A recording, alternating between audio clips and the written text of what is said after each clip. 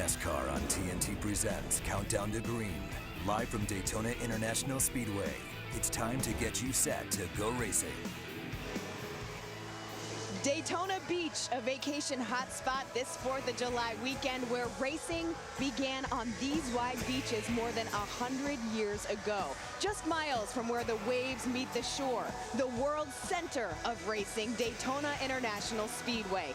Drivers will race as day turns to night on this 2.5-mile racetrack that everybody wants to conquer. Tony Stewart could be the one to get it done. He's won 3 of the last 5 summer races here, but this time he starts from the back. Dale Earnhardt Jr. is on the climb, and after an emotional win in last night's nationwide race, he's given fans hope for a win tonight. The stakes are high, the pressure is mounting, and we're ready to go racing at Daytona. Welcome to Countdown to Green on TNT. I'm Lindsay Zarniak, joined by former crew chief Larry McReynolds, former driver Kyle Petty. We have so much exciting stuff to talk about, including Dale Jr.'s win last night. Obviously, it was special. He was driving his father's old paint scheme, but this, to win here at this track, is a big deal for anyone because it's Daytona. It doesn't matter if you're a driver, an owner, or crew chief. If you run Formula One, you want to say, I won at Monaco. If you run Indy cars, you want to say, I won at Indy. If you run NASCAR, you want to say, I was a winner at Daytona. Yeah, you know, when you talk to the King and those guys who came here for the first time when this place was built in 58, 59, you know, that was the big deal. This was the place that NASCAR deemed their place. And it didn't make any difference whether it's the 500, if it's a qualifying race, if it's a modified race or a sportsman race or a motorcycle race or a sports car race. It doesn't make any difference. You want that Daytona trophy sitting somewhere. You want that feather in your cap. We have seen so much good racing during our past races. Last week we saw Jimmy Johnson pull the bump and run move to get him back with Kurt Busch. He ended up winning the race. Jimmy Johnson did, obviously. It's a whole different ball of wax tonight, though. We're not going to see that kind of racing here. No, that's not this type. That's totally different. That's apples and oranges. Really, this is one of those things where you have the bump draft. The bump draft is a big deal here. Don't get me wrong. But you're going to bump draft down the straightaways and down the backstretch. You're not going to bump draft in the corner. And the way handling is and the way things are here, it's so critical. You got to give each other room. So we're not going to see the bump and run. We're not going to see have at it boys at a place like this. But we are going to see these guys get into each other every now and then. I know what we will see. Daytona is unpredictable. If you look at the last 7 races here, the 500 and the 400, we've had 6 different winners. Just think about our 3 July races, our last 3 races on TNT with our little wide open coverage. We have had a last lap pass in 2 of those 3 races. In the other one, we had a green, white, checkered. So I promise you, whatever's happening in the white flag lap, don't cut your television off because probably it's not what the results are going to be. Very well said, Larry Mack. It's going to be exciting, and you got to find a dancing partner. That's what makes all the difference. 31 Cup races have taken place here in July since the last time this track was paved in 1978. The track has aged, it's bumpy, it's rough. It's time to resurface. So once this race is over, 50,000 tons of asphalt will replace what the drivers are racing on tonight. It's a lot of history removed. Our Ralph Shaheen takes us on a trip down memory lane at Daytona. I know this looks like standard old asphalt, but you know what? This stuff's actually pretty magical. This track was repaved in 1978. The first race was held on it in 1979. Since then, we've had some pretty incredible finishes and some amazing moves. And our tour around this asphalt 2.5-mile tri-oval begins down in turn number 1, where a pass was made in 1997 by Jeff Gordon down around the yellow line to take the win. Turn 2 here at Daytona International Speedway was bittersweet for Dale Earnhardt Sr. It snatched victory away from him in the 500 on 2 separate occasions, but it also helped him make his way to victory lane in 1998. And there's trouble coming off of turn 2. Some cars get tangled. Whoever gets back to the start-finish line, they'll get the white and the yellow together. Daytona was repaved in 1978, so the 79 500, which was seen for the first time live flag to flag, christened the new asphalt. Cale Yarborough and Donnie Allison were battling for the win and crashed coming into turn number 3. Richard Petty went on to take the win, and once the checkers had fallen, well, the fireworks really began, because right here on the grass, Cale Yarborough battled it out with his fists with Bobby and Donnie Allison. Turn 4 was the scene of a wild ride for Cale Yarborough in the 1983 running of the Daytona 500. During qualifying that year during Speed Weeks, he crashed his Chevy Monte Carlo coming off of turn 4. The thing was, he was well on his way to the first recorded qualifying lap at over 200 miles an hour. He was forced to his backup car, which was a Pontiac, and ended up winning the 25th running of the Daytona 500. Next to Victory Lane, the most hallowed ground on this racetrack is right there, finish line. And in 1988, it was the site of an epic battle between a father and son, when Bobby Allison beat Davey Allison to the checkers for the win in the Daytona 500. And the winner of the 30th annual Great American Race, Bobby Allison, Davey Allison, his son in second. The Alabama gang has conquered the Daytona 500. Certainly a lot of memorable racing over the years at this track. During the last Daytona 500, there was a problem because of a hole in the asphalt. It obviously caused delays during that race, but it's something that NASCAR has really taken all lengths to fix so that they make sure there's not going to be a problem this time around. Yeah, if you talk to any of the drivers in this race tonight, they're really not that excited about this racetrack getting new asphalt. They love the character it has. I mean, you have to manhandle your way around this racetrack, but because the asphalt is so old, there's so many cracks. We've had some flooding here over the last couple of years. Water is getting down in those cracks, and that's what caused the pothole problem back in February. Kyle, you drove your first race in a stock car in '79 here right after it had been repaved. What was that like to drive on a track that had just been fixed? I think it pretty much speaks for itself. I won the race and couldn't drive at all. Okay. So let's be honest. And that's what the new asphalt's going to do for this place. It's going to totally change this place. It's just now getting its character. It's just now getting where these guys have to race the racetrack too. When the racetrack is paved, you race each other. You don't worry about the racetrack. And this is a major undertaking. Sounds simple. Pave 2.5 miles of racetrack. We ought to be able to do that in a couple of weeks, but all the safer barrier has to come out because the asphalt will go all the way to the wall. All the light posts have to come out in the corner because that's where the equipment works from to pave the banking. Basically, NASCAR has said it's sort of like a root canal because you got to dig in there. You really don't know what you're going to find underneath. Very good.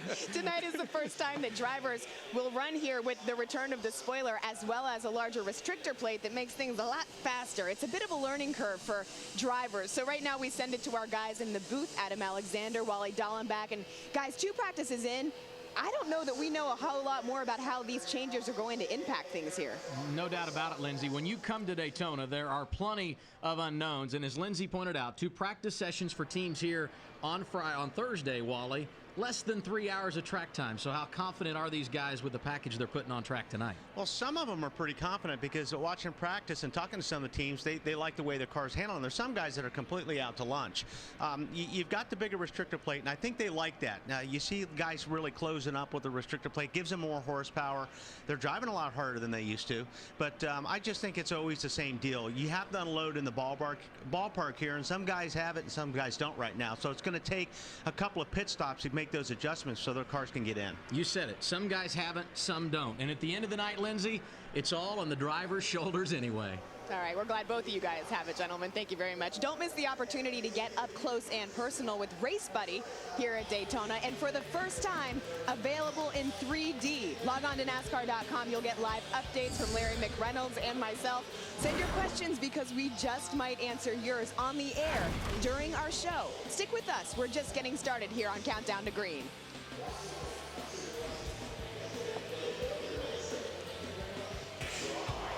Welcome back to Countdown to Green. There's Tony Stewart's car, the number 14.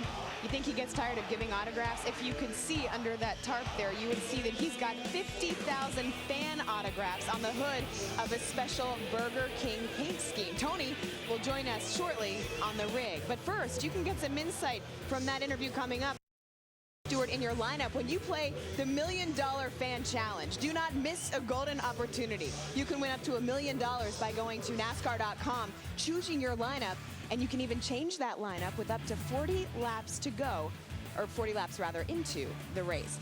Here's something to factor in. Many drivers are driving their backup cars tonight, including Tony Stewart, because of incidents during 2 action-filled practice sessions on Thursday. How is this going to affect their chances? Well, our experts on pit road know the answer. For more on Denny Hamlin, as well as the pits that he'll cover, we'll send it now to Marty Snyder. Well, Lindsay, all we do is win. That's become the slogan for this number 11 team, so much so that fans are now writing it on pit wall in front of Denny Hamlin's pits. But as you mentioned, direction. If they're going to do that tonight, they have to come from the back of the pack after a happy hour incident. And the race car Denny's driving has not been on the racetrack since it was here in the Daytona 500 and finished 17th. But Mike Ford told me, I don't think we're going to have to use strategy to get up there. I think this car will be good enough to get to the front. My end of pit road, we'll be watching that 11 car and see how fast he can get to the front today. Let's head up pit road to Phil Parsons. Marty, Kyle Busch was involved in 2 separate incidents during practice on Thursday. The first one relegated him to this backup car, a brand new car, never been on the racetrack. The second one took your guy out, Denny Hamlin, and that's why Denny had to go to a backup car. Kyle was able to emerge from that accident unscathed. He won this race 2 years ago, and he was leading about right there last year before contact with he and Tony Stewart took him out of the race. Matt Yoakum. Phil, 6 months ago, Jimmy McMurray scored the biggest win of his career when he drove right here in the Daytona's victory lane. He's trying to do something tonight that hasn't been done since Ronald Reagan's first term back in 1982 when Bobby Allison swept both Cup races here at Daytona, the 500 and the Firecracker 400. McMurray, he's got a great section on pit road, which I'll have, but he's also got a great race car. Ralph, he quit practice early, just showing you how great that one car is going to be here tonight.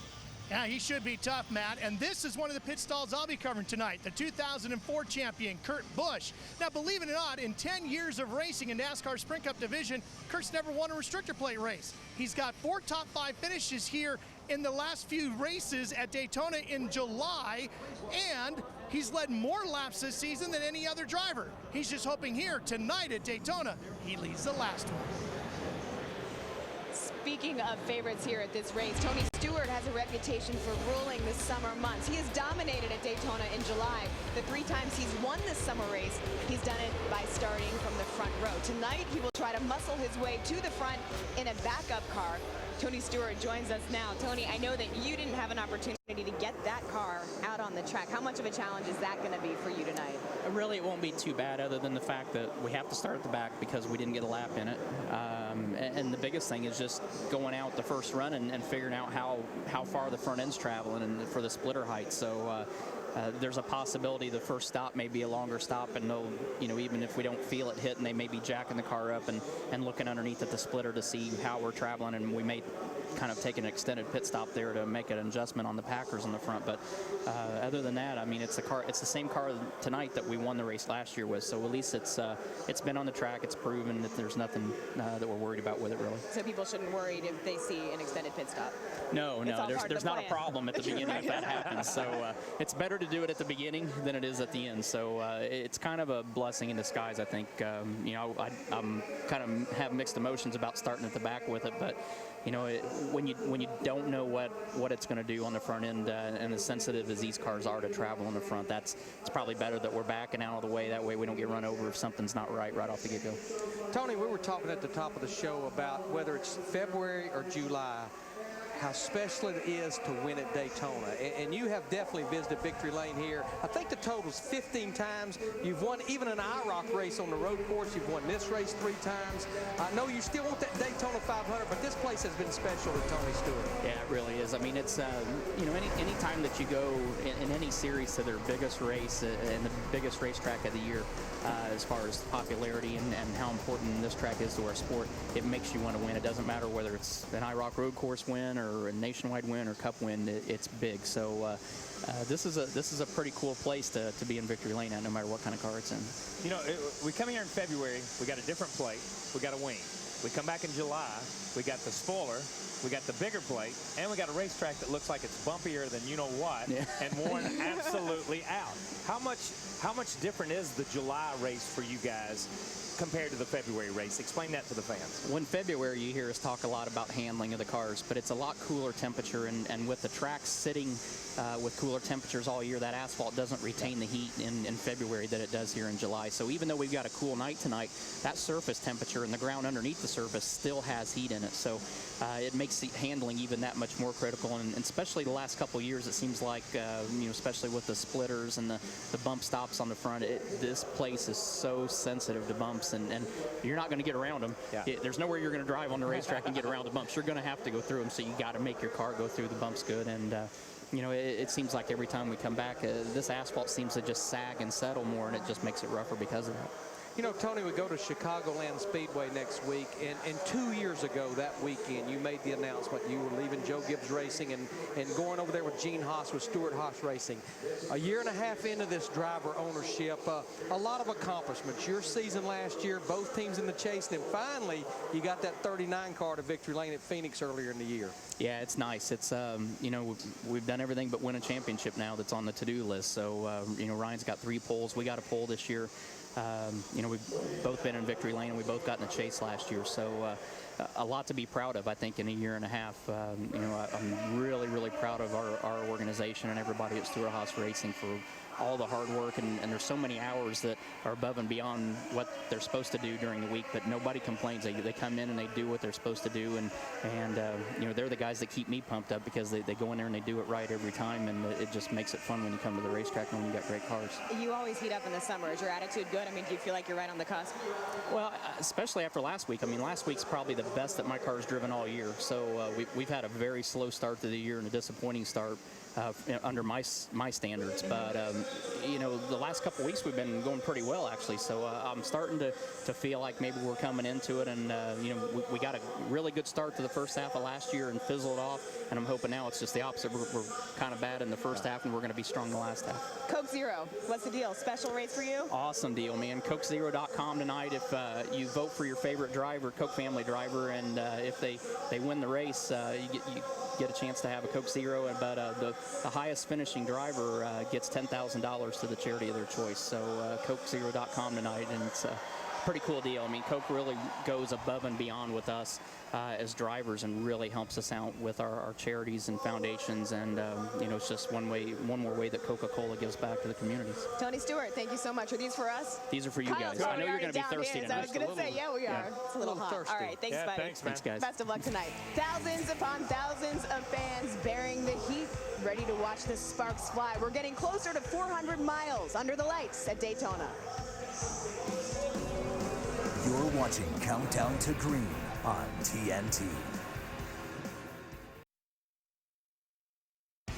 Countdown to Green is brought to you by Nationwide Insurance. Play the Nationwide Insurance Code Spotter Sweepstakes for your chance to win a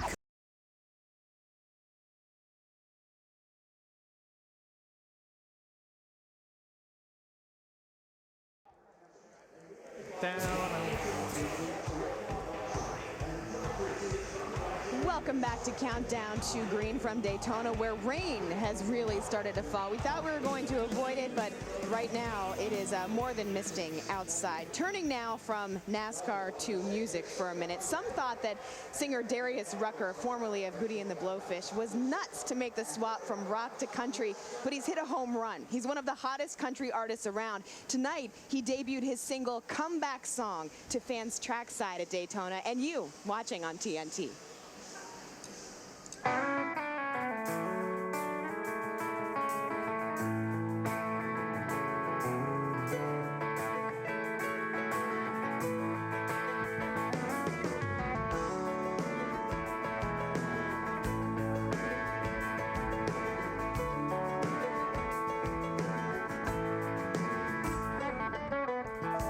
I woke up again this morning, and when you know it, pouring rain, and I went and burned a pot of coffee, and like us I poured it down the drain, 'cause I didn't know I needed you so, and letting you go was wrong. And baby, I know you got your radio on, so this is my bad comeback song.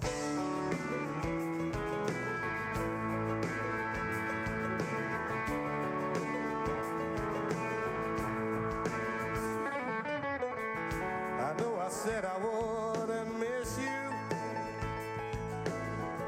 but now I'm saying I'm a fool. You're on the feel-good side of leaving, and I'm the backside of a mule, 'cause I didn't know I needed you so, and letting you go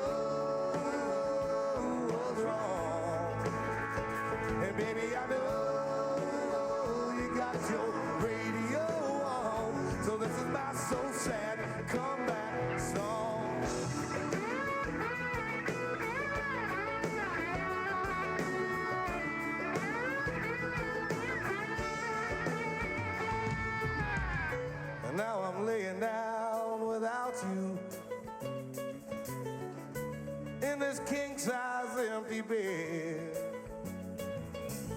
And I wish I had my arms around you, but I'll just dream of you instead. 'Cause I didn't know I need you so, and letting you go was wrong. And baby, I know you got your radio on, so this is my get back and come back, 'cause I didn't know I need you so, and letting you go was wrong. And baby, I know you got your radio on, so this is my bad comeback song.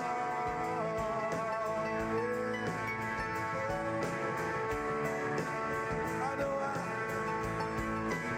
I said I wanna miss you. I said I wanna miss you, girl, yeah. Oh, see, I say na na na na na na na na na na na na na na na. We all say na na na na na na na na na na na na na na na.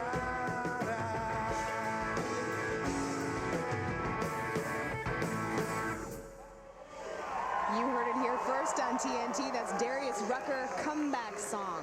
Normally in our Pride of NASCAR, we tell you the life story of the legendary drivers that have made up this sport. With the driver that we are remembering tonight, we wanted to do something different.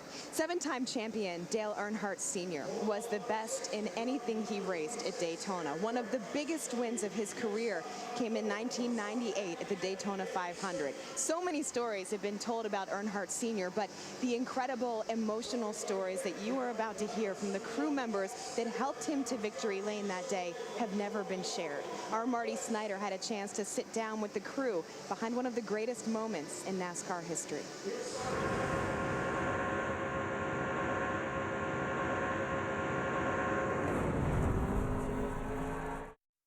This is the half a lap to go. Four-car shootout to decide it all.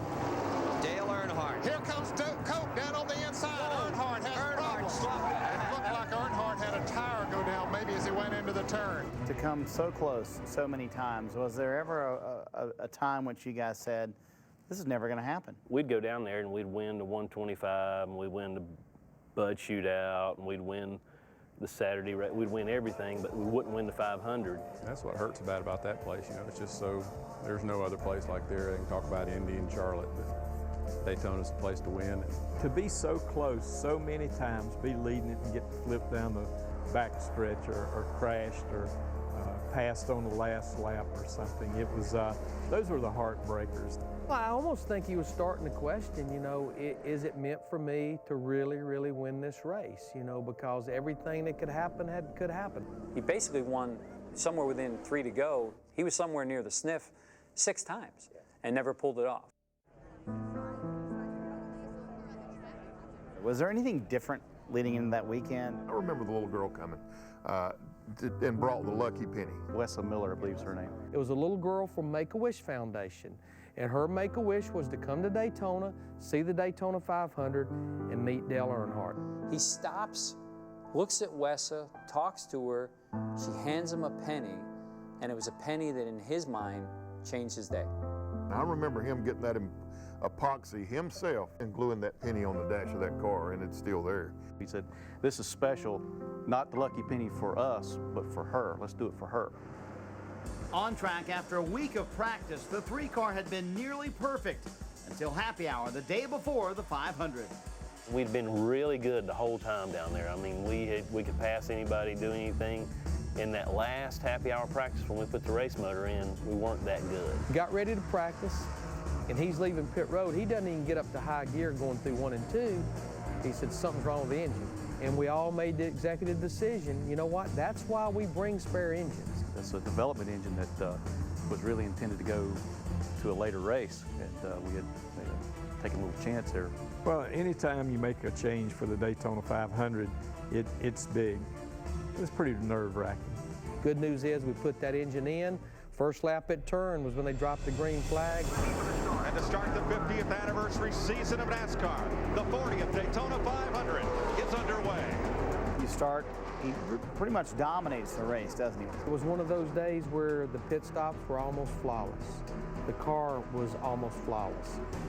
I don't know that we made very few adjustments on that race car. It was a half a turn here, half a turn there, half a pound of air here, half a pound. Was there a point at which you were worried about the race? Probably the biggest nail-biting moment was on the last caution that came out with about 25, 30 laps to go. Everyone pretty much had to pit for fuel to get to the end of the race. I just felt in my mind, without ever second guessing, we needed to do 2 right side tires and get at least a full can of fuel in that car to go to the end. Dale was always a 4-tire guy. Radio communication back to Larry and Richard was, I can't believe we took 2 tires, but I'm gonna make the dang best of it, and he did. Earnhardt has the quick pit stop. It'll be Earnhardt leading the charge off pit road. Before the last restart of the race, Bill France comes on the radio. I think we've got maybe 1 to go before this, what ended up being the last restart. And all of a sudden I hear this voice, "Hey, Sunday Money, this is Captain Jack." For those of you that don't know what that meant, Sunday Money was Dale Earnhardt, Captain Jack was Bill France. And I'm about to go berserk, because I have no idea in my mind right then what idiot is on our radio. But I can just remember Larry McReynolds' look on his face was, who in the heck is Captain Jack and why is he on my radio? And Richard, I think, looked at me and he could tell I'm fixing to blow a gasket at whoever, and he's going, and he's pointing to the tower, and it's like, oh, I get it, Bill Jr., yeah, Bill Jr. But anyhow, it was a short, quick conversation. He said, "Hey, Sunday Money, this is Captain Jack. Don't you think it's time to go snag that big one?" And that was something that, you know, I'll never forget, because I think that made such a statement about how much this sport needed him to win that race. 2 laps to go. And there's trouble coming off of turn 2. Some cars get strangled. It might be this. Whoever gets back to the start-finish line, they'll get the white and the yellow together. Right when the race was really over, the caution flag came out, and I was devastated. I thought, man, what's going to happen to the engine? Is it going to make it all the way around the racetrack? You know, what's it going to be this time? We got to the point to where we're just waiting for something to happen. I mean, you know, you're sitting there, okay, a meteor is going to come out of the sky, or anything's going to happen. Even though I think everyone was celebrating inside, that you knew not to put a period on this thing till that 3 car absolutely went under that checkered flag. 20 years of trying, 20 years of frustration. Dale Earnhardt will come to the caution flag to win the Daytona 500. Finally. The emotion level was just so high, such a relief. We jumped off the wall, and I looked over, and there's chocolate, and I seen a couple of tears. You know, for me, it's just thinking about all the hard work, all the people that sacrificed. Those were just tears of joy for a lot of people. There are popular wins in the sport. Was that the most popular of all time? It's ever stood on in the garage area? No one else has won that 500. Had entire teams of everybody out there to congratulate Dale Earnhardt coming down that pit road. Never happened before. Never has happened since. Probably is not going to happen again. To win that race and to see the people come out there, all the people, all those other guys, whether they loved him or hated him, they respected him. And when they walked out there after we won that race and he come down pit road, there's never been a more special moment in the history of this sport, I don't think. Did he ever tell you the 98 Daytona 500 was the greatest moment of his career? Dale had this look he could put in his eyes that would stare completely through you, or it'd make you melt because you knew it was a happiness look. And he had that look in his eye after the race. I'll never forget the look in his eye. The Daytona 500 is ours. We've won it, we've won it, we've won it. That just gives you chills, doesn't it? You know, Larry Mack, I heard that there is a cigar story told about that win as well. Can you share that with us? Yeah, we went to so many different suites. We went to the Unical suite, we went to Bill France Jr. suite, and I think it was at Bill France Jr. suite. And this is after the race. Yes, he gave Richard Childress, myself, and Dale a victory cigar. Well, Richard and I love cigars. Now, we never really lit these cigars because we didn't have time. And then we come to pit road, and all the affiliate, all the media's lined up, and we're just going from one to the other. And I looked at Dale, and he had that cigar hanging out of his mouth, and he was looking a little green. I went, "Are you okay?" He went, "I don't feel too good." I said, "How long have you been chewing that cigar?" He said, "Well, ever since they gave it." I said, "I think you might want to get rid of it. I believe you've been swallowing the juice, and you're getting sick on the cigar." So we got a lot more celebrating to do. Yeah. You know, Richard Childress there talking about how Dale Sr. had that look in his eye, and he could see right through you. I think we saw a similar look in Victory Lane last night with Dale Earnhardt Jr., and they do have similarities. Dale, his fans needed to see him get a win here at this track. What do you think about that, Kyle? Yeah, last night was an incredibly emotional win for not only Junior, but for all of the Earnhardt fans. And when I say Earnhardt fans and I say Earnhardt Nation, it's not just Dale Jr., it's Dale Jr., it's Dale Sr., it's NASCAR. Last night was an incredible night. When you saw what Junior did, he dropped to the back. He had the best car from the time the race started. But he had to drive the car. He had to put the car in position. He and Tony Eury Jr., and you saw Tony Eury Jr. when the thing was over with, walking down pit road, and the tears in his eyes. Yeah. I think it was an incredibly emotional day for those guys. But I'm going to go back to something David Smith said. What I remember about that race more than anything else was every single team walking out on pit road. I don't care whether you, like he said, I don't care whether you loved him, you hated him. Everybody respected what he could do with a race car. And that was one of the big moments in this sport ever. That's how simple it is. And I think Chocolate Myers touched on it. Whether you were Bobby Labonte that ran second, or the Penske cars that were back there, or fans that loved him, fans that hated him, fans that pulled against him, I think it was one of those moments in NASCAR no one begrudged that man of winning that Daytona 500. And it's certainly accurate that he did a world of good for this sport. Well, as you've heard, last night was a very special night for Dale Earnhardt Jr. He said that that nationwide race was the only time he would drive the 3-car. He powered it to victory lane. Just behind Dale Earnhardt Jr. was Joey Logano, finishing third, Ricky Stenhouse Jr. Fans, keep up with all your favorite drivers by checking out the Nationwide Insurance On Your Side race review only on NASCARNationwideSeries.com. Stick with us. We'll be back with keys to the race next. Still to come on Countdown to Green, the Ponytail Express rolls through Florida. Larry Mack gives us keys to winning at Daytona, and we'll hear from the pole sitter.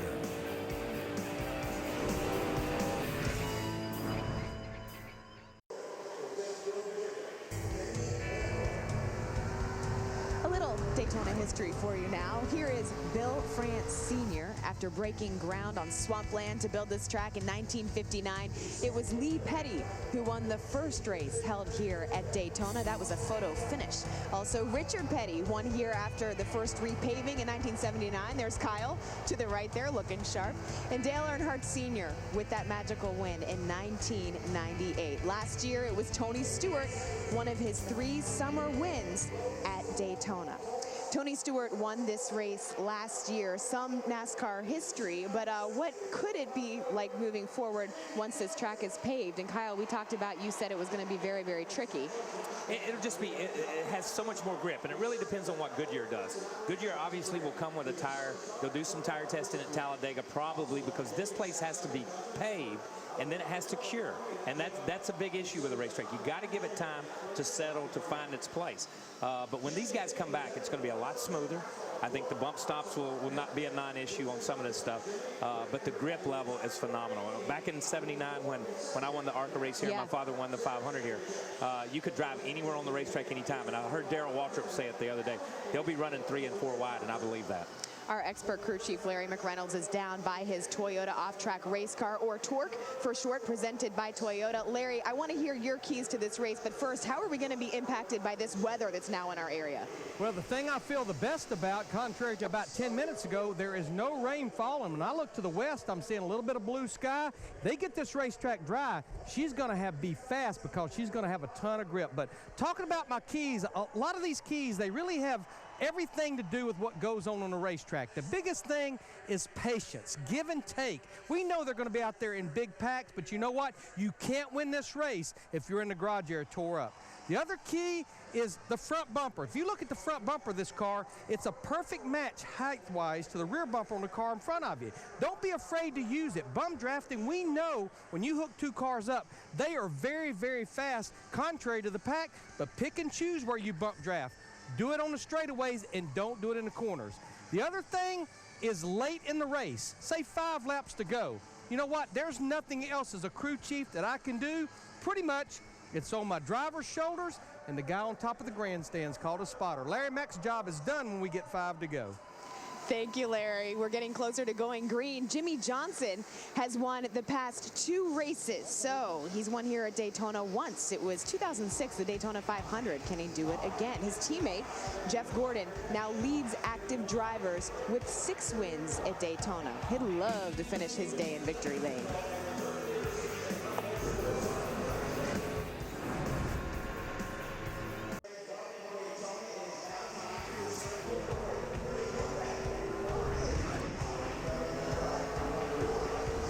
You're watching Countdown to Green on TNT. Clint Boyer, there he is, goofing around, driver of the 33. He loved his race car during practice this week. Ryan Newman won here in 2008. His father was his spotter. It was a moment he and his dad say they will never forget. Here's a look at the Sprint Cup point standings as we're now 9 races away from the chase for the championship. Kevin Harvick, still your points leader. It's Carl Edwards, who happens to have kept himself at that much coveted 12th spot. That's for all the drivers that are on the outside looking in. Dale Earnhardt Jr. is now just 3 points away from being a chase contender should the playoffs begin now. And the rest of these drivers, they need to make something happen quickly, including Jamie McMurray, who's been extremely strong the last few restrictor plate races. He, after all, won this season's Daytona 500. They're going to jam it in 4 wide mid-pack. Who's got enough to bring it home at Talladega? McMurray leads. Checkered flag in the air. The 52nd Daytona 500 to Jamie McMurray.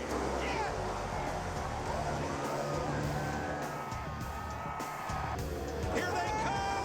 Harvick! It's Harvick! He got it! He timed it perfect!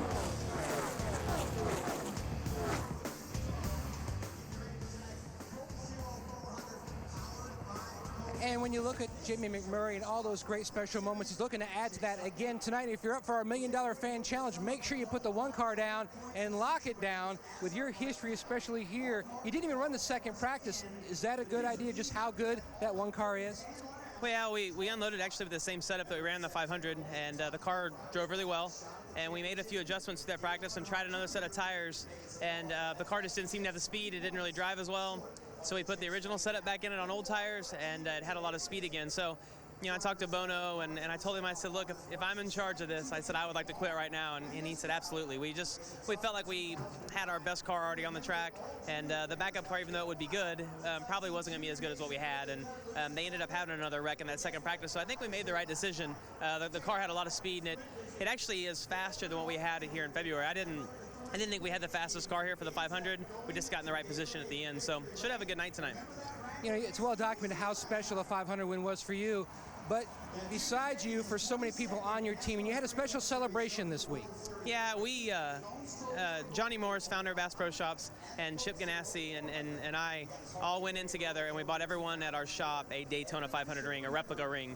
And for all the guys that were already down here this weekend, they rented a conference room at the hotel where the team's staying at, and had like a little video and like a dinner, and then we got to give everybody their ring and shake everybody's hands on the team and just tell them, you know, how much we appreciate it, and just kind of relive the moment. So it was really special to get to do that with Chip and Johnny, and just let all the guys on the team know how much it meant to us. A huge win indeed, and like we mentioned before, if he pulls off the sweep tonight, Lindsay, it'll be the first time since 1982 his last 3 restrictor plate finishes either finished first or second. Thank you, Matt. Jamie McMurray certainly with a world of confidence there. How much as a crew chief can you lean on what you experienced at the 500 to help you out in this race? Well, it is a different race, and of course we know they do not have that same race car. That race car is sitting over in the Daytona Experience, which is what they do with all the Daytona 500 winning cars. But it's a good starting point, and I think you heard Jamie reference that you know they wanted to try something different because this track is so different in July versus February. Not near the grip, but they ended up going back to what paid dividends back in February. All right, well, who will end their nights under the lights in victory lane? Kyle Busch won this race in 2008, but fell victim to a late move by Tony Stewart last year. Mark Martin has raced here 50 times, still never won. Maybe he can break it tonight. You're watching Countdown to Green on TNT.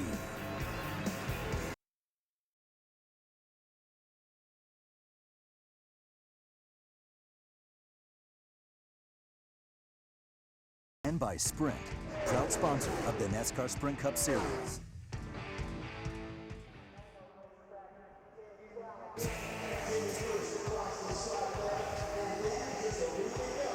Welcome back to Countdown to Green. We told you before about the $1 Million Fan Challenge. It's a unique opportunity to choose your top 10 finishers on NASCAR.com. There is a big payoff. You can change up to lap 40. If you guess correctly, guys, you could win $1 million. I mean, not that you need it, Larry Mack, right? I could always use $1 million, but when you just look at, of our 4 races, one of those races, a fan had 10 of 10 right, just didn't have them in the right order. In another race, 9 of 10 right. So these guys are getting close. And let's just clarify that fan was not you, Kyle Petty, who's always tweeting away, because that wouldn't be right. Just put the names in and do them out down here, because it is a shoot down here. It is one. Sounds good. Kevin Harvick looked like $1 million after qualifying was rained out. He starts first for the second time because of rain this season. He's standing by with our Ralph Shaheen. Well, Happy Harvick's becoming Soggy Harvick because he's been standing out here waiting to do this interview with us. Thank you for that. You ran the Nationwide race last night, and the new Nationwide car about as close to a Cup car as we've seen in a few years. You finished 5th. Learn anything last night that might transfer over to this? Don't spin the tires on the restart, so screwed everything up there at the end trying to get a good restart. And I heard the 3 spinning the tires, and I started spinning mine, and I should have just let off because I just kept going and I couldn't hardly move. But the cars drove really good compared to what I thought they were going to drive, but they drive a lot like the Cup cars, a little bit looser. But the cars both move around a lot and should be fun to drive. All right, well, good luck tonight. Go get dry. He's going to start on the pole, as you said, Lindsay, because of the rain washed out qualifying, and he is the series points leader. Thank you, Ralph. Gentlemen, we have to go. Give me one name. Who's going to win? Kurt Busch gets his first points-paying restrictor plate win tonight. Greg Biffle. Greg Biffle. Okay. End of the conversation. Where did that come from? Dale Earnhardt Jr. is going to do it tonight. All right, we're moments away from trackside ceremonies.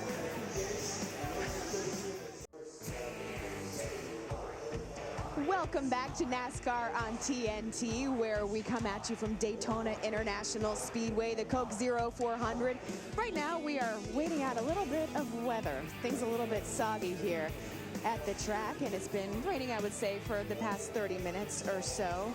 Temperature 78 degrees. See the humidity there. Larry McReynolds, 85%. This weather map, put on your meteorologist hat. What do you think? Well, it's doing something strange here. It's actually moving from the east to the west, but the biggest thing, it's swirling right there between the Atlantic Ocean and coming on land there in the state of Florida. But the thing that to me looks promising, when I look to the west right now, as I've spoken to Countdown to Green, I see some promising skies. So you never know. It's easy to be a weatherman in Florida. It's 50% chance of thunderstorms every single afternoon. What do you have, your meteorological degree or something? I love the Weather Channel. When I can't watch it, I just get Linda to tape it and I watch it when I get home. That's what you TiVo. That's pretty interesting. But yeah, you can see the light peaking right over there from the west. How tricky is that for these drivers as they wait to get things started here at Daytona? Well, they know when they get this track dry that it's going to be cool, it's going to have a ton of grip, and normally more grip just means handling issues that you had in practice. It's going to make it better. The biggest thing, Lindsay, is these guys have been waiting all day long. They have their their routine,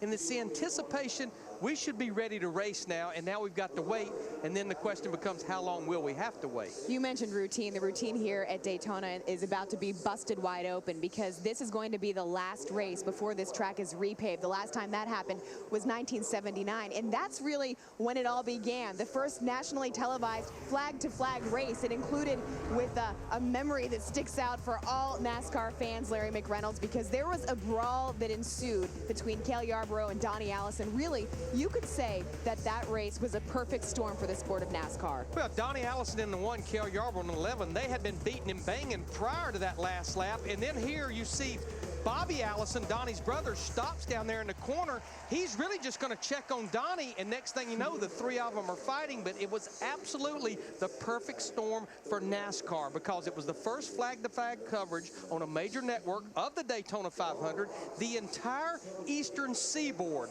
was snowed in from Maine to Jacksonville, Florida. There were a lot of eyes watching that 500, and I think what the fans saw, these guys love what they do, and they're very passionate about what they do. And that's why when we hear NASCAR say, drop the gloves, get back at them, boys, it kind of is reminiscent of the things that really started the attention, the eyeballs on the sport in the first place. I've said all along, Lindsay, our sport, yeah, it was built about race cars on the racetrack racing each other, but our sport was built upon emotion and feelings, and these guys show it.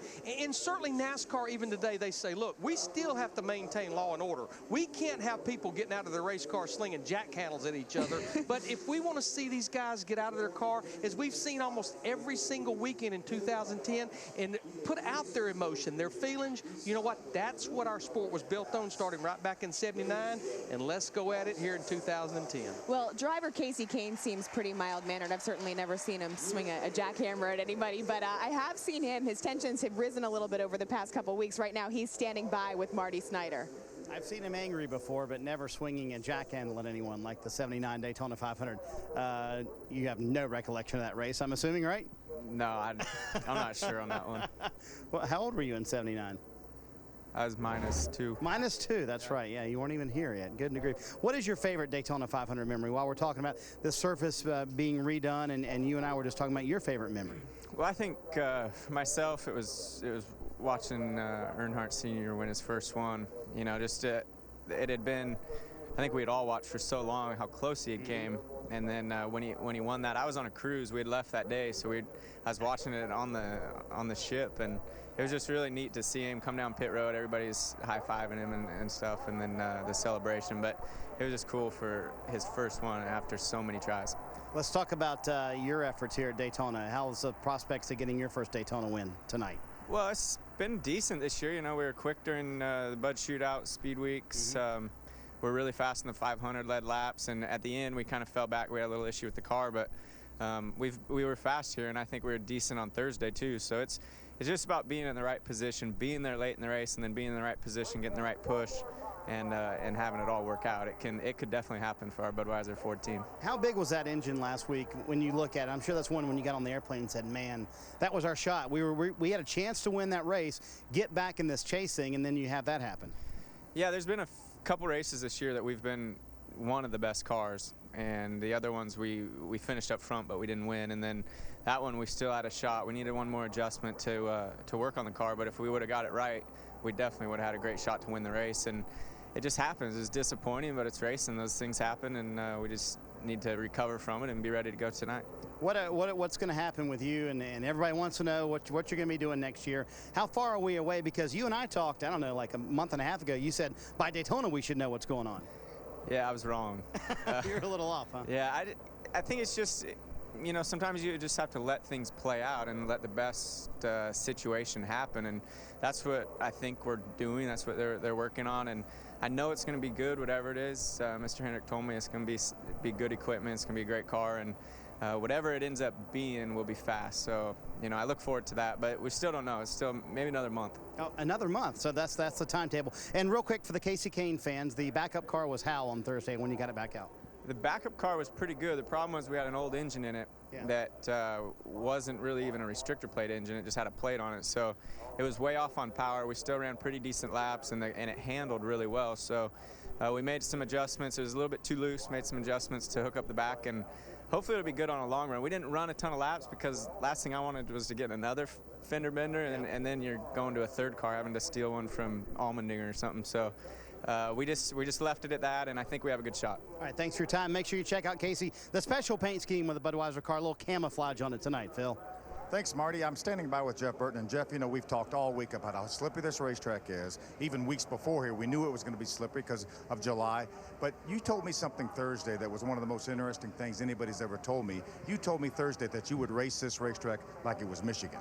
Yeah, I think we're going to have to. I just think that the grip level is as low as I ever remember it being. And I don't know if that's because of the extra speed that we're going and the spoiler versus the splitter. I don't know what it is, but there's less grip here than I ever remember. This is going to help. You know, the cooling down temperatures, the rain on the racetrack is going to make the track better. But yeah, I got my head not on super speedway racing. I got my head on racing like Michigan and California. But in practice the other day, you got a couple practice sessions. What mostly did you work on?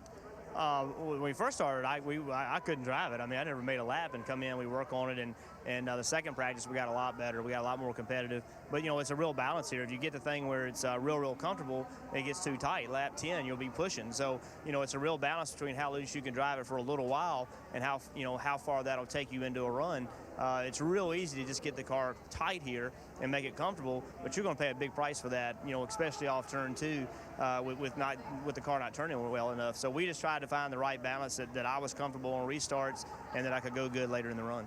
You know, years past, we came here and said, okay, how long can I run wide open before I lose the grip? You told me that maybe a lap. I saw cars on the second lap, you know, yesterday in practice lifting, and I lifted one time in a trial, and so, you know, it's going to be an interesting race. I'm really interested to see what happens tonight. I think track position is going to be really important. And one thing that's difficult is it's very difficult to put it in the middle. So it's very hard to go 3 wide. So even late in the race, if you have tires, I don't know where you're going to go because the cars don't really handle that great. It's hard to make it 3 wide and make up a lot of ground. So you're going to see a lot of people, I think, run the top, and then some people trying to make moves on the bottom. It's going to be an interesting race. All right, well, good luck tonight. Matt, this guy won this race 10 years ago. Absolutely, and I'll tell you what, catching up with Clint, boy, you're making friends everywhere. Who's your new friend? I thought he was a basketball player. That's a tennis player. Look at the size on that guy. He would be tough to fit into a Sprint Cup. I hope he's on our side. Well, when you look at Daytona, and people at home might be surprised to learn that this guy has the best average finishing position of any active driver. We won't tell you what it is, so that way we don't jinx it. But I will say that in his 9 starts here, 6 times he finished top 10. That's pretty impressive. Yeah, I love this place. You know, it means a lot to me. A kid from, you know, Kansas, growing up in the Midwest, beating up bull rings across the Midwest. This is what you worked your whole life to get to, is Daytona. And, you know, the last race on this surface, this is an old wore-out dirt track right here, and I want to be able to be the last winner on this surface. It'd mean a lot to me. When you look through as a kid and you watch all the special moments that have taken place here, what's the one that stands out to you like, yeah, that was the one, that was awesome? Well, I mean, it's a given. You know, Dale Earnhardt's Daytona 500 win, I mean, that meant a lot to everybody in the country. And, you know, I just had a lot of great memories myself here. You know, first time I pulled through the tunnel. Did I mention the flyover is always pretty Everything good? is big here. Everything is big here. But we might have to take cover here in a minute. Just going back to Daytona, what it means to everybody driving here. I know, speaking for myself, we've all worked our whole lives to get here. And, you know, I want to be the last winner on this surface. I mean, it'd mean a lot. A different package than we had here in February. Coulda, woulda, shoulda won the 500 back in February. You finished 4th. How is it different? What can the fans expect to see tonight? It's just more of the same. You know, going faster, that's always better. You know, everybody likes more speed. But I think handling is going to become even more important. As you get off in the corners harder, you got to be able to turn at the end of that straightaway. So I just think more of the same is the answer. He'd love to end the night in victory lane and maybe scoop up some of this asphalt and take it home, Lindsey, for his own trophy case. Victory lane? You know what? If you win it, I think you can probably get anything you want. All right. I'll ask for that. Sounds good. All right. When we come back, Countdown to Green rolls on. Plenty more driver interviews. Kids are trying to avoid all the wetness, or maybe they're playing in it because it's just so much fun at Daytona. We'll also hear from the guys in the booth when we return.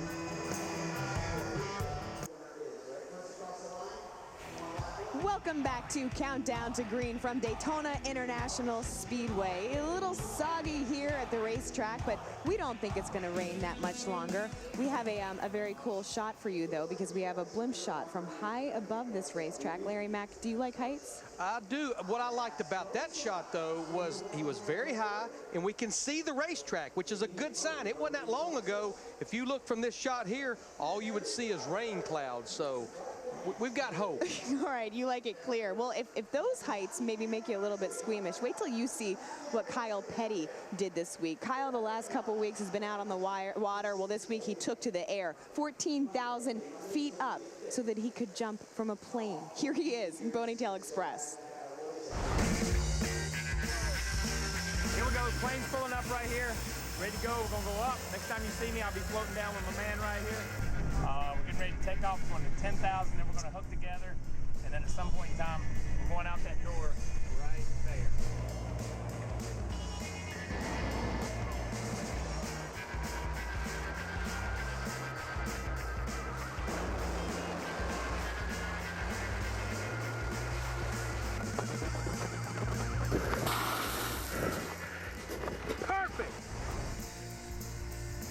I think typically when you do something for the first time, you're supposed to be a little bit nervous. I guess not earlier in the week. At age 50, jumping out of an airplane. Looked very good. Obviously, rain's not the only thing that falls out of the sky at Daytona sometimes. It was a lot of fun. It was a lot of fun. Those guys over at DeLand Skydiving, I mean, it was a great time. So I think we're going to have some fun here tonight. It just may be a while before we get there. And we talked earlier about how unpredictable this racetrack is, and now the added element of rain, they dry this place, another curveball for these teams. Well, it really is, because it's such a different race from February. You know, there's so much more grip in the racetrack because of the temperatures. You come down here in July, and it's always more slippery. Then you've got the spoiler, then you've got a bigger restrictor plate. A lot of guys got a handle on it, but there's a lot of guys that don't. A lot of guys struggled with the racetrack trying to get grip, and now all of a sudden you throw in the rain. And honestly, I'm not sure which way it's going to go. It should cool the track down, but it's also going to be less grip. So it should be, these guys should have their hands full. And the other item you talk about when you come to Daytona, certainly speed, certainly handling, but you must have a dancing partner, Kyle. Yeah, you do. And in the Nationwide Series race last night, I think we saw a lot of teams team up. We saw the Gibbs organization together. We saw the Childress guys together, maybe not the Childress team. We saw the Penske teams together. And the thing is, just like Wally mentioned, the thing different this time than it was last time is it's no wing, it's a spoiler. It's a little bit bigger plate. Drafting's going to be critical because the closure rate is so much greater now than what it was. But by the closure rate being greater and the racetrack being slicker, these guys get to the corner, they just spread out and separate. And we saw it in the race last night. And it's going to be a big factor in the night. It's not going to be necessarily the guy that's the fastest guy. It's the guy that can run with the most wide open throttle all night long. It's going to be the guy that leads and the guy that wins the race. We all know one of the big storylines when we came here in February was the track issue they had over in turns 1 and 2. And Thursday night, after a couple of days of NASCAR Nationwide Series practice and a pair of cup practices, they did make a minor repair to the track just in front of the big patch. Just right of that, they patched a couple of other areas, and they've had no issues over the course of the last couple of days. Yeah, you know, and Tony Stewart and the Countdown to the Green, he had something interesting to say. He said the racetrack really, it sits here and it gets so hot, it's almost like at this point in time, after 30-some years, it's melting and running off the banks, you know what I mean? And it's getting bumpier and bumpier. And I think what they did when they came back and practiced, it was a little bit more bumpy. Or the bump had grown in that area, and they hit it in a different place. So they had to come in and patch it because the bump really had almost moved from the time we were here in February. Pins and needles for the drivers when they come here on many different fronts. Let's hear now from one of the drivers that's anxiously awaiting the opportunity to go racing tonight, Brad Keselowski with our Ralph Shaheen. Yeah, Adam, we're just down here chatting about all kinds of different things. So let's talk a little bit about this racetrack. What are your thoughts on it? They're getting ready to rip this asphalt up here when we're all done racing tonight. Well, I'm kind of excited about it. I think it'll be good for the racing and produce a lot more side-by-side action when we come back here for the 500. And, you know, hopefully tire wear and those things will go away. And I know there's some fears that it will turn into another Talladega, but this is Daytona. It'll never be another Talladega. So, you know, it's got a little less banking, and it's a lot narrower and just a lot less forgiving. So it should be exciting. I think the best races we've had at Daytona were the races where they've just been repaved with, you know, the 79 500 and races like that. So it should be good for the sport, and I'm really excited to come back here for the 500. You're leading the nationwide points, and last night you got to race the new nationwide car. And we were talking earlier in our broadcast about how it's the closest we've seen a nationwide car to a Cup car in quite a while. Did you learn anything last night that could help you tonight? Absolutely. I think, you know, we're going to see that trend go back that we had a couple years ago where, you know, the nationwide car, without having testing in the Cup Series, is a pretty distinct advantage to get to run. So a lot of the same handling characteristics, you know, much different than the previous nationwide car. And it also offers some great brand identity. It's great to see the Dodge Challenger over there. I'm a big supporter of Dodge and everything they're doing, and that car just looks beautiful. So I think it's great for the sport. One of the things I get asked a lot from race fans is, why is this driver not exactly right where his teammate is, or so forth and so on? You're running pretty good, running great in the Nationwide Series. What's it going to take to get your car up to the front, maybe like where your teammate Kurt Busch is? Well, we just got to keep building. It's really a new program with the 12 car. We got brand new crew chief with Jay Guy. I'm new to the team, and just a lot of changes over the offseason. So it's just going to take time to build that continuity. I'm still learning from Kurt. Kurt's really, really good. I don't think he gets as much credit as he deserves. You know, he just does a lot of things very, very well. And so I'm learning from him and that, and trying to take and build off of that and build that whole group together. It's just going to take some time. So I think, you know, in a few months' time, we should start to see some progress. But I'm happy to be where I'm at here at Penske Racing, and we're going to keep digging and working hard. All right, now I know you're a bit of a racing buff because we were talking about a lot of different things. Have you asked anybody when the night's over if you can have a certain chunk of asphalt from this place? No, I haven't, but I read that they were doing that. The track was giving away chunks of asphalt, and I'm volunteering to take one. I'd love to have that be a cool memento. Just an awesome facility here at Daytona, and it's going to be even better when we come back. All right, Lindsey. Brad Keselowski is going to enjoy a little downtime now and get ready. Maybe the piece of asphalt he'll get will be from the start-finish line, as he's the first one there later tonight. All right, Ralph, thanks very much. Well, this is a welcome sight. The jet dryers are out, starting to dry the racetrack here. We will go racing. Could happen soon. We know for sure we will be getting this race in tonight. After all, patience, Larry Mack, it certainly is a virtue. Yes, it will. But when we see the jet dryers out there, we know that's a beautiful sign. It takes a little while to dry this 2.5-mile racetrack, but we have about a dozen jet dryers here, so they can do it pretty quick. There's somebody very special who has come to this race tonight just to see it, and he certainly is quite a lot about patience. He's standing by with Matt Yoakum. Now, Lindsey, when you look at the NASCAR schedule, the Coca-Cola 600, the longest race on our schedule. Now, for John Isner, he just came back from Wimbledon where he won one match that took over 11 hours. Long day, long night for you. And we're not going to have that same situation here. We're going to go racing soon, and you're a longtime race fan. I am. I mean, I grew up in Greensboro, right in the heart of NASCAR country, really, and my oldest brother was a huge fan, so I followed him to a lot of the races he went to. Your favorite drivers? I like Junior, Kyle Petty. Kyle Petty? He's up in the booth right now. You know, I actually had a ping pong match with him earlier, and you know, and actually a fan of Matt Kenseth. I'm actually here with his team, and you know, Jeremiah Weed, Sweet Tea Vodka. They had me along, you know, here for the day, so I'm just enjoying it. I've got to tell you, I was following your game against Nicholas Mahou on TV. What a match. For you, can you describe just what it was like hour after hour? It became just a bit surreal after, once it hit like 30 all, you know, the umpire would announce the score and the crowd would start laughing. It was just something out of like a comic book or something. You just wouldn't think it was possible. And, you know, eventually I finally finished at 70 to 68, and we spent more than 11 hours on the court. All right, I've got probably the most difficult question that you're probably going to be asked all night here at Daytona. Can you describe the athleticism of Kyle Petty and his serve in the ping pong? Oh, that's right. Well, it was Matt Kenseth. Matt Kenseth and I played against Kyle Petty, and well, that's an even bigger question if it was Kenseth. It was Kenseth, and Kyle Petty was actually all right, but he gave me a high forehand, and I hit him right in the chest with it. So that was good, and Matt and I got the win. All right, well, have a great night tonight. All right, thank you. Thanks for having me on. Lindsey? Matt, he makes you look like you're 5 feet tall. What's up with that? Pretty interesting stuff. As we, Hey. Kyle, is that Kyle? That's me. Hold on. He's got a 140-mile-an-hour serve. He hit me right in the chest. He hit me right in the chest, and it left a mark, I'm going to tell you. And not only did he hit me with the ping pong ball, I made him sign it, so I've got it at home. So I've got it with me. It's in my suitcase. He hit me like right here. It left a mark. Oh, incredible. Kind of like that. I'm gonna tell you. Well, It was Kyle, wicked. why did Rutledge and it take 2 of them to play you? That's what kind of alarmed me a little bit. Okay, because Rutledge was my partner, and you know how it is when you have Rutledge as a Now partner. the picture's a lot clearer. Yeah, it's still not 2 on 2. It's 2 on 1. But I'm gonna tell you what, Matt Kenseth can play some ping pong. He spent time in a basement somewhere. I can tell you that right now. Well, here's my question. So you're playing ping pong with John Isner. You're skydiving. You're having lunch with Darius Rucker. I mean, how do you get a gig like yours, Kyle Petty?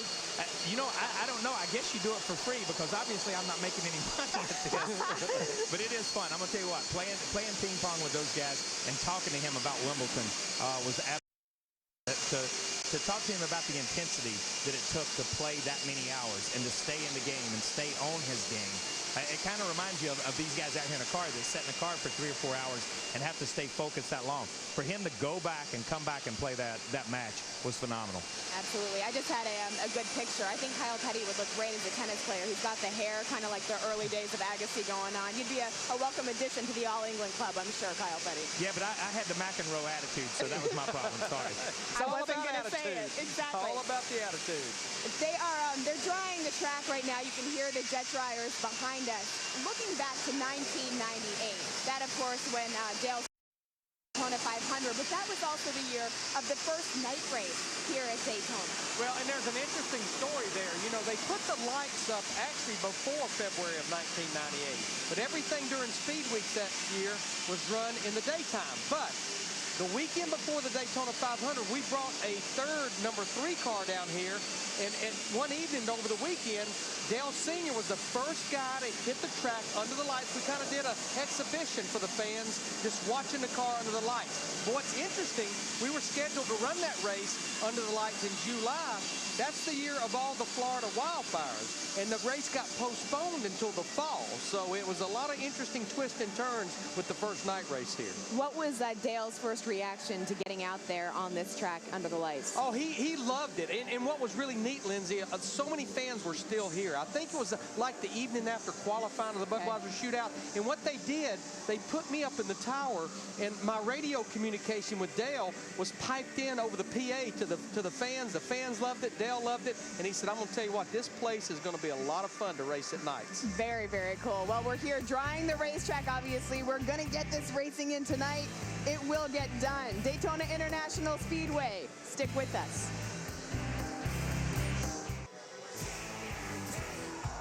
Countdown to green continues on TNT. When we go green, we will bring you wide open coverage.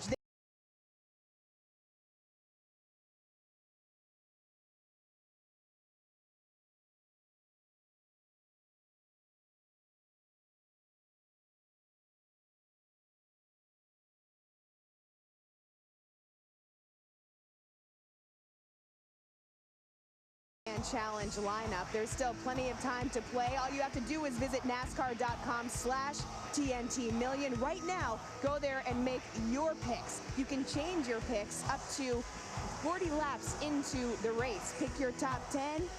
If you have success, you could win up to a cool $1 million.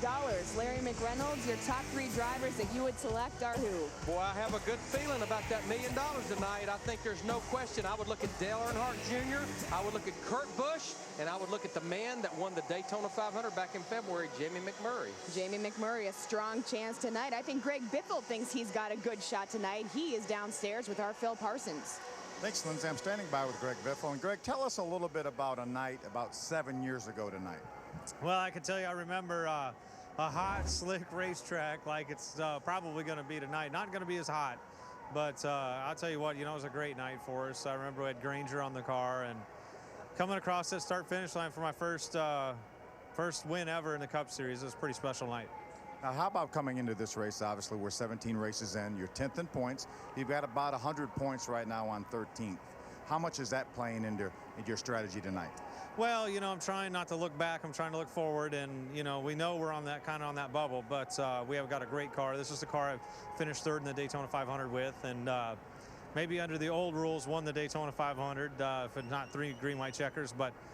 Still, this is a good car, and it was really fast in practice, so I'm excited about the Scotch Brite Ford Fusion tonight. It looks like it's drying up a little bit. It's quit raining, so we're getting ready to go. How much different is this car here tonight versus back in February with the wing? You know, it's real similar. I'll tell you, we didn't change a lot on the car. We've changed a little bit.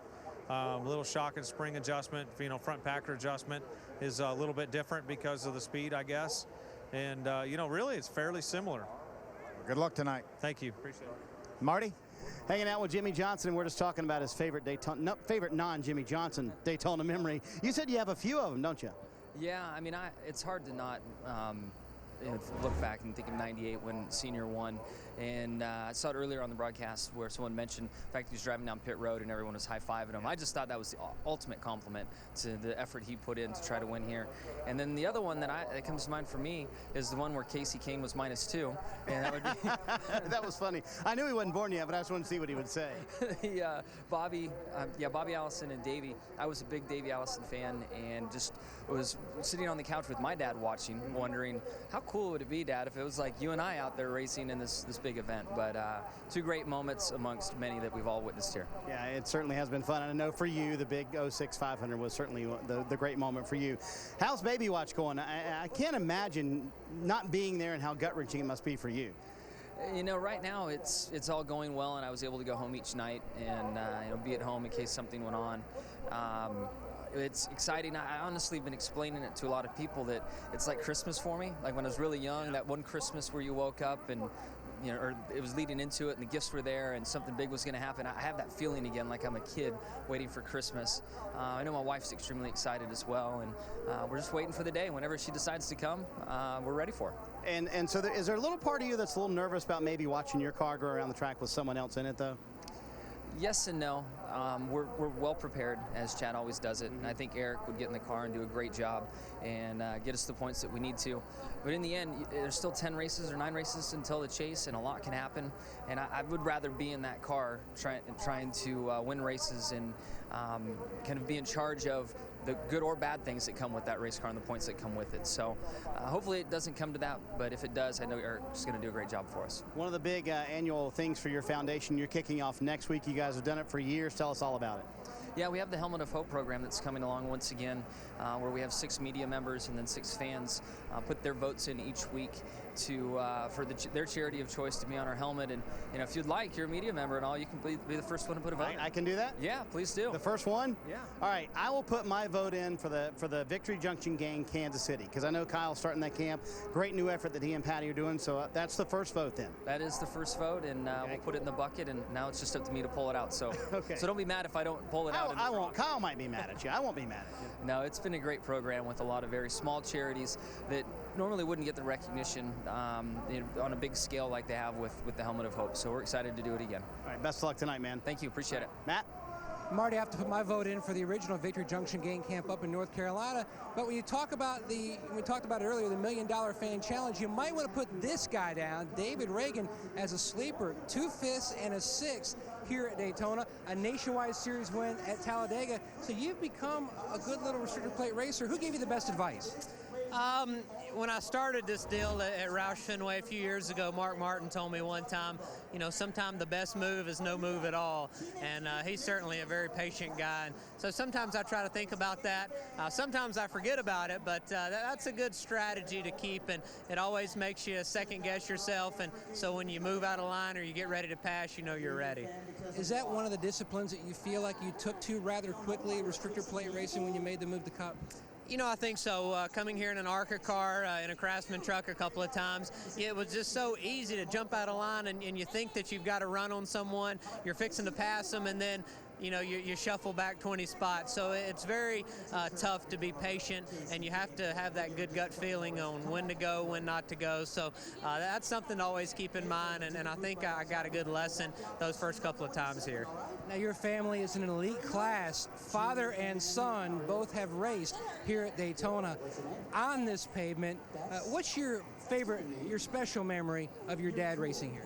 Well, of my dad racing here, I was just born the few years he was racing, and probably I'm 6 or 7 years old, and I'm old enough to know that Dad's racing here, and I'm back at the house because I'm too young. They won't let me come, and I'm sitting there with my grandma in Unadilla watching the Daytona 500, wishing that I could be there. So I've always been a fan of the sport, and it's certainly great to have Dad on my side. And probably the biggest thing is the first Daytona 500 that I was in 2007. Just being here We finished 5th that night, and just seeing Dad after the race and seeing how happy it was. And at that time, I thought, man, this is pretty easy, just a top 5 that easy, and haven't been able to back it up since then. But maybe we'll have to get a little piece of the asphalt or something when they start tearing it up. That seems to be a common theme. Score a win here tonight and take home a piece of the asphalt. Lindsay? Thank you, Matt. NASCAR on TNT continues. The track is being dried. The rain has stopped. Things are clearing up. When we come back, we'll hear from more drivers and talk about some of the challenges they'll face tonight. Great to have you with us for NASCAR on TNT on this Saturday night from the World Center of Racing, Daytona International Speedway. We continue to dry the racetrack and get you set for tonight's Coke Zero 400. You can see middle of your screen where we are located here in relation to the coast at the Speedway, and most of the heavy precipitation staying to the north. Number of jet dryers stationed around this 2.5-mile oval, and safety vehicles now logging laps as well. It won't be long before we have an opportunity to put the green flag in the air on this holiday weekend. When you handicap a race at Daytona, there is one driver who always finds his name toward the top of the list. It's Jeff Gordon, and he's with Ralph Shaheen. Yeah, and I just spent about half an hour talking to your dad over there, John Bickford. And, you know, of course, I've known you guys for a long time, and we were swapping some old stories about you. And one I didn't realize was your first sprint car ride was about an hour up the road here at Jack's Raceway. Do you remember going up there and doing that? Oh, absolutely. As a moment I'll never forget, driving a dirt sprint car for the first time and stepping on the gas. I don't know, we had 650 horsepower or something back then. I was 13 years old. You want to talk about getting your attention. It got my attention in a hurry.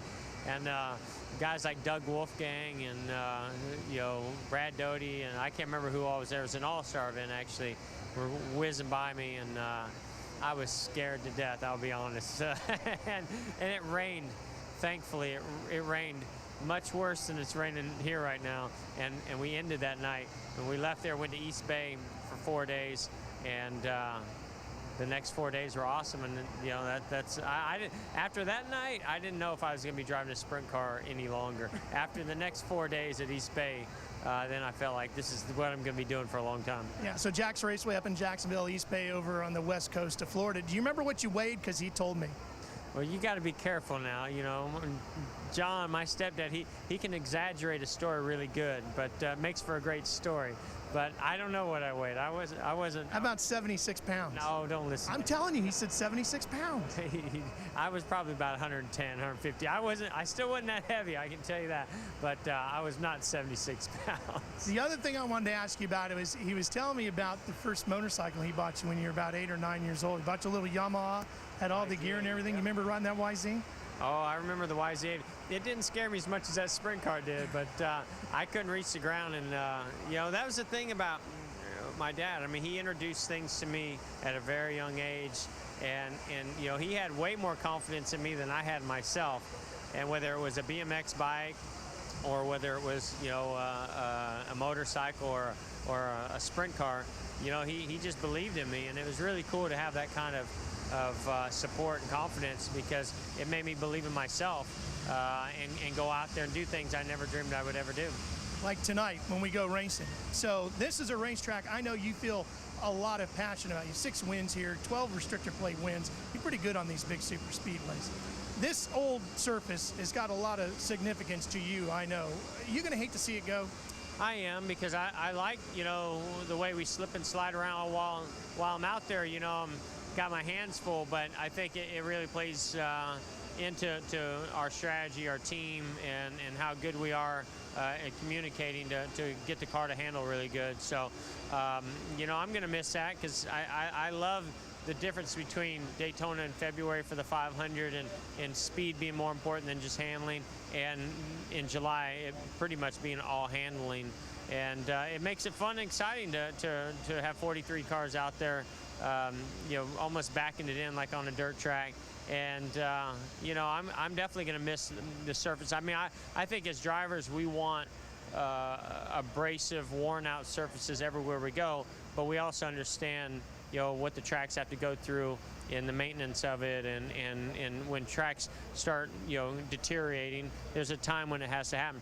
I'm impressed this track, what's it, like 30-something years? 32. Unbelievable that it's been able to stay in the condition that it's in for that long. Yeah, pretty amazing. One last thing I'll tell you as we let you go that John said to me, since you and I are both dads, you'll appreciate this. I asked him, I said, it's got to be tough when you're a father and you're putting a 13-year-old 76-pounder in a sprint car. I said, what was the hardest part about being a dad to Jeff Gordon? He says, not letting him down. Because when you got a Jeff Gordon, you know you got something special. And the one thing you don't want to do is disappoint him as a dad. Remember that as you get ready for another one. I know I'm going to. You didn't have to worry about that, that's for sure. It was more the opposite, me not wanting to let him down. That's what made us a great team. So, but you're right, as a parent, that's what I see now, you know, through my eyes and through my daughter's eyes, and our son that's you know, going to be here soon. Definitely don't want to let him down. If you and I could be half as good a dad as he was, we are right. Phil, you're up.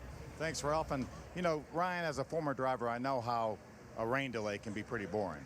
So, but you came out of the hauler here with a pair of clippers. Tell us what about that. These are Stewart's clippers, and we got little Trey Hutchins over here. Bobby Hutchins, our director's son, and he made the comment, because we were making fun of him all the time for having long hair. It's anywhere from 3 weeks to 6 years overdue for being cut, and he said that if one of us, me or Tony, won a race, that we could cut his hair off. Didn't say how, didn't say when, didn't say what kind of race. And then last week after the modified race, he realized, because I said we get to cut your hair now, and he thought he meant a cup win, and that's not what he said. I reassured him of what he said. So we have the clippers here. We just don't have a guard. I kind of feel guilty about going straight to the scalp, and I don't want to. I mean, it's been a long time since his scalp has seen sunlight. I don't want him to look like a little half burned onion or something, you know. Well, tell us a little bit about that. I know you have some obviously special memories of this place, winning the Daytona 500. I know you've been upside down at this place, but what do you think about the last race on this surface after over 30 years? I look forward to it, actually. I think it's going to be one of our better races here. And we always, as drivers, kind of dread the new surfaces just because they offer so much grip. And, you know, in general, it's more difficult style of racing. But I think here, just the way the cars handle and the way they have to handle is what the drivers like. And, you know, we're going to miss it for sure. We miss Darlington the way it was. We miss Old Rockingham because of the character it had. So it's going to be a new Daytona for sure, and we'll have to see what it brings. You're just a handful of points outside of the chase right now. Is this one of those races that you say, man, I really need to make some ground up here because of the volatility of this place? Yes and no. We want to do that each and every week, but on lap 155, I don't say, man, I need to make up some ground. I just, you know, go out there and do the best I can each and every lap and take what it gives me. We've got a great Tornado Chevrolet for tonight, I feel, and just being at the right time in the right place with the right people around you is what it's all about here, restrictor plate racing. All right, good luck tonight. Thank you. Lindsay. Thank you, Phil. So as we heard Ryan Newman say, this is the final race that will be held on this track before it's repaved. Larry Mack, though, a couple big changes for the first time that the drivers are seeing with this car when they take them out on the track tonight. Well, the first thing I want to say, Larry Mack's scalp has seen the sun full time for the last 10 years. I was going to say, I don't want to see you with those clippers, buddy. But yeah, you know, when we were here in February for the Daytona 500, we had the wing. As we know, in race number 6 of 2010, the wing was gone, the spoiler was on. What did the spoiler do to the aerodynamics of the car at a place like Daytona? It puts more drag in the car. It hurts the straightaway speed. So NASCAR, knowing that the speeds are down here anyhow in July versus February, plus this spoiler hurt the straightaway speed, what they decided to do to counter it to get the speeds back up is the bigger carburetor restrictor plate. Now, I want to give you a little NASCAR 101 on carburetor restrictor plate. It's a plate, aluminum plate, that goes right here on top of the intake manifold, right beneath the carburetor and the spacer. Now without this, the holes in the bottom of that carburetor are 1 11/16 inches, makes about 850 to 875 horsepower. This restrictor plate, the holes in it, 1 1/32 inches. Now that's about 3/32 of an inch bigger than we ran in the Daytona 500. Doesn't sound like much, but we'll be racing about 40 to 50 more horsepower here tonight than we ran in the Daytona 500, and it cuts the horsepower back from about 850, 875 to about 500 horsepower. So how big a deal is that on the track? What will we see as viewers watching tonight? Well, I think the more horsepower just kind of counters the aero drag. I'm not sure speed-wise we're going to see anything a lot different from what we saw in the Daytona 500, but Lindsay, with the more horsepower, the bigger holes in the restrictor plate, the drivers love it. when they have to roll out of the throttle, it lets them recover, and that's something that they like. That's one reason I think we've always had the big ones at the carburetor restrictor plate races, is the drivers were reluctant to get out of the throttle. Bigger plate, and this is the biggest carburetor restrictor plate. I hate saying bigger restrictor plate. The bigger hose in the carburetor restrictor plate than we've ever run since the inception of it in 1988. Let me ask you this, and this might sound crazy, but doesn't this change, that change, I mean, doesn't it amount to the fact that there could be complete melee out there tonight just because these things are going to be such a handful? There's no question we're still going to have the big packs. They're still going to be running 2 and 3 and 4 wide when they possibly can. So yeah, regardless, big plate, little plate, spoiler wing, the big one is always lurking out there. You never know when it's going to happen. What we do know is that the track is being dried. We know the rain has stopped. We're going to go racing at Daytona International Speedway when we return.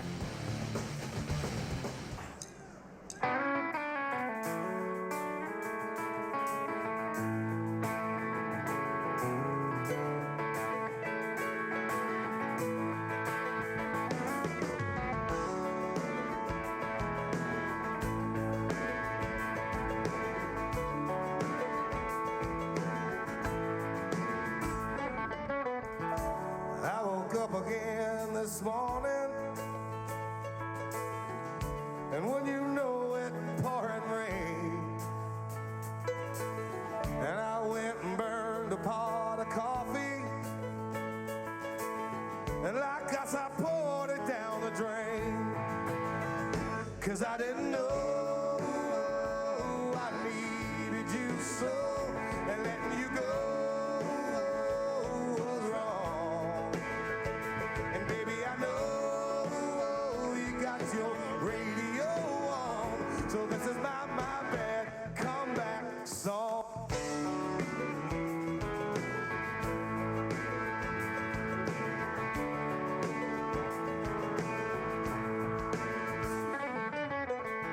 I know I said I wouldn't miss you, but now I'm saying I'm a fool. You're on the feel-good side of leaving, and I'm the backside of a mule, 'cause I didn't know I needed you so, and letting you go was wrong. And baby, I know you got your radio on, so this is my so sad comeback song.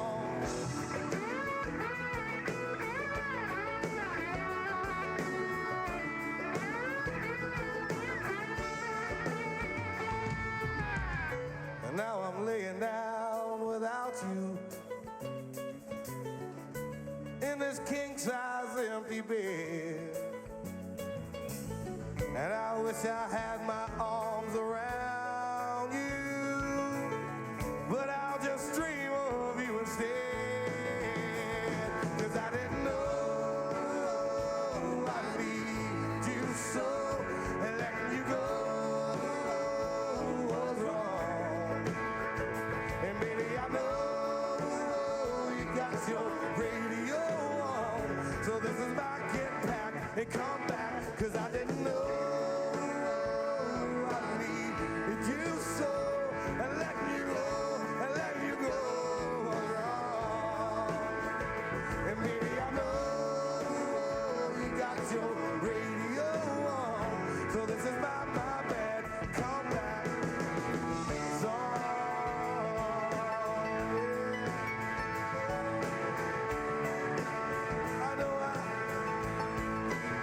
I said I wanna miss you. I said I wanna miss you, girl, yeah. Oh, see, I say na na na na na na na na na na na na na na na na na.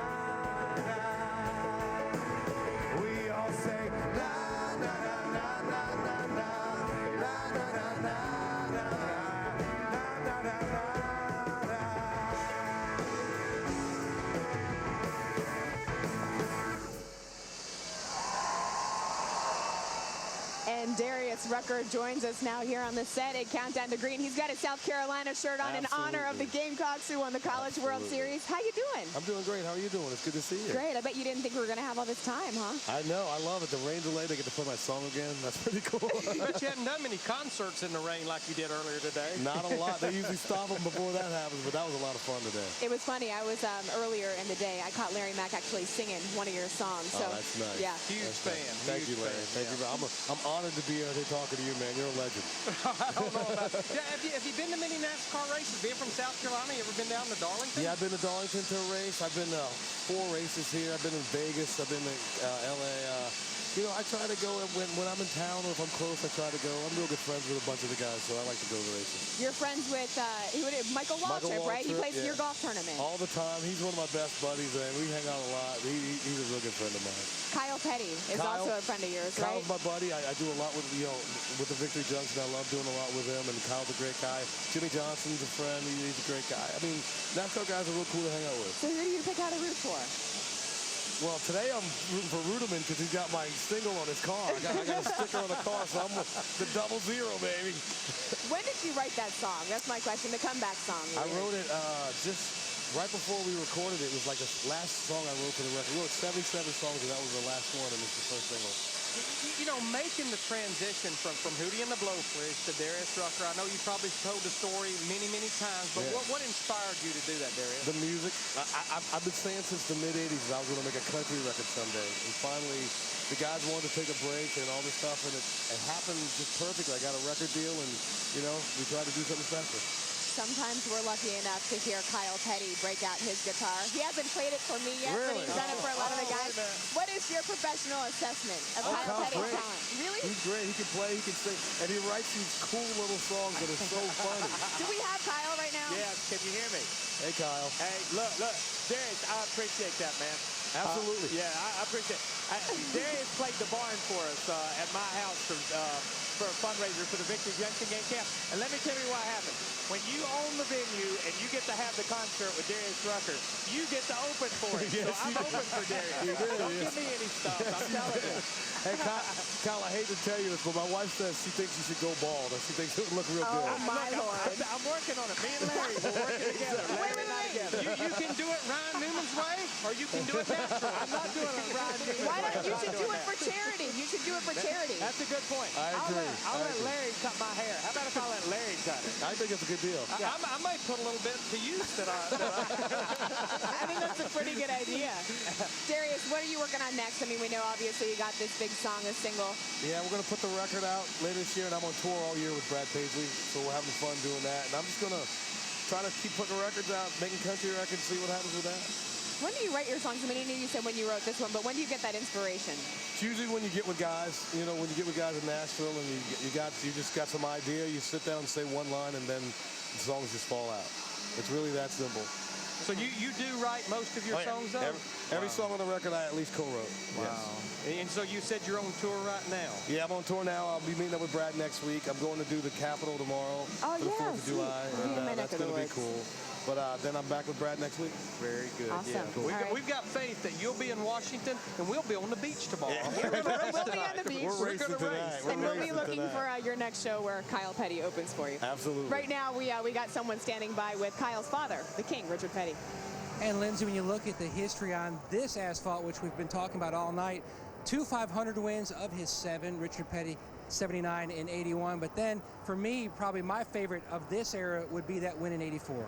How about you, King? Probably me too.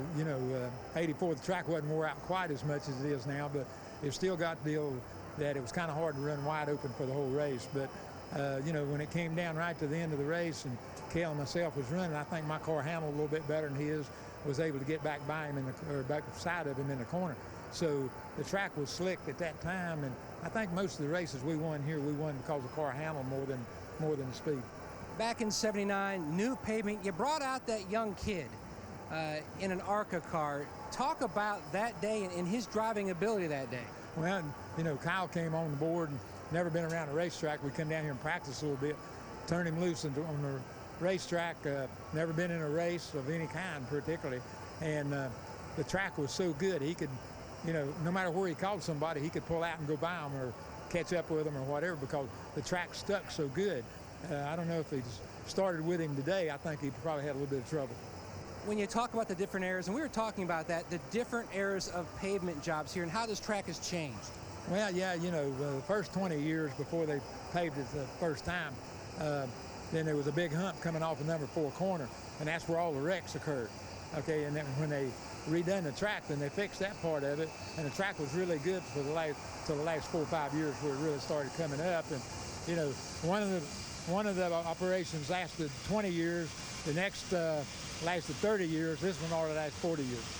We talk a lot about the drivers and the heroes of the sport, but the men who make the heroes, one of yours, Dale Inman, he's one of the 25, you know, drivers, owners, crew chiefs, people in the sport that has a chance to be in the second class of the NASCAR Hall of Fame. I know that means a lot to you. Well, it means a lot to me. It means a lot to Petty Enterprises because that's where Dale really got his start and done all his things. Even though he went out and won some races and won a championship with other teams, it was still Petty Enterprises, I guess, where he learned all this stuff. And, you know, I've been talking to these guys, and there's so many crew chiefs that come through under Dale, never seen a race car or nothing, and learned a lot of stuff at Petty Enterprises. So we always called it Petty Enterprises School because so many people went out. But Dale taught a lot of people, you know, how to maintain the car, how to do a little thinking about around the racetrack and stuff like that. So, you know, I'm glad at least he's the first mechanical deal to get in the top 25. So we're real proud of him. Can't wait till the fall when they actually let us know who those names will be in the second class of the NASCAR Hall of Fame. Phil Parsons. Thank you, Matt. I'm standing by with Martin Truex. And Martin, I think if they would have made the rule that we're going to have 2 attempts at a green-white checker, you may be sitting here as a Daytona 500 winner. Well, we've been closer for sure. That third one kind of messed us up a little, but had a great run in February in our Napa Toyota. Had a lot of fun, and so far this weekend the car's been really good, so I'm looking forward to getting this thing going. As you told me, now this is the exact same car you had in February. It is, same car. You know, they didn't have to do much work to it. It was in pretty good shape after the race. So in February, it was, you know, we had a really good handle on the car, and that's what paid off for us. And so far this weekend, it's been driving about the same. It's been really good, and we really hadn't changed a whole lot, so it should be a good car.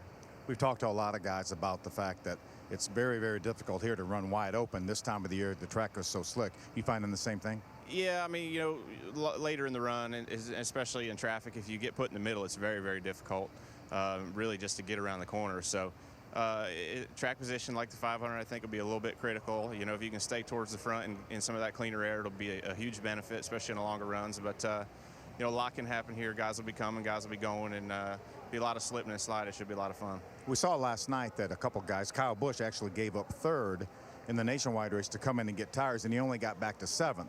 But some of the guys that came in 10th actually improved their position. So there's a line somewhere, right? Yeah, you know, and I think it depends on what happens on the restart. You know, if one of the lines would have got checked up and his would have went, he'd you know, looked like a hero. So some guys took 2 and got in between him and the leaders, and you know, it just depends. A lot of things could happen. You know, it could have went either way. So, you know, at the end, I think tires are going to be bigger tonight than probably they were last night. You know, with us being a little faster, have more horsepower. You know, but either way, whatever all happens, I look forward to. It's always a fun race here, and July is a lot of fun to run here. All right, good luck tonight. Thank you. Night has fallen over the racetrack here at Daytona. The jet dryers are out. Looks nice and dry, wouldn't you say? We're getting ready and getting closer to going racing. Full coverage, wide open coverage when we come back. You don't want to miss it. Welcome back to Countdown to Green at Daytona International Speedway. Once we go green, we will bring you wide open coverage. There's nothing else like it, from green flag to the checkers, not a lap list. And we have something else you can do too. Enhance your live race experience like never before with Race Buddy 3D, presented by Coca-Cola on NASCAR.com. For the first time ever, you can experience the power and speed of NASCAR in 3D live on your computer. Check out Race Buddy 3D, presented by Coca-Cola, only on NASCAR.com. Here at TNT, we have a few more innovations up our sleeves. Those guys up in the booth, you guys, what, you're too cool, you got to wear shades? Looks like the Blues Brothers. I'll tell you what, Yes. you do not want to watch the opening in 3D. No. You do not want to see these faces in 3D. No, I'm going to tell you what, looking at my tie in 3D, I think I'm at a Grateful Dead concert. You know, sometimes in the television world, when it rains, you go off the script. I think officially we have thrown the script away we got right off now. the rails. It's a train wreck. Absolutely. But what a great way to watch the race in 3D. And, you know, Wally, when Kyle suggested a couple of weeks ago when this whole 3D thing was happening that we should wear these glasses, I can't believe the plan went through. Well, I tell you what, there's a monitor over here on the way to the booth, and I didn't know anything about the 3D, but they have it over in 3D, and I went over there with the glasses and looked at it, and it's very, very cool. There's no question. I had no idea it was like that. Yeah, when you see the cars and you saw the backstretch and some of that stuff, it's truly amazing. I mean, and it's like watching some of the other stuff, like some of the movies that they're doing in 3D now. The car almost looks like it's running over you. My problem is I saw that same scene my whole life. I don't want to watch this in 3D. A lot of history has been made here at this Speedway. On the track tonight, we're making television history. For the first time, NASCAR in 3D. Sure this is not good history. And you can go to NASCAR.com for much more, including to watch this race. Lindsay, please bail us out. I mean, I kind of like the glasses. Adam, that might be a good look for you. The other two, you know, I don't know, guys. I look more sophisticated, you think? A little smarter. I need all the help I can get. You know I'm joking. Larry Mack, what do you think? I tell you, I've got to say it, and it's not because I'm prejudiced to NASCAR racing. I mean, so many sports are going to some 3D coverage, certainly so many movies, but I've got to say, I think doing NASCAR Sprint Cup Series racing in 3D, it's going to take 3D to a whole new level, and that's above and beyond those knuckleheads in the booth. I'm talking about what's going to go on the racetrack. No, it is. I had a chance to check it out on the computer screen, and it's crazy. I mean, they're coming right at you, so pretty serious stuff. Coming at you times 43, not like stick and ball sports where it's times 2. Exactly. So we're getting close to being fully dry here at the racetrack. Right now, these guys are probably thinking about, okay, what do we need to do as far as now we're starting this race at night? It could be easier for them now, right? Well, I think from a driver's standpoint, you know, you're not starting in the day and then having to adjust vision to nighttime. I think when it comes to the crew chiefs, they're thinking about, just like when we had Tony Stewart on the countdown to the green talking about his first pit stop. What adjustments will I have to make to that car because maybe the grip level of this track has certainly changed? The problem with drying this track, there's a lot of humidity in the air, and they have to have every bit of it dry. It's not like some of the mile-and-a-half racetracks where if part of it's a little damp, we're okay because the cars never go there. These guys go from the yellow line to the wall. Pit road has to be dry, and even most cases, when you think about it, even the apron needs to be dry at this 2.5-mile track. You know, one of the guys that is still looking for his first win here at Daytona is Kurt Busch, and we had an opportunity to talk to him a little bit before, Larry, and he has had such a good season, and it's impressive because he's with his new crew chief, Steve Addington, who was with Kyle Busch last year, and they've just been able to find this chemistry, it seems, to get on the right spot, you know, but still, to get a feather in his cap here, he said would be everything. There is no question, Kurt Busch is the best restrictor plate racer that's an active driver right now that has not been the victory lane in a points-paying restrictor plate race. There's no question. He is the best, and I think he's so close, and as I picked earlier, he's my pick to go to victory lane tonight. I wonder what he thinks about that. Maybe Marty Snyder can ask him. I certainly will ask him. Lindsay, Larry Mack with some big praise for you, saying you're the best guy at restrictor plate racing who has yet to win one of these races. You know, I don't want to make you agree with that or disagree with that, but how big of a thing is that in the career for you that you want to get this restrictor plate win out of the way? It's on the list. I mean, Jimmy Johnson's able to knock off his bucket list at will, it seems like. It's like, oh, yeah, I want to win at Bristol, okay. I want to win at road course, okay. You know, I've been working at this deal for 10 years and been very close on plate races and finished second the Daytona 500 3 times. And, you know, the one year I pushed Newman, and one year I was trying to race Gordon to the end, and one year Mikey Waltrip, I finished second. And I've been right there in the mix, and it's all because I've had good cars and good equipment to help me get there.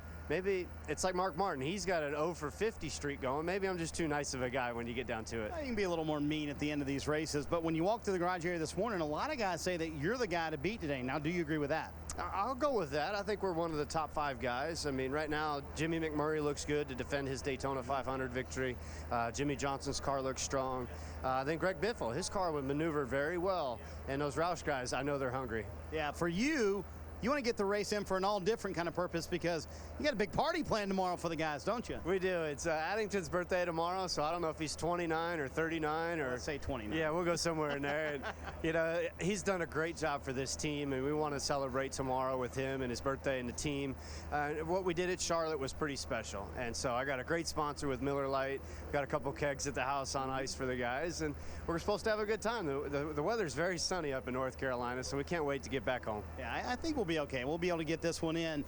Chicago is next week, but you've already gone. I know you love the city, but what did you go early for? We went early for the Winter Circle program to help the track sell some tickets, you know, and I still know they have tickets available for their NASCAR weekend, and you don't have to buy all the ticket package this year, so something different for Chicagoland Speedway, but of course I volunteered to go see my Cubbies no play, doubt right? about that, right? Of course, and we got to go see the game and see the Cubs. They lost. It was 2-0, and the Pirates beat them for all people, and you know, just to go see the city again. You know, you and I were on a tour last year, Yeah, and I know, yeah. you look like a kid lost at the first day of school. Well, you made me dance, and that was weird. We were singing, and we had a good time, though, didn't we? It's what it's all about. I mean, that city, it's a fun city. You go there, and it's just something different. I wish we could go there twice a year, but once, that's what makes, when you race at a track one time a year, it makes it more prestigious to win there. So we're looking forward to tonight, tomorrow, and then, of course, next week, getting that big race in on that Saturday night, and then we're off to Italy. I'm taking my wife to Italy, so I can't wait for a little vacation. That'll be good. And, you know, Lindsay and Larry, if you want to take them, I'm sure they'd love to go to Italy with you guys. Oh, man, first class is sold out, and we just ran out of tickets, guys. I don't know what happened. I tried to get you guys a free trip to Italy, Lindsay, but I couldn't swing it. I tried. It's really not a problem. I'll be happy to fly coach. Just tell Kurt there goes his Victory Lane interview right there, right? All right. Well, no, you know what's interesting, though? His team is so appreciative that what he's done and showing up at the shop all the time. He actually showed me on their box in their garage stall. He opened it up. He said, I didn't know they did this. They took a piece of confetti from all the races that he's won this year, and they've taped it up there inside their toolbox in the garage. So it's kind of like a memento that he has to look at each race. Yeah, and there's no question, and we sat down with Kurt Busch earlier in the week. He is a team player. He really believes in his race team. Now that he and Steve Addington, they've had that half a season together. He's sitting 6th in the points right now with a pretty good cushion on the top 12, staying in there with 9 races to go. And one of the reasons that I picked him is the fact that he has 4 consecutive top 5 finishes in this July race. So his numbers look good when we come here in the summer. Kurt Busch also might like Chicago because he is a huge Cubs fan. We've got some baseball action for you. If you watch TBS tomorrow at 12 noon as Cal Ripken, Dennis Eckersley, David Wells, and host Matt Weiner unveil the 2010 MLB All-Star rosters, followed by the Toronto Blue Jays at the New York Yankees at 1, only on TBS. We are hearing, Larry McReynolds, that the drivers have just gotten called to their cars. Here's a weather map for you. Like we said, the track is dry now. Okay, meteorologist McReynolds, what do you see? Well, we're in an alleyway. As you can see, we have weather to the north, weather to the south, but it looks good and clear, and I believe we're going to go racing here, and we're going to see all 400 miles of this race. Jeff Gordon, there he is, getting ready for his car. Larry, I don't ever want to hear that you've left us for the Weather Channel. I might do it part-time, but I'll stick around. All right, the guys are getting ready. When we come back, we're closer to going racing here at Daytona.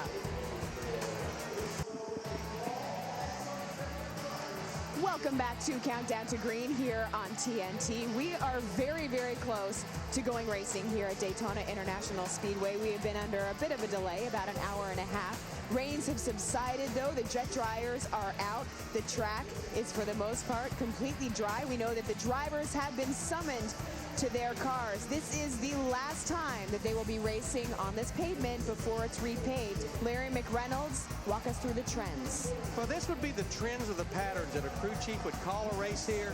This goes back to our last 9 July races here at Daytona. The first caution, average lap 23, but 6 times before lap 15. The longest green flag run, averaged 58 laps, probably at least 1 set of green flag stops. The last caution flag, average lap 137. That's less than 25 to go, but 6 times in those 9 races in the last 10 laps. We heard from Casey Kane a little bit earlier. Right now, let's check in with his teammate, A.J. Allmendinger, standing by with Matt Yoakum. And trying to keep a straight face with this guy's a tough job. A.J. Allmendinger, he's bouncing around here like you're a boxer getting ready to go in for a big Major League prize fight. Well, this rain delay, I got my afternoon nap. I'm getting older, so I need a nap. So I got that. Now I'm feeling spry. I'm ready to go. Now the King has so much history here. Has he given you any kind of pointers? You finished third in last year's Daytona 500, so you are good at plate racing. Well, we've had one good race. Now, I mean, we got fast race cars. We got the same car we had at the Daytona 500, which was a rocket ship. So with these races, it's all about just trying to put yourself in the right position. I know I'm going to have a fast car. Roush Yates is building a ton of horsepower. I feel honored to have the PVA on the race car, 4th of July. King's birthday yesterday, so happy birthday, King. My mom's birthday today. Hi, Mom. I love you. So we're just going to go out. I'm thankful for all these fans for staying and hanging out in the rain. It's time to go. Let's go win one. Now for the fans, they may think back to Talladega where a lot of guys rode in the back. Can you ride in the back here, or do you need to be up at the front with the pack the whole time?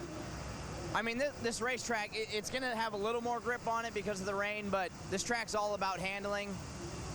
At the 500, I tried to ride in the back, but my car was so good, I just went to the front. So I think I'm a racer. I want to be leading. If I can be leading, I'm happy. So we're starting 21st. We have a good car. Just try to go to the front. You can just feel Lindsey. He is just bouncing all over the place. He is ready to go for this prize fight here tonight. Getting ready for his prize fight. Is that the dance that A.J. Allmendinger was doing earlier? I know why he's dancing. How about 6 consecutive top 15 finishes, including that 10th place finish last week at Loudon? Not too shabby. A.J. Allmendinger, it's interesting. He's one of the guys that told me earlier within our 6 races, he said, my dad always told me that you bring your friends to the racetrack if you want them there with you. And he was speaking out about how, you know, when you've got a teammate and you get into them, or when you have an incident on the racetrack, you got to just let that thing go. It's kind of like we've talked, Larry, about old school, new school racing. Well, especially this time of year, Lindsey, when there's so many people with so many important agendas. Guys trying to stay in the top 12, guys trying to get in the top 12, and then guys like A.J. Allmendinger trying to win a race. His only career top 5 finish came right here in 2009 in the Daytona 500. Well, and when you look at other drivers that have been impacted by tensions flaring a little bit, Joey Logano is certainly one of them. I think Joey made a lot of people take notice when he really stood up with himself a while back in our races, standing up against Kevin Harvick, really, and he's standing by right now with Ralph Shaheen. Yep, getting ready to go racing is Joey Logano. Okay, this race, you have to either be really aggressive or very patient. You go offense or defense tonight?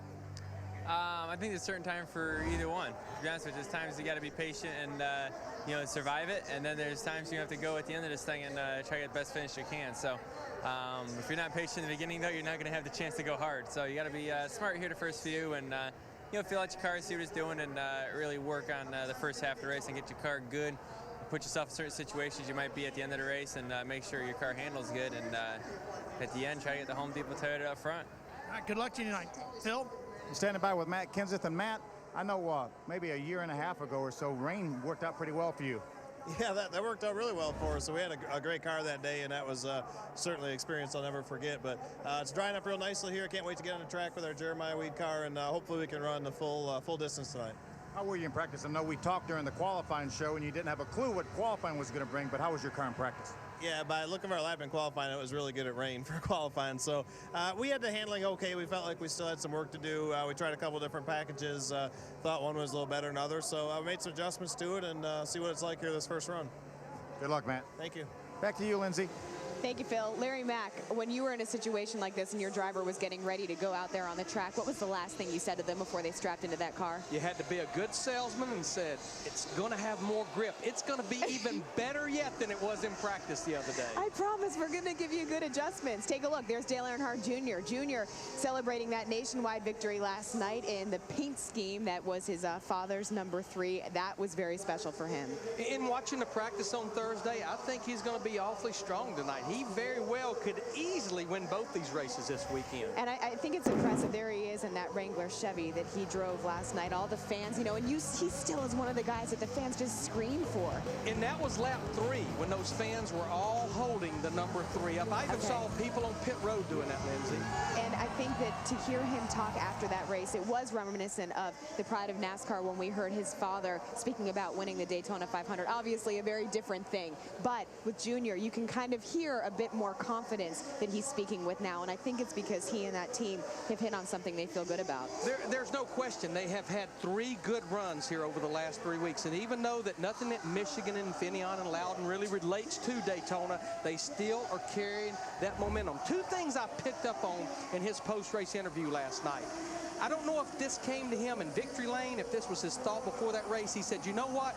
Running that paint scheme, that 3 number, a tribute to my dad, we had to win this race. If we did not win this race, it would have been a waste of time. The other thing I picked up on, he said, I'm done with the 3 number. That's all I'm going to do.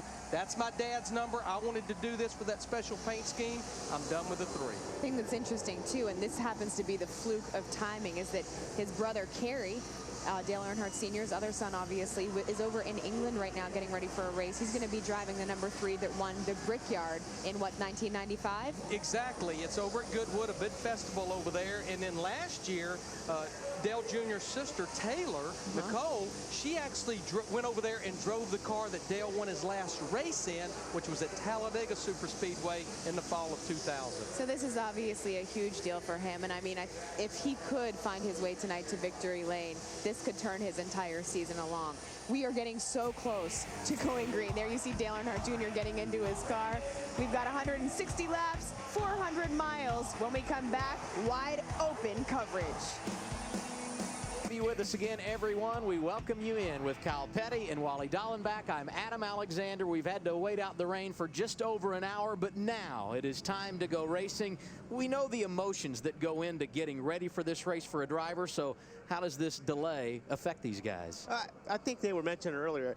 You're just ready to go, and you're kind of programmed. You know when the race starts, you want to get going, and that just kind of slows everything down. But, you know, once the drivers get back into the cars and they put their helmets on and they fire those cars up, they're ready to go. There's nothing that was in between. They don't worry about the rain delay. These guys are ready to go racing. Yeah, and if you follow, you know, Montoya, Harvick, a lot of those guys are on Twitter. So if you follow them on Twitter, the thing is, a lot of them didn't get up till 10 or 11 this morning. So it's not like they've been up all day long. You know what I mean? They're rested, they're ready, and just like Wally says, this is a night race. They knew they had a night race going into this thing. And the thing is, they've been sitting in the truck, they've been talking. They're anxious to get going, but it's not a big deal for them right now. The track is green. Does that change your approach at all? Yeah, I don't think so, because it's so worn out. You know what I mean? Whether the little bit of rubber that they put down on it from last night really hadn't changed the racetrack that much. I don't think we've heard any drivers or any crew chiefs talk about that. Tire wear is not an issue. A lot of these things that you see on other tracks are not an issue. And by being a little cooler tonight, like Larry and some of those guys have said, it's going to be a lot more grip. So it's going to help some of these guys.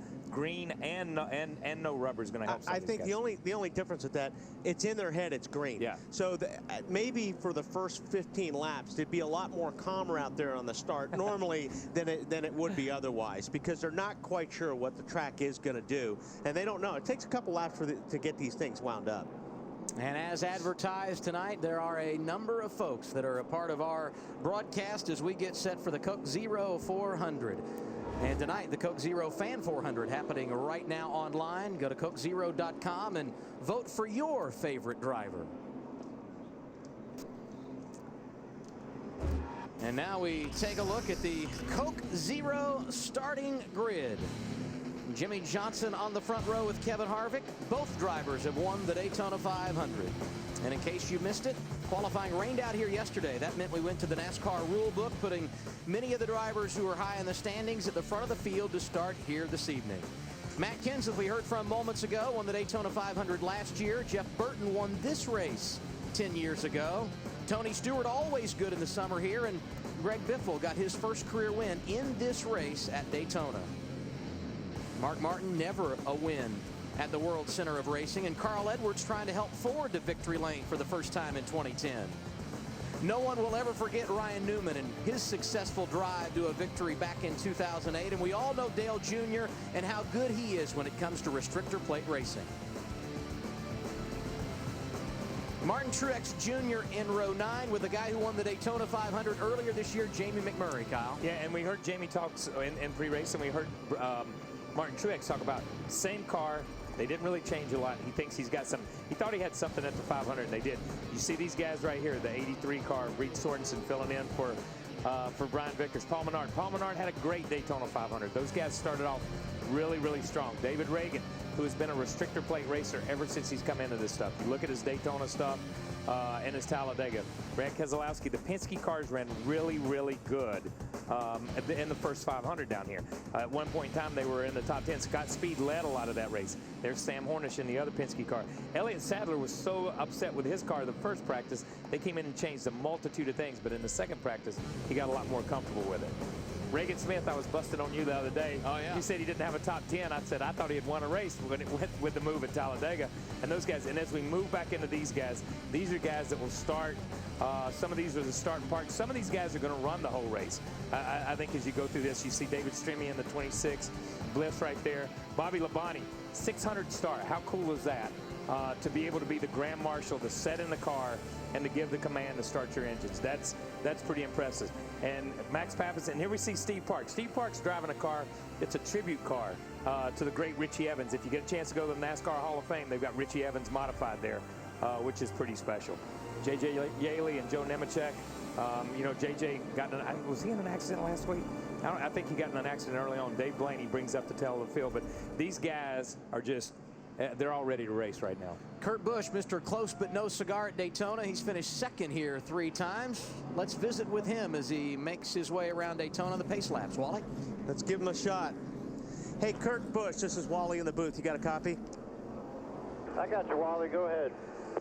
Well, we were talking a little bit on Friday, and I thought you had a really good car in practice. The car looks good. I don't know if these guys starting around you are all on your Christmas list, but with the conditions now and the rain, you approach the first few laps any different, not knowing what the track is going to be like? Yeah, the track's definitely going to be green, and we've got her tightened up just a little bit from where we were the other day in practice. Our car was running a little on the loose side. So we've made 2 adjustments to tighten her up, and we should be money here to start. We just have to keep track of the racetrack as it starts to rubber in and as the race goes on. So looking for a good run with our Miller Lite Dodge. Well, like Larry Mack mentioned, you have got an incredible record here without a victory. Maybe tonight can be the first one. Good luck. Thanks, Wally. Yeah, maybe I'm just too nice sometimes, but we'll see what we can get done tonight. You got to be smart. TNT would like to thank the following sponsors for supporting tonight's wide open coverage. Goodyear, Piranha 3D from Dimension Films, Coors Light, Subway Restaurants, Sprint, Toyota, Burger King, and of course, Coke Zero. And now we send it back down to the pit lane one last time. We lead it off with Ralph Shaheen. You know, Adam, one of the big family fun things to do on 4th of July weekend is to get out the old slip and slide. Well, Jeff Gordon will tell you this 2.5-mile tri-oval here at Daytona International Speedway, quite possibly the world's largest slip and slide. But he likes that. He's a 6-time winner here, and he's won 12 restrictor plate races. He's hoping to get one more tonight on the old asphalt here at Daytona, Matt. Ralph, when you talk about drivers who've got great history here, even though he's a young driver, Clint Boyer, who starts back in the 8th row, 9 Daytona starts, 6 times he has finished in the top 10. Now, his crew chief, Shane Wilson, told me, when you look at strategy tonight from on top of the pit box, every time they hit pit road, their game plan, 4 tires. There's a lot of give up in the tires. The wear's not bad, but you're seeing give up on the stopwatch after around 12 to 15 laps. Phil? Matt, Tony Stewart has won this race 3 out of the last 5 years. The good news is he has the same car here tonight that he won with last year. The bad news is that's not the car he practiced. He was involved in an accident. He had to go to the backup. Darian Grubb, crew chief, said, I don't know how to get all my heights set right now. So we're going to have to try it at the beginning of the race and may have to adjust on it on the pit stops, Marty. Well, Phil, our championship leader is also our most recent restrictor plate winner. That, of course, is Kevin Harvick. And I talked to Gil Martin, his crew chief, earlier this afternoon, and he told me we've got to loosen things up around here on the 2019 because we need to start gambling, going for wins, because if we started the chase today, we would be pretty far down the standings with only 1 win so far in 2010. So look for this 2019 to maybe take some gambles tonight, Adam, try and get to victory lane. And it may not take a gamble, Marty, when you look at recent history and really throughout Kevin Harvick's career. He's a driver, when you come to a place like Daytona or Talladega, that is always one to watch. And a big advantage for him tonight, he starts from the pole position. Larry McReynolds knows what it's all about to go to victory lane here at Daytona. 2 times he was on the pit box and got to celebrate in victory lane. Let's send it back to our crew chief one more time. Well, Adam, I think it's very rare that you can say, no matter what racetrack we're at, that basically what happens in the Nationwide Series race, that it will carry over to the Sprint Cup Series race. But I think we maybe have an exception here this weekend. When you look at the fact that this race team, they've got momentum coming in here. They have 3 consecutive top 11 finishes. Dale Earnhardt Jr., he has 8 wins here total, 2 in the Sprint Cup Series, and then you throw in the fact that they finished 2nd in the Daytona 500, and Marty Schneider, you're with his crew chief, and it doesn't hurt that he did win this race last night. Yeah, I think that actually did a lot for him, and let's ask his crew chief, Lance McGrew. Lance, I know it wasn't a Cup win last night for Dale Jr., but what did that do for his psyche and the psyche of this race team? Well, I don't think Dale will ever admit it, but I mean, a win is a win, and confidence is everything in this sport, and the drivers that have the confidence are the ones that are successful. We went through a bad stretch where he wasn't confident in us as a team, and I feel like we really stepped our game up over the last month. We've been really, really good, and it's been showing on the racetrack. So he's definitely up. He's excited. He's ready to get this deal done, and I think last night just contributed to how far we've come. They've been terrific in the last few weeks, Adam, and I tell you what, Thursday in practice, the 88 was awfully good, so watch out for Dale Jr. tonight. Momentum so good in the draft here at Daytona, but it's not bad to have Uncle Mo on your side when you talk about restrictor plate racing on the season as well. Now our race analysis for tonight's Coke Zero 400. 160 laps makes up the 400 miles. You see the pit window, 38 to 42 laps. Pit road speed tonight, 55 miles per hour, and that's slow when you consider how fast the drivers are running around this place. Yeah, it's not going backwards. If you gotta come in and pay for a penalty or a drive-through or anything like that, 55 is just crawling. Especially when these guys are running 185, 190 miles per hour on the straightaway. Because it is a green racetrack, NASCAR has announced to the teams there will be a competition caution at lap 15. So regardless of what happens early in the race, we will get a competition caution so drivers can come down pit road and make sure everything is where it needs to be. You cannot fuel your car prior to that. Yeah, and you know, they're running extra caution laps here. And one reason they're running extra caution laps, I know you people at home are watching this on TV, you keep hearing those jet dryers. That's the massive noise you hear in the background, and especially when they're on pit road. Even though they drive the racetrack, the cars were sitting on pit road. Now that the cars are on the racetrack, the jet dryers have gone up and down pit road. They've tried to circle and dry that area in, because if they are going to have a competition caution, they've got to make sure that pit road is safe for the guys that go over the wall. You don't want these guys coming down at 55 miles an hour and hitting this wet asphalt and sliding into somebody on pit road. So they're not going to drop the flag on this race until they get pit road where it's safe. The racetrack is looking good, but pit road has to be safe also. 2 practice sessions here on Thursday. They were eventful. In the first, David Reagan, Casey Kane, and Kyle Busch all wrecked and went to backup cars. They will start in their scheduled positions here tonight. Other drivers involved, Denny Hamlin, Tony Stewart, Robert Richardson Jr., and Reed Sorensen, all will have to go to the tail of the field at the start of tonight's race. And to explain that a little bit more, let's go back down to Larry McReynolds. Well, it gets a little bit complicated, Adam, because NASCAR's rule is that if you crash a car before qualifying and you have to go to a backup, as long as you present that car with the race engine, you're good to start the race where you qualify. Well, when you look at the fact that David Reagan, Kyle Busch, and Casey Kane, they got back out on the racetrack in practice, and even though qualifying was scratched, these guys are able to start the race where they actually would be as per the owner points. But now if qualifying had a went off where Tony Stewart, Denny Hamlin, and Reed Sorensen could have made 1 or 2 laps in that race car, they could have started where the points would have left them. But it's mainly a safety thing that NASCAR does, is that since they did not make a lap with those race cars, they have to start this race at the rear of the field. But this is a gift for guys like Tony Stewart, because these are guys that don't have any time on the car. They have no idea what it's going to do. This gives them a great opportunity, knowing a caution is going to come out, to hit pit lane and make an adjustment, probably a couple of adjustments. Yeah, and Tony Stewart in our Countdown to Green show on TNT, he said the same thing. He said, expect my first pit stop to be a little bit longer because we don't know where we're at. We might have to add a little bit to keep the valence off the racetrack. We might have to make some adjustments. So by having the competition yellow, it's a godsend for those guys. And it will provide for some entertainment, because when you don't have track position here, it means you need to work your way through the field, and certainly some of the best at doing so, Tony Stewart and Denny Hamlin, among those drivers that will start this race at the tail of the field.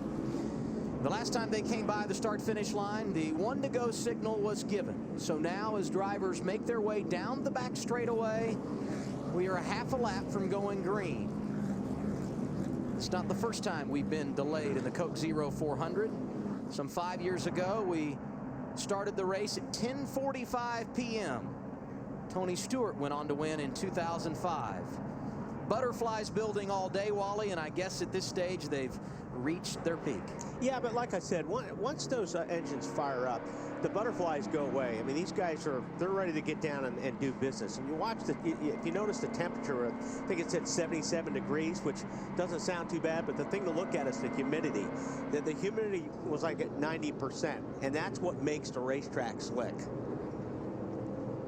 An hour and a half rain delay tonight, but we are set to go racing at Daytona. 43 cars lined up.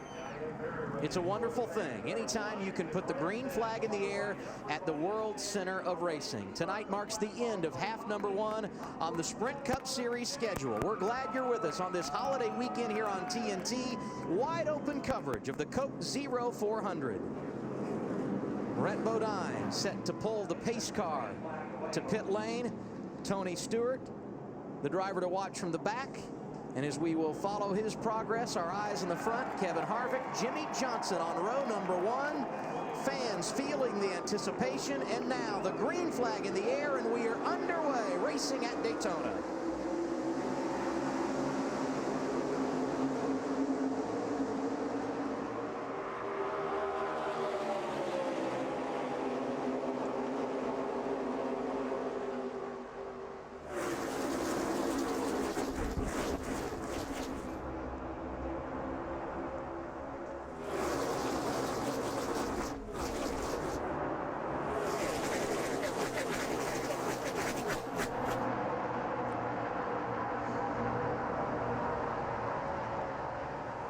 Saw a little bit of this yesterday, Kyle, at least in the nationwide race, that bottom line was awfully strong during the race.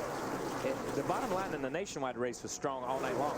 You expect the bottom line to be kind of strong with new tires and on a green racetrack and at cooler temperatures, so you think it's going to be some grip. But, you know, these guys, I don't think anybody's gained or lost a foot or a foot and a half since they dropped the green flag. Jimmy Johnson in the outside lane leads lap 1. Not much movement. Still several rows of 2.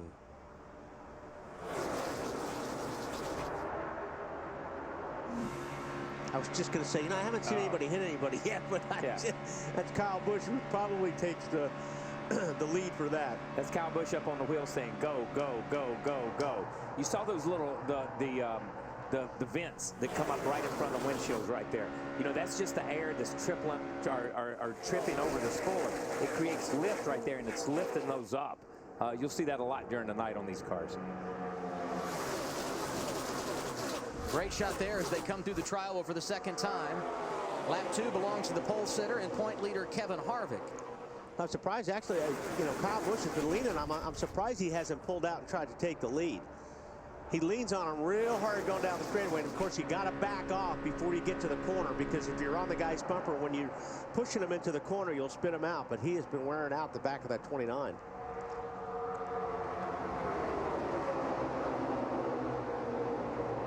Harvick led the most laps here in February.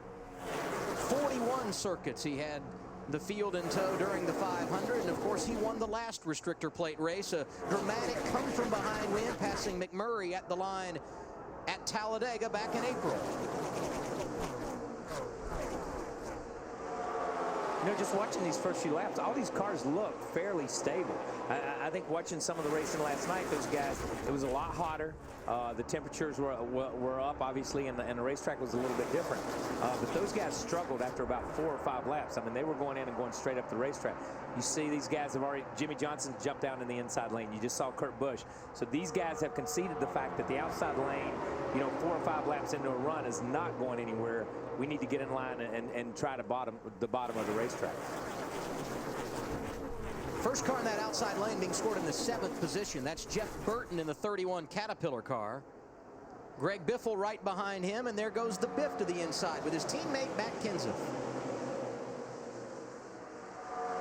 Told you Denny Hamlin starting at the back. He's up 15 positions from 38th, and Tony Stewart on the move as well. Let's send it downstairs to Phil Parsons. Yeah, Tony Stewart reported to Darian Grubb that it felt like the front end was a little bit high. And that's because, remember, Darian said, I'm not sure exactly where to put our heights and where to get our splitter, how high off the ground. So may be able to adjust on that a little bit on that competition caution on lap 15. But, you know, when they went through the inspection process, they had no idea there was going to be a competition yellow. So Darian and those guys obviously opted to go a little bit higher. You didn't want to start this race and start slamming the racetrack right off the bat. The safest place for those guys to be were a little bit high, so they didn't wear the splitter off. Now they're going to be able to maybe adjust that thing. And if they make an adjustment that's a positive adjustment that really helps this thing, if he's picked up that many positions with the thing being a little bit high, when he gets it right, he'll come back a little bit far, or come forward some more. Jimmy Johnson started on the outside of the front row, led lap 1. Kevin Harvick started on the pole, took over at lap number 2, and he's led every lap since. After inventing a drink with real Coke taste and 0 calories, Coke Zero now gives NASCAR fans an exclusive peek at Joey Logano's pit stop.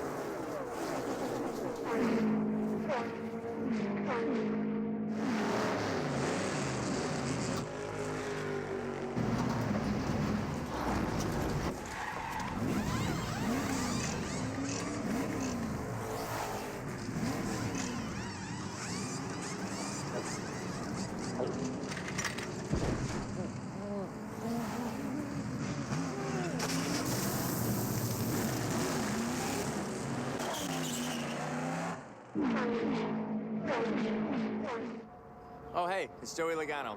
Listen, while I'm busy trying to win the Coke Zero 400, you can help me with another race happening right now online.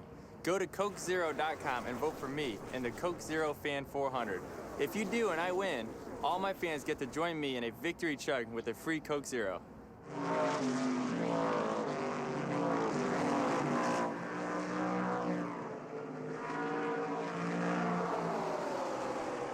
We showed you some of the drivers that started at the tail of the field and how they are moving up in the early going.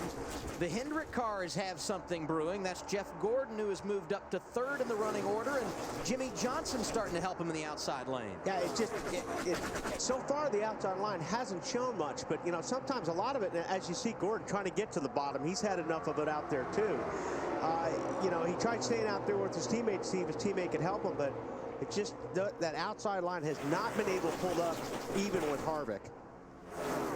You can have all the best intentions in the world when you come to Daytona as far as having a drafted partner. Bottom line is, when you get out there, you don't know who it's going to end up being.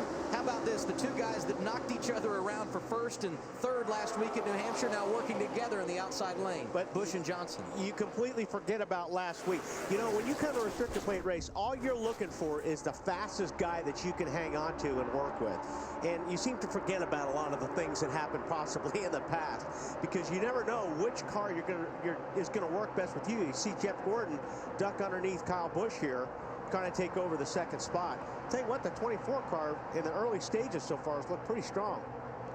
Whoa, Kyle wow, Busch sideways on the 18 car. 2 cars behind Gordon on the inside lane is Jimmy Johnson, Matt.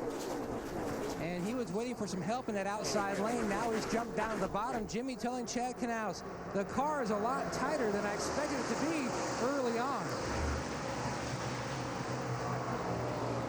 Jimmy Johnson in the 6th position, led a lap, currently, as we said, dropping back 4 positions. Enhance your live race experience like never before with Race Buddy 3D, presented by Coca-Cola on NASCAR.com. For the first time ever, you can experience the power and speed of NASCAR in 3D live on your computer. Check out Race Buddy 3D, presented by Coca-Cola, only on NASCAR.com. I'm going to tell you, if you're watching this, some of these guys, the handle has gone away on their car after about 7 or 8 laps. Carl, coming up out of turn 2, the lap before this pushed up, got caught in the middle, lost about 7 or 8 positions. And we're seeing these guys go in low and slide up the racetrack right now. So it took about 7 or 8 laps to get the good out of the tires. And now that we've got some of the good out of the tires, you see maybe the 29 car's not as fast as what it was, or not handling as good as what it was, because these guys and the outside line is coming back a little bit. Wow, somebody's up against the wall in the back there. Jeff Gordon pulling that outside lane around. He became the 3rd different leader last time by, outdueling Harvick for that. Kevin Harvick's been solid tonight, Marty. He's been leading most of these laps, Adam, and trying to keep the car up front. It's funny, Kyle, exactly what you were just talking about is what Harvick and I were talking about when he climbed in the car. He said, you know what, for about 10 laps, these things are great, but after that, that's when handling will become a factor. He said, for me, I think we need to be in a single line. I want to be up front in that line if I can, but you'll see who has a good handling race car about 10 to 12 laps into a run. You see these guys in the top groove have gone all the way to the top groove. They've just given up the middle of the racetrack. But look how much the separation is on these cars from where they went into turn 1 to where they come out of turn turn 2. They're giving each other a lot of room now. They know there's going to be a couple more laps, and they're going to catch a competition yellow, and they're going to be able to come in and change. You see the 2 car. He goes in the middle of the racetrack, goes straight to the top. 24 got loose right there. Yeah. He hit that bump, and sometimes you catch these bumps just the wrong way, depending on where you're on the racetrack and you have other cars around you. That car jumps sideways on him. Jeff's going to lose some spots here. And look at Jeff. Jeff's in the middle, and that's the bad place to be right now, especially if your car's a little loose or a little pushy one way or another, because you're not going to be able to get that thing to turn because they're taking air off of you from both sides. Yeah, you basically, when you're in the middle like this, you've just got to roll out of the throttle, and you've got to either wait for a gap or get behind one of these lines, because you cannot run full throttle in the middle through the corners at Daytona, or it'll just turn sideways. A few laps ago, Jeff Gordon, the race leader. Now just trying to find a spot in line outside the top 10. He finally gets it in front of Kane. Thing down, man. Wow. Yeah, he wanted it bad. He wanted to get back in line there at some point down the inside, and he made that turn. Bottom of the racetrack, Kyle Busch. Outside, Greg Biffle. This is the battle for second. Busch, the man in the runner-up spot as they cross the start-finish line. 13 complete at Daytona.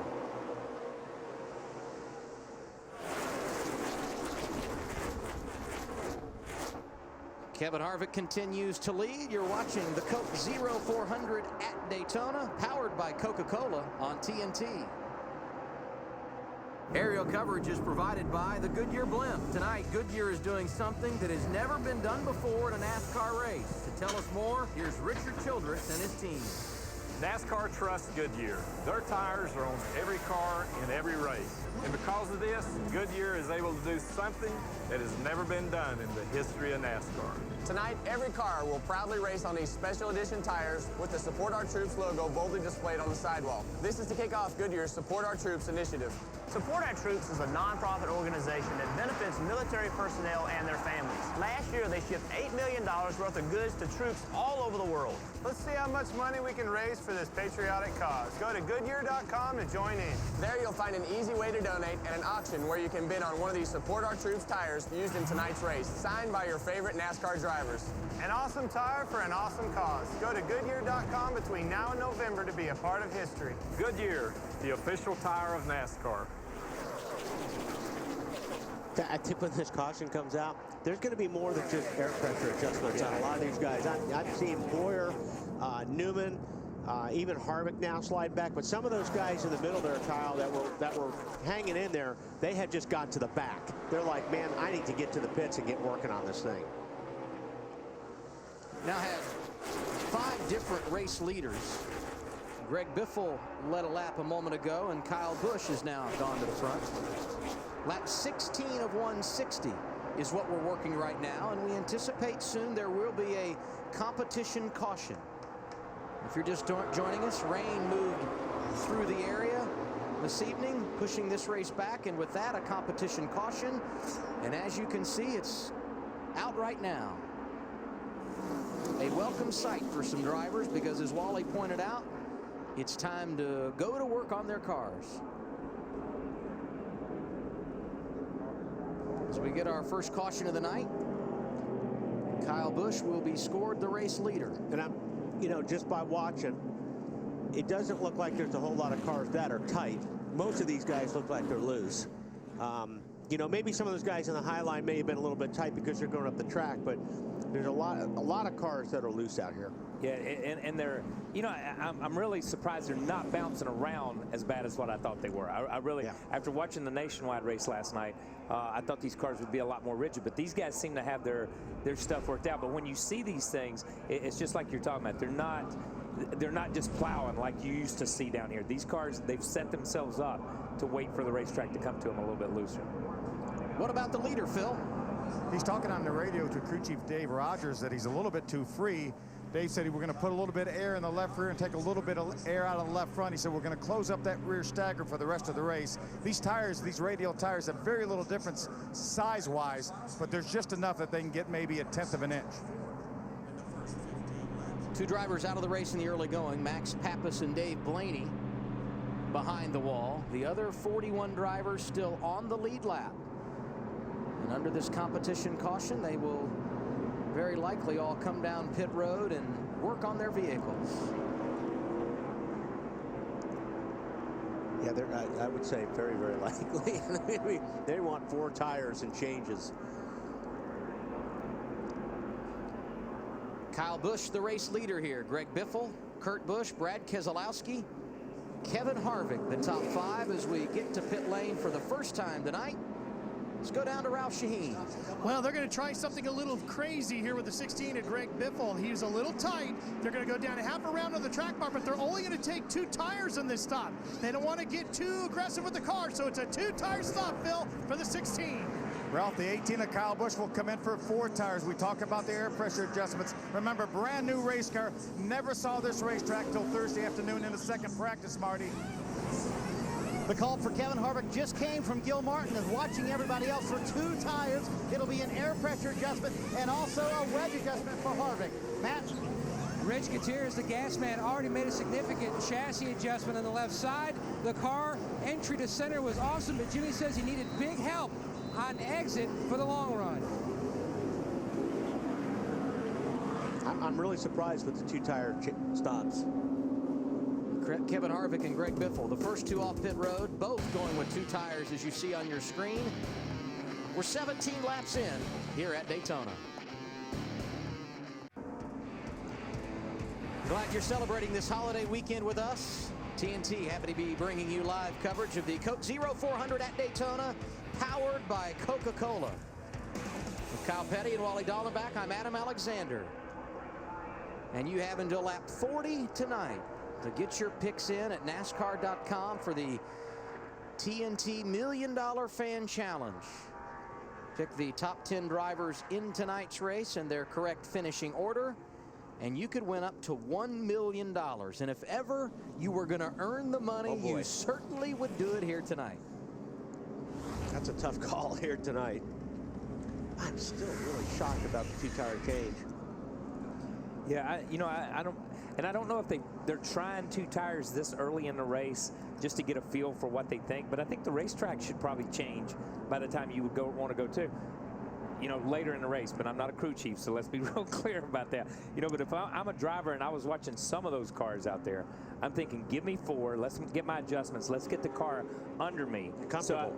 So I am comfortable with it. Yeah. And then I'll gamble when I'm comfortable. I hate to gamble on something when I'm just not comfortable with how I feel out there. And we saw cars that led the race at lap 7 that were running 18th at lap 15 or 16. That's how far they had fallen. Not because, and it was all about the handling at this point in time, not because they got shuffled out. And there are a number of big name drivers still outside the top 25. We will continue to update their progress as we continue on this run.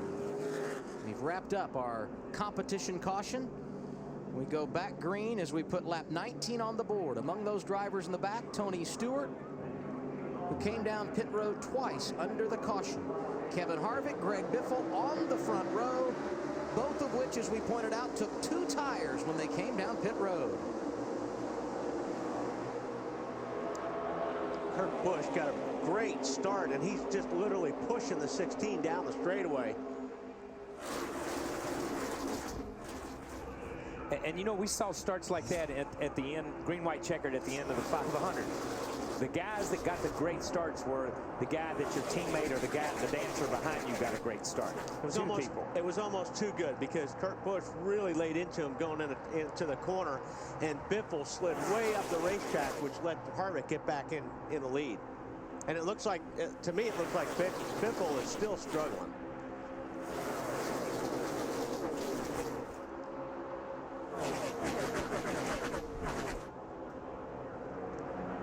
I think Biffle's going to be put in the middle here pretty quick. A three-car breakaway at the front. Harvick, Kyle Busch, and Brad Keselowski. Kyle, you pointed out how good the Penske organization looked down here in February during speed weeks. Kurt Busch has been solid throughout the weekend, and Brad Keselowski serving notice that he came to play tonight. See Sadler sitting there in that 19 car. That's a good run for him. He's worked his way up into third spot right there. And that's an incredibly impressive run, because I'm telling you guys, we did the first practice on speed, and we worked the booth. Remember, he ran 2 laps. We were an hour and something into the practice, and he had run 2 laps because he hated the car so much. Obviously, those guys worked really hard, went back through their nose, and have put something together where at least he can run and hang on to that thing. Here, Elliott Sadler looking to the outside of Kyle Busch. Fan Subway now has breakfast. Build your better breakfast at Subway. Subway, race hard, eat fresh. Yeah, I think he's got a really good shot to win the race. You know, I sure could go for something to eat right now. Yeah. Wait, guys, did you know Subway has breakfast?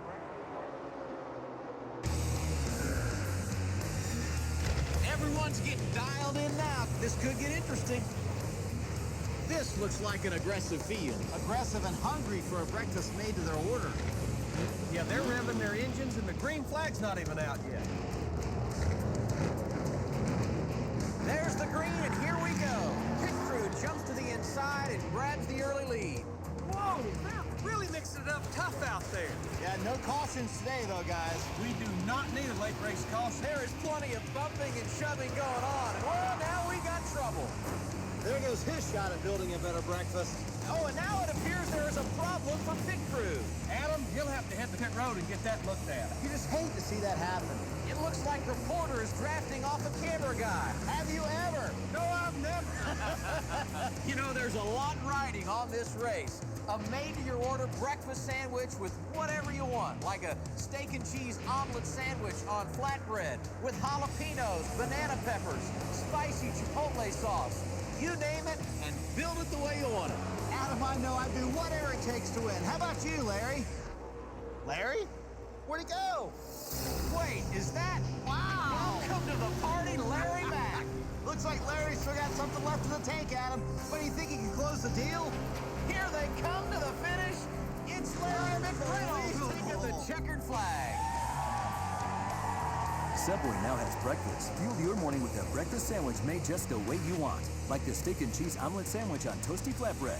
Or the delicious double bacon and egg muffin melt. Made to your order with your favorite fresh veggies and sauces. Build your better breakfast at Subway today.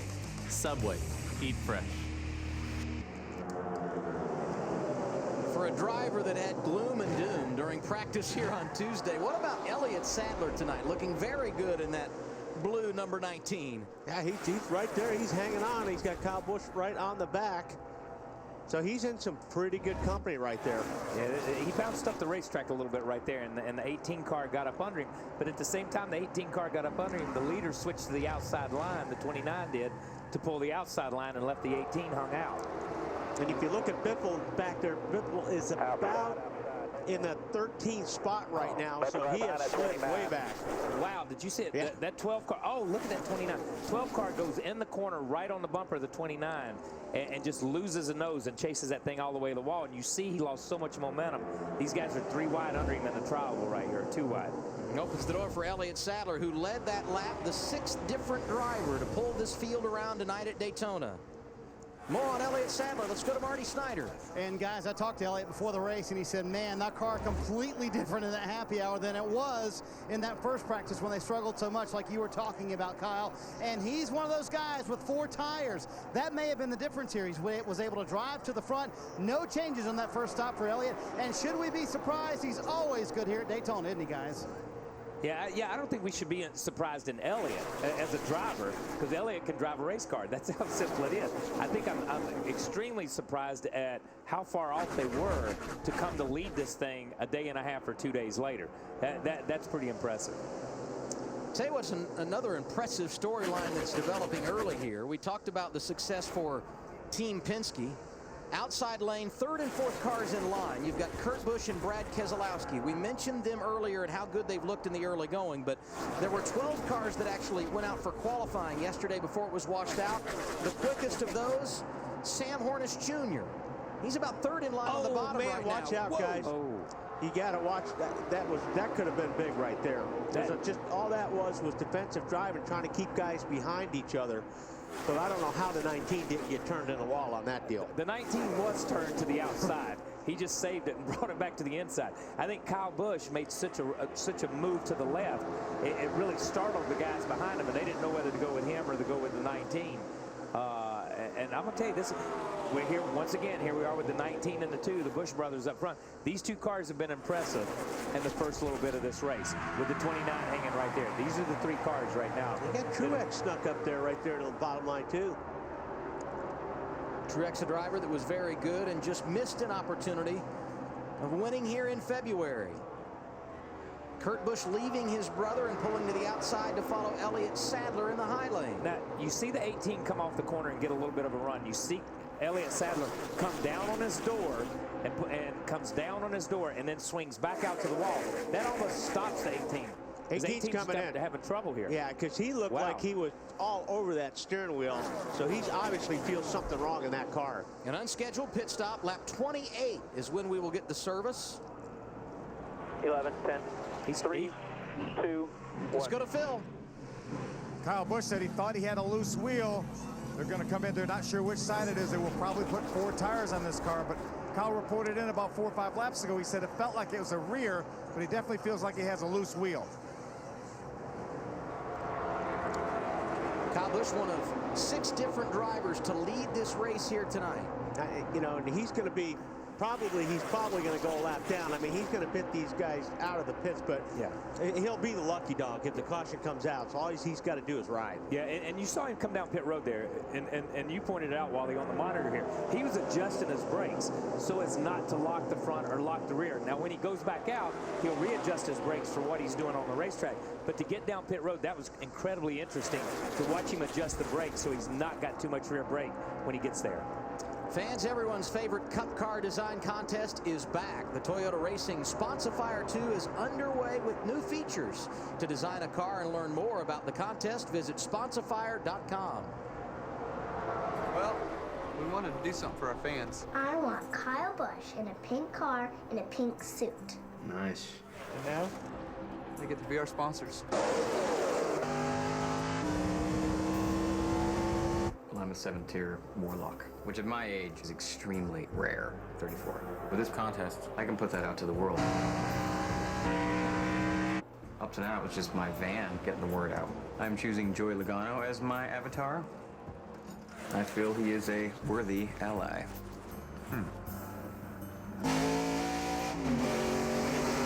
This has always been artistic. And she loves those cats. I'm a little over it, to be honest with you. Who doesn't like kittens, bunnies, and little baby seals? I love you. Oh, thank you, sweetheart. No, write that on the spoiler. Okay. Design a new car, win new prizes at ToyotaRacing.com.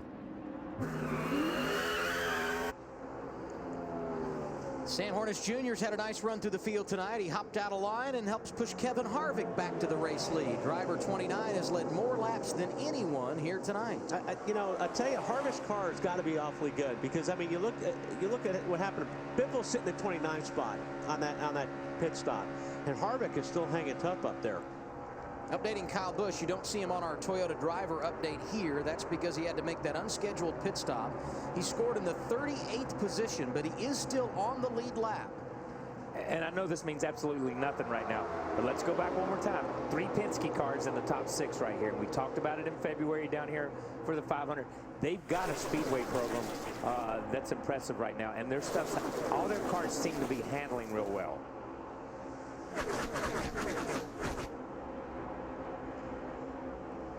You know, Harvick will drive his way back up there and lead the thing, and then they just leave him hanging. They'll go to the outside, they'll go to the inside, as we see Jeff Gordon go by here. He's dropped back a little bit, and these guys are trying to catch back up, but the field is so disjointed right now. You see them get to the corner, they're 3 wide. When they get back in line, they just barely catch up with each other, and then they get to the corner and they spread out again. Some of these guys are working a little bit better up top than they are on the bottom. Some a little bit better on the bottom than they are up top. But they've got to give each other room when they get to the corner to let these things slide a little bit as you see them working around. And you have 7 laps left to log on to NASCAR.com/TNT Million and get your picks in. Perhaps Kyle Busch having to make an early unscheduled pit stop means you need to make some changes to your selections. Pick the top 10 finishers in tonight's race in the correct order. You could win up to $1 million, and just by playing, you definitely could win 1,000 bucks. 7 different leaders in this race tonight. 34 of the 160 laps complete. 2 drivers that we have definitely kept our eye on. Kevin Harvick, who's led 19 laps, and Kurt Busch, who is pulling the field around now. And I'll tell you something we haven't discussed a great deal, the top running Toyota, David Rudiman, has been solid here this evening. Yeah, you kind of look up and you don't even know where these guys came from. You've got Rudiman's up there. Let's try to get on board somebody here. I'd like to see how much these guys are working the throttle. Because, you know, Kyle was talking about these cars going up the racetrack, and a lot of times you'll drive down in here, get off the throttle, the car just slides up there. You've got to give it all the racetrack. You can hear him working the throttle right there. And he's working the throttle because it knows something's not gripping. I don't know if somebody was up above him or not. But when you hear somebody stabbing the throttle like that, it's because you're waiting for the car to grip before you can get back all the way in it. And now all of a sudden Harvick's losing a lot of spots. Yeah, and it's funny because he had the lift coming out of turn 2. That was down the back stretch. Let's see. He was able to run through that corner wide open. You know, a lot of times down here you'll see drivers and you'll run behind somebody and their car's not exactly right. And as we ride with Kevin Harvick right here, a lot of drivers will come down into the corner and ease out before they get to the corner. Yeah, you see that thing get awfully loose right there. Yeah, right there. Oh, that's pretty close quarters right there. Guys, all I know is I think Kevin Harvick in that 29 car that has fallen back to 15th, and you look at Greg Biffle has fallen back to 29th. They are now paying the price for changing just 2 right side tires. I agree with you, Larry. That's why I was shocked when they did it. Just knowing how this racetrack is for this race, those guys go with 2 tires. Because I mean, I just think you have to go with four tires tonight, unless it's towards the end of the race. Well, they know now it won't work. More on the 29 with Marty Snyder. As you can tell, way too loose, guys. You can tell from that replay, but you can hear Kevin's voice after that stop. He kind of wanted 4 on that stop, but I think what happened was they're all the way at the turn 1 end of pit road, the very first stall at the end of pit road. They saw everybody else take 4, so Wally and Kyle, I think Gil Martin felt like he had to take 2 there just to keep the track position to keep up with everybody else. You know, follow their strategy. Yeah, you know, but if you're going to win a race like this kind of race, you can't follow everybody else's strategy. You got to, and especially when you had the car that Kevin Harvick looked like he had when the race started, because he just drove back up anytime he wanted to drive. These guys he's racing have better tires than he does now. It's not an even deal. Yeah. You talk about, in other sports, you talk about playing an opponent and not playing the opponent's game, playing your own game. Right there, if that is a fact, then Gil and those guys let the other teams play them. And that's not how you win games. That's not how you win a race. First leads the way for race fans. First is the HTC Evo 4G, and it's only from Sprint.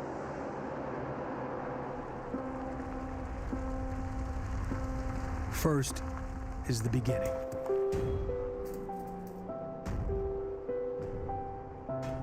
First leads. First kicks open the door and possibilities follow.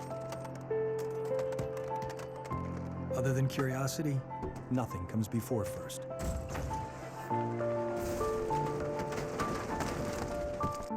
The greatest thing since first is first. First resets everything. First takes us places we've never been.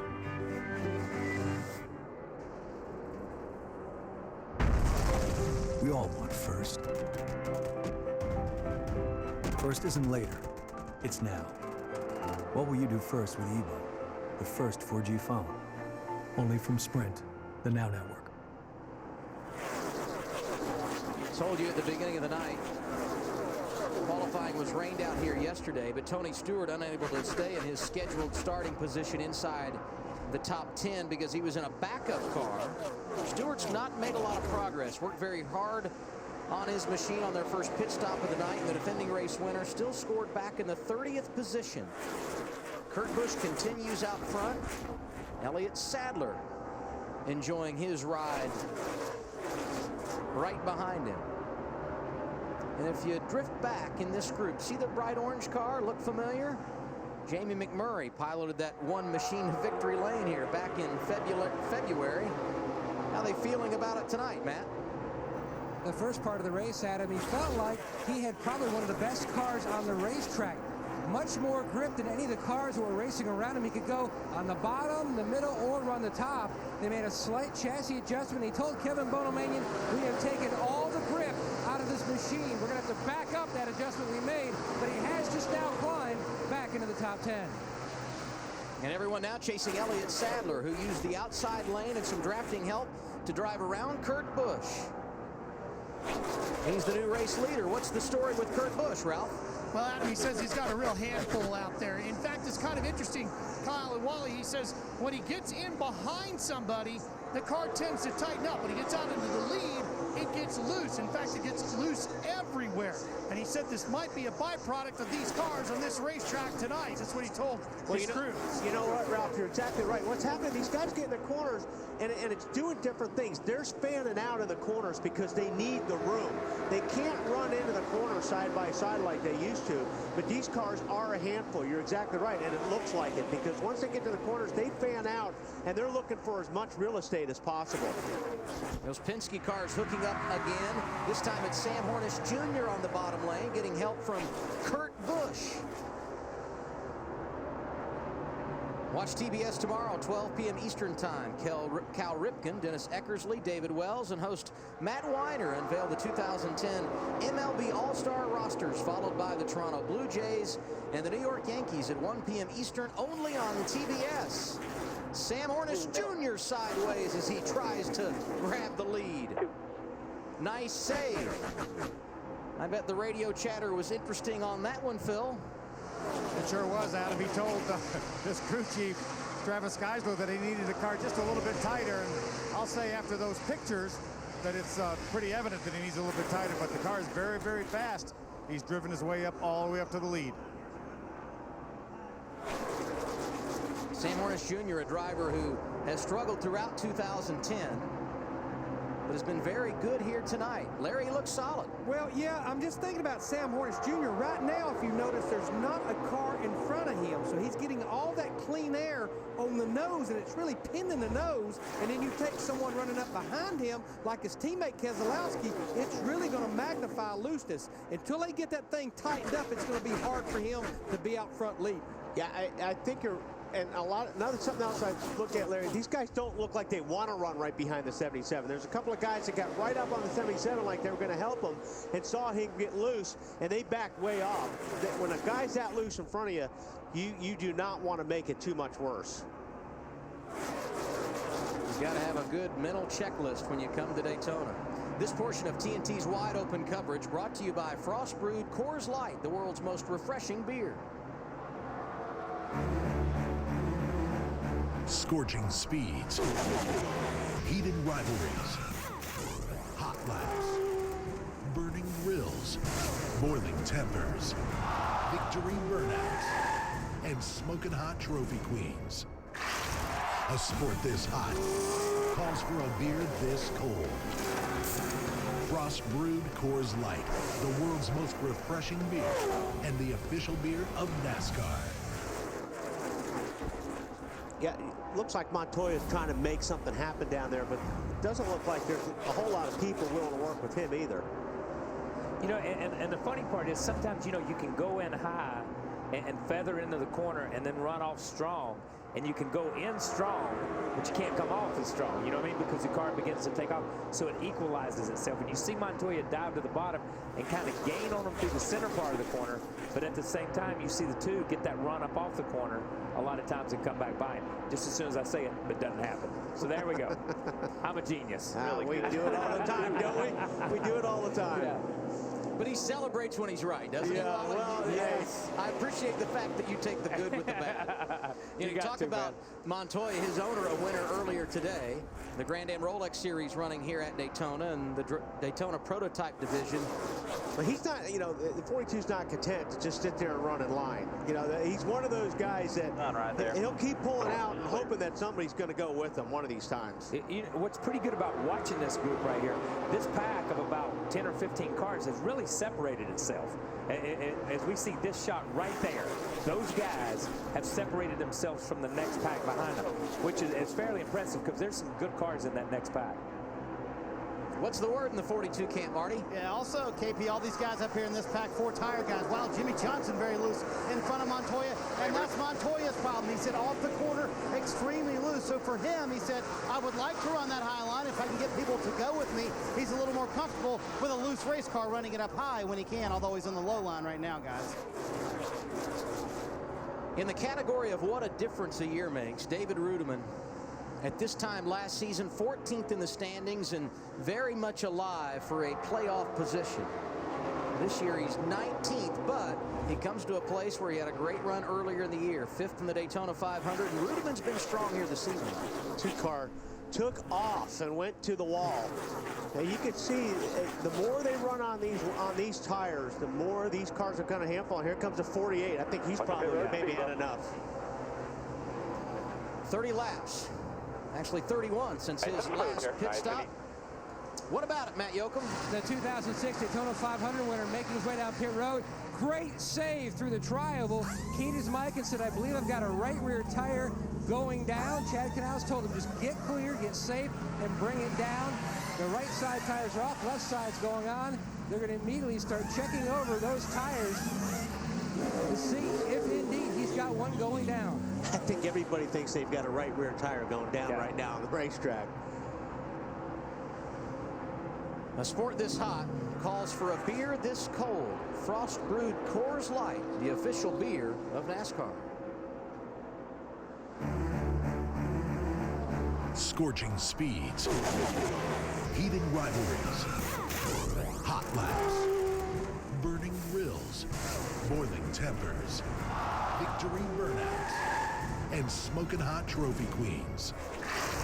A sport this hot calls for a beer this cold. Frost Brewed Coors Light, the world's most refreshing beer and the official beer of NASCAR. A pit stop for Jimmy Johnson at lap 47. Lap 48 bringing A.J. Allmendinger down the pit lane. Meanwhile, it's Sam Hornish Jr. who pulls Allmendinger's teammate around, Elliott Sadler in the runner-up position. More on Jimmy Johnson and his stop a minute ago. Let's go back down to Matt. And Jimmy just told Chad Canals the car is fine. And when you look at the tires that came off, indeed the right rear had started to chunk and the carcass had started to separate the center section of that tire. So Jimmy did indeed have a major tire issue going on. We talked about the 55-mile-per-hour speed limit here at Daytona. It can be tough under green. Let's look back at Jimmy Johnson when he came down a moment ago. Coming off on the outside, trying to come outside on you, coming outside. That was a good move by Jeff Burton. I mean, the 48 got in there. I don't even think. See, you never saw a hand or anything come up. Normally, you're going to tell the guy behind you you're coming into pit lane. Now, Jimmy Johnson may have decided he needed to do it right at the last second. But I'll tell you what, when you're following somebody, they decide to hit pit lane before they let you know. It's close. Jeff Burton did a nice job avoiding the 48. Now, the interesting part here, you see these two guys running together. You know what I mean? And these are the two guys that the 18, where the leaders at? Right here? Yep. Right here behind them. But at least these two guys can get hooked up. And the 48 has better tires, and maybe he could drag the 18. So the 18 never gets lapped because the 18 thought he had a loose wheel. The 48 thought he had a flat tire. So as those guys pit, they may be able to catch the cycle enough, even though they're off cycle like we saw last week with Tony Stewart. Tony Stewart came back to finish second. So it's not as bad at this stage in the race as you may think. The problem is you got the 48 and the 18 if they get lapped. That's what I was going to say. Yeah, that's right, the only problem. Exactly. Those guys they've got to run hard.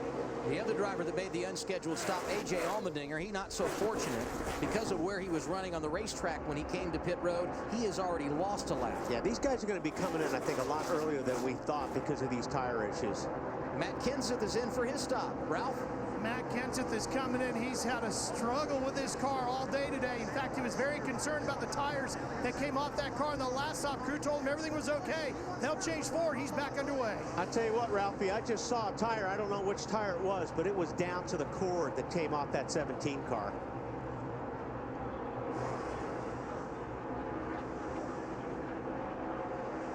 So Matt Kenseth, another one of those drivers that comes here under green earlier than what we would have thought the pit window would be. All the while, Sam Hornish Jr. continues to lead. Tony Stewart's working hard behind the wheel of his 14 car, but it looks like he's been working pretty hard off the track. Let's take a look. Tony Stewart loves flame broiling like it's his job.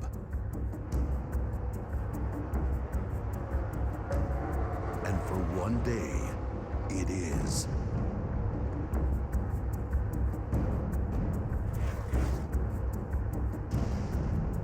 He's working a shift at a real BK to sell the Smoky Cheddar Steakhouse XT.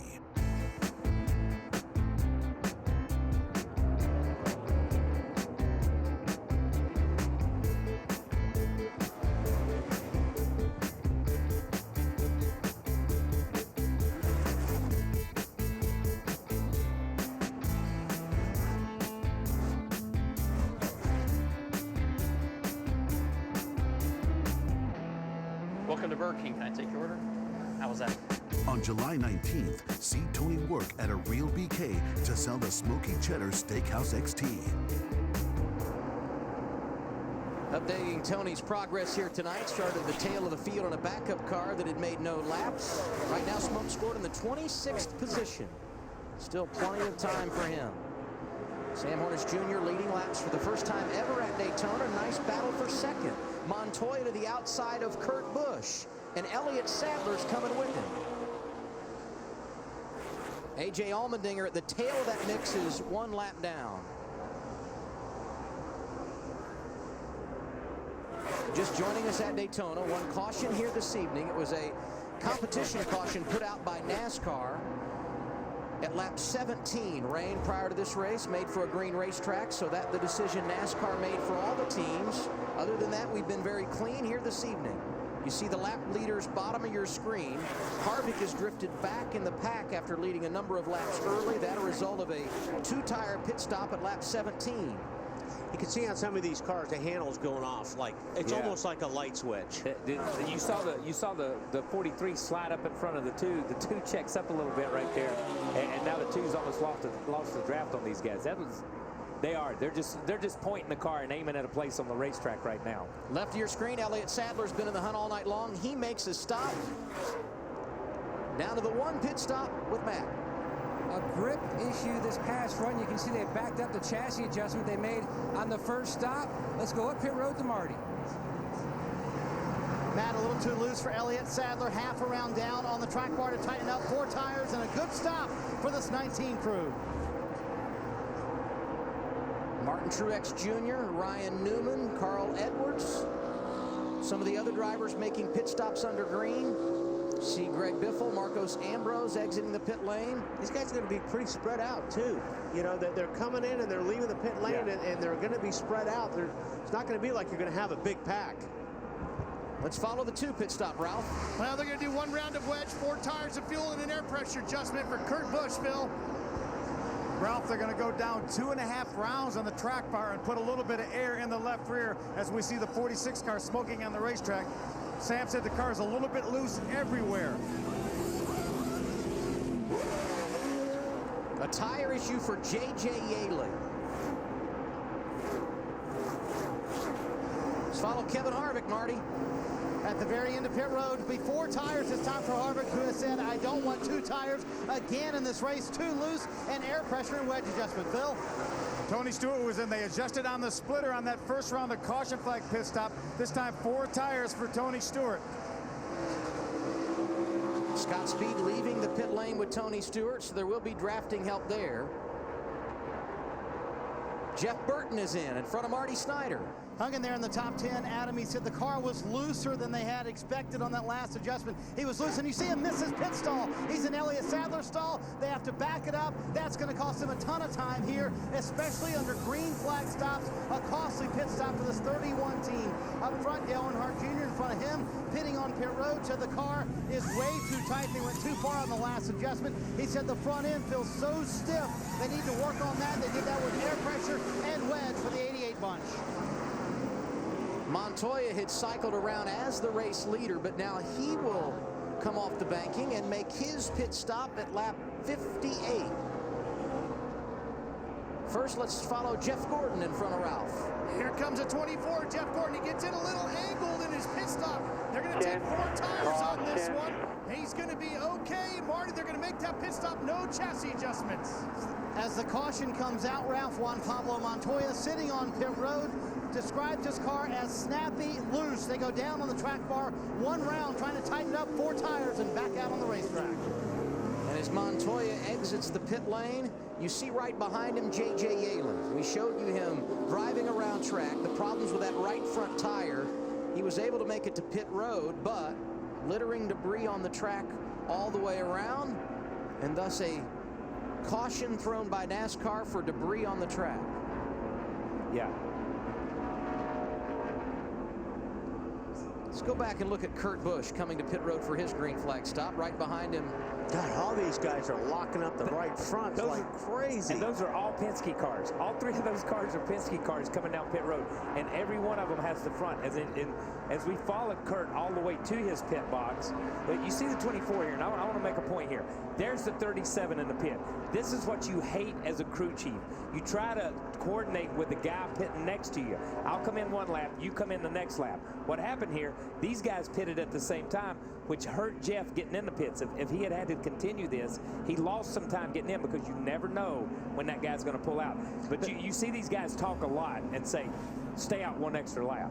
But another thing on this front brake thing, guys, you can't, as loose as these cars are, you have to have a lot of front brake, because if you even touch the brake on this place and you're loose, you are going to be spinning out. So that's why these guys have so much front brake dialed into these cars. It hurts them getting on a pit lane, but it saves them from crashing during the green flag. Yeah, and I think that's what we saw some of Kyle Busch doing when he come in, was trying to adjust some of that out so that he didn't have those issues coming in. So he didn't come in and lock the fronts and flat spots the fronts. He wanted to lock, he tried to get as equal as he could at the time. Hey guys, that caution was a huge break for Kyle Busch, because it was only going to be about 6 to 8 laps before he was going to have to make another green flag stop. So this kind of puts him even with everybody. Now we know everyone that just pitted in the last 3 to 4 laps possibly will not come back to pit road, but you've got a lot of guys like Jimmy Johnson, the 48, a lot of them back in the pack on the lead lap. I think you'll see a lot of cars pit right here, since you've got a chance and an opportunity to make more adjustments. The free pass to Robert Richardson Jr. And there you see Kyle Busch. Let's follow up on the issue Matt Kenseth had with his tire, Ralph. Well, we've been able to chase this down. Here it is, hidden back in here. You can see that tire, and here's that problem that Wally saw. Look at that right rear tire, Wally. They have really chewed right through this thing. In fact, they're coming back in to put 4 more new tires on for Matt Kenseth here as quick as they can get him in. Matt had asked about the tires on the first pit stop. Crew told him everything was okay. I don't suppose a crew chief would ever lie to his driver, would he, to make him feel more confident, would he? I'll tell you, that's incredible. That really is. That to eat up the tire like that, I don't know how much adjustment you can make to fix that. Yeah, and part of that's coming in the pits and sliding on it, but it was eat up pretty bad when you start looking at the stuff. But that was a rear tire. Yeah, that was a rear tire, and that's the issue. When you're hanging on that much and it's that loose. Talked about the brake for Kyle Busch. He's getting his service now, Phil. He is. They said they're going to have to work on the left rear stud. Remember that unscheduled pit stop was due to a loose left rear wheel. They're going to have to work on the studs and clean up the threads, Matt.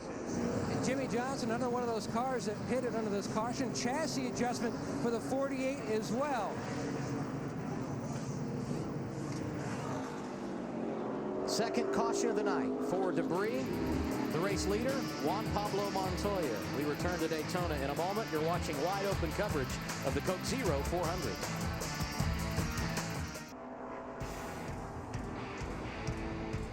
We have just about cleaned up caution number 2 here at Daytona and the Coke Zero 400. Good to have you with us for NASCAR on TNT on this 4th of July weekend. Juan Pablo Montoya, the race leader. Jeff Gordon, Reed Sorensen, Brad Keselowski, and Elliott Sadler, the top 5.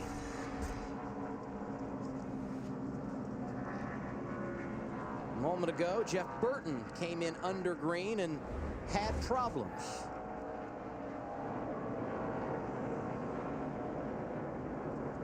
Marty? And guys, what Jeff said is when he came to his pit box, you could see, he said he couldn't see his sign. He was going towards Elliott Sadler's box, looking for that 31 sign. They just put back over the wall right there. So what they've done, they have now rigged a light to the top of that sign. Jeff requested that a light be on his sign so that he could see it when he came to pit road. They're working on that right now as we speak, trying to make the light on top of the sign. And guys, Kamawala, you know it's hard any day on pit road to see your sign, much less at night, and you don't really know what you're looking for, so Jeff requested a light on his sign. But I'm a little surprised. You know, normally I always had my crew chief count me down. You know, if we were 8 spots away, you know, 8, 7, 6, 5, it would help you look in the direction where you're going to turn left. That situation, there was nobody on pit road in front of him, which is just, that's really, that's a mistake that Jeff Burton normally doesn't make. Yeah, normally doesn't make. And like you said, your crew chief would count you down, or the spotter would count you down. You know what I mean? One or the other. And obviously, he was just focused on something and his eyes locked in. Coming up, a look at Piranha 3D in theaters everywhere on August 20th. This summer, 3D shows its teeth.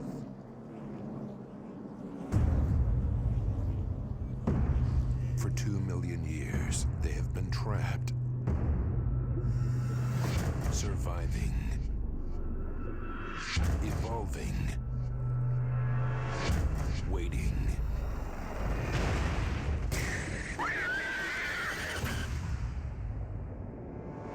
I'm thinking about closing the lake. There's us and there's 20,000 kids. You do the math. They hunt in packs. The first bite draws blood. The blood draws the pack. They're coming! Please help! This summer, I need the National Guard. 3D I need all the forces in your power to deploy. shows its teeth. Oh my God. Piranha 3D. This film is not yet rated. A couple of other items here under caution. We pointed out this being a good opportunity for Kyle Busch to get back on cycle with other cars up front. Not as good for his brother Kurt under caution, who made a pit stop and was caught speeding. He just came back down and topped off the fuel tank, so he will be a little bit better in regard to fuel mileage than some of the other drivers, but unfortunately he has lost a great deal of track position. Phil Parsons.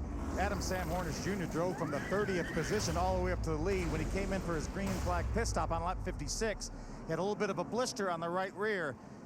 His crew chief, Travis Geisler, said it's definitely a heat issue, but the Goodyear engineers have assured him that their tires look among the best on pit road right now. Montoya, a pair of top 10 finishes this year in the 2 restrictor plate races. The race leader, outside of him, Jeff Gordon. And right behind Montoya, Reed Sorensen started at the back of the field tonight in a backup car that had no laps on it because of an incident here in the happy hour practice session on Thursday. I would say so far so good for Team Red Bull. Right behind him, Brad Keselowski. Those the front 2 rows, and you heard the report from Phil Parsons on Sam Hornish Jr. He restarts 6th. To the inside of him, Elliott Sadler, who's been very strong in the early going here this evening. We will complete lap 63 when drivers take the green flag and cross the start-finish line. It's time to go back at it here at Daytona.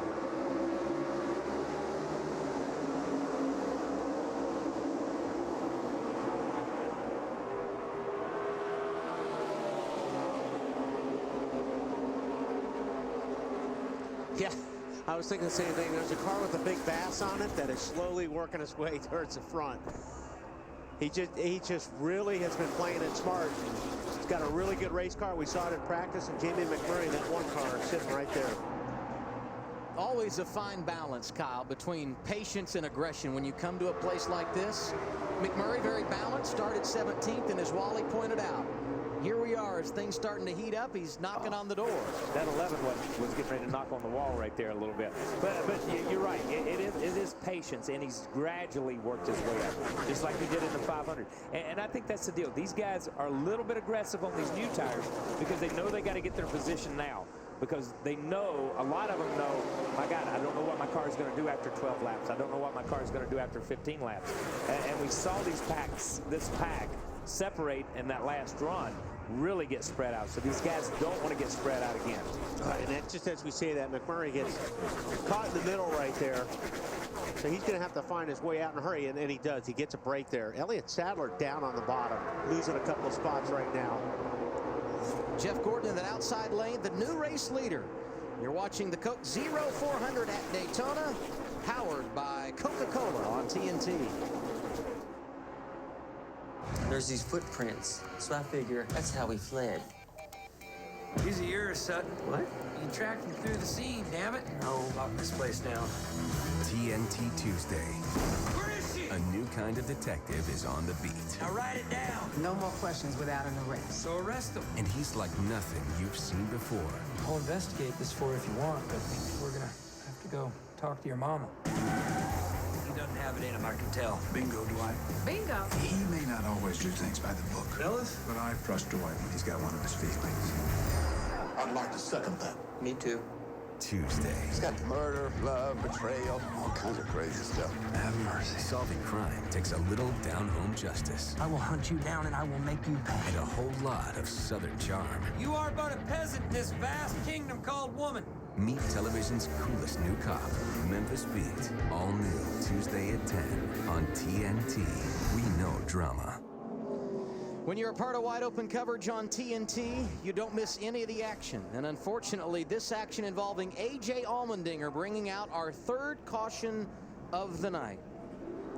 Yeah, and he just, I don't know if he came off the corner and got loose or got tapped in the rear. He just shot out of the pack right here. You see him right here, 31 behind him. He tucks down under.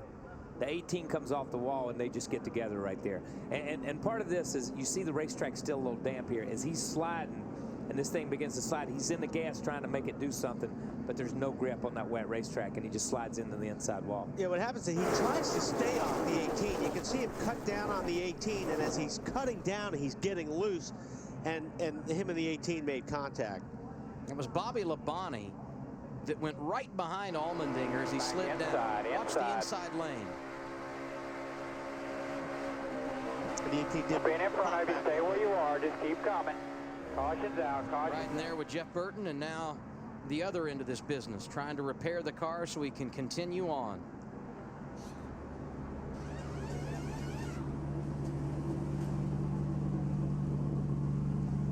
Best career finish for AJ was here in 2009 in the Daytona 500, and he had been on quite a roll lately in 2010, but he will be a driver that won't figure into the finish here this evening. I don't think I'd want to drive that, do you? I don't want the spoiler that far down, but it'd be good for qualifying. For one lap. One lap. Mike Bliss received the free pass and a little shot fake from Kevin Harvick and some of the others, but behind him, here they come down pit road, led by Casey Kane. He's the first to elect to get some service here. Matt? And it's been a work in progress for the 9 team. Again, another track bar adjustment. Casey too free on the bottom, but definitely cannot run the top. Way too free up there. Air pressure change as well, Phil. Jimmy Johnson, 4-time champion, came in. Little quick pit work here. Looked like 2 tires for the Cobalt car.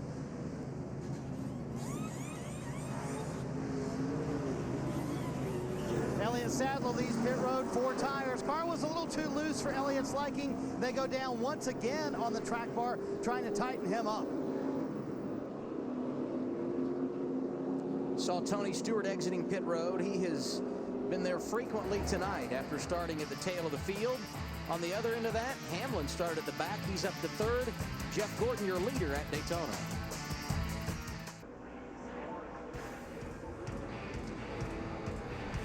"12 laps from halfway in the Coke Zero 400 at Daytona.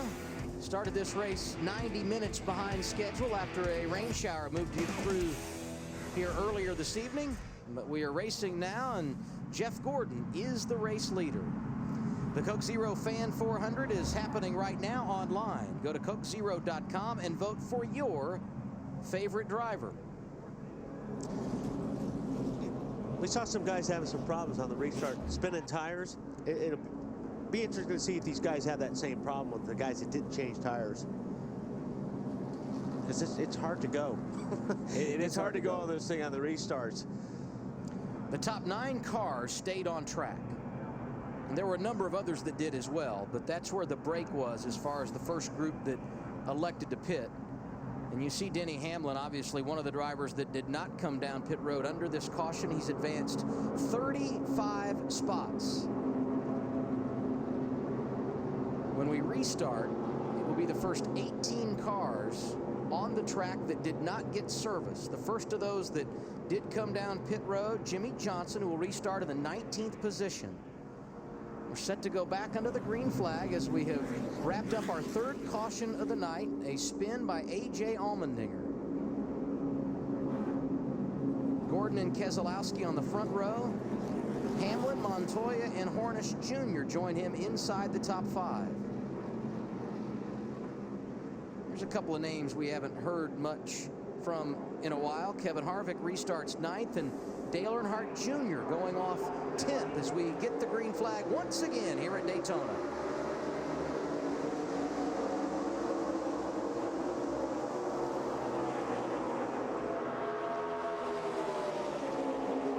Montoya's all over that 12 car pushing him down in that corner. Oh, wow. That's almost too far.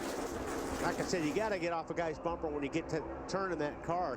The 12 didn't get a good start, but the 42 kind of helped him on that. Pushed him back right up there going down the straightaway, and he's continuing to push him.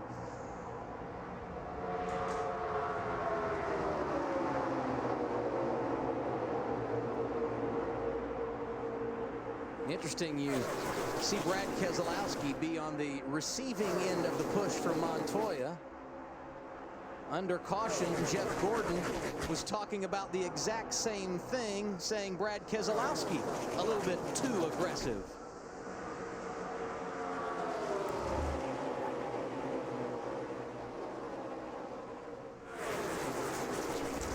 Yeah, like I said, what happens, we had a little problem there with the audio, but what happens is it's all right to lean on a guy going down the straightaway. You just got to breathe the car. You got to get off the guy's bumper, you know, before you start turning the wheel, because if you're still on the guy's bumper when you turn the wheel, you're going to turn him sideways. Yeah, it takes a 17, 18, 21-foot car and makes it a 42-foot car. And the guy in front is turning left where you still got your steering wheel pointed straight. As he turns left, you're just pushing through him, and it turns him around getting in the corner. That's why you got to breathe it a little bit and let that guy have some room to get into the corner and then go back to him. That's basically what Jeff Gordon was saying. We didn't have the audio, and we apologize for that, but he said, tell the 12 to be careful. He'll wreck us all. Here comes Dale Earnhardt Jr. More from him on Marty. It's been an up and down night for Dale Earnhardt Jr. Currently going the correct direction, though. He said earlier that they went too far with an adjustment. The car was way too tight. He said the front end is just so stiff, guys. It almost feels like there's a vibration out there. How rough the ride is out there feels like a vibration in the car. That's a pretty rough ride, isn't it, Kyle? Yeah, it's really. But as we're talking about Dale Jr., he didn't give that 00 any room as they came up off the corner and got into him a little bit. Had to check out. And when Dale Jr. had to check up, they just freight trained him on both sides. After inventing a drink with real Coke taste and 0 calories, Coke Zero now gives NASCAR fans an exclusive peek at Jeff Burton's pit stop.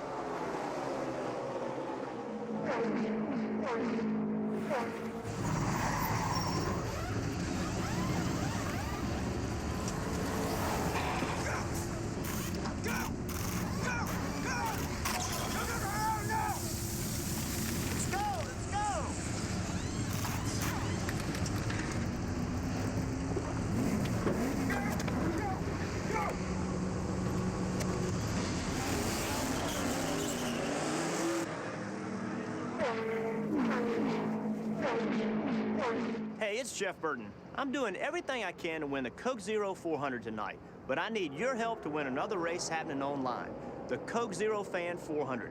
Go to CokeZero.com and vote for me. And listen, if you're the fan of another driver and plan on voting for him, just don't bother going online. Just sit there and watch the race.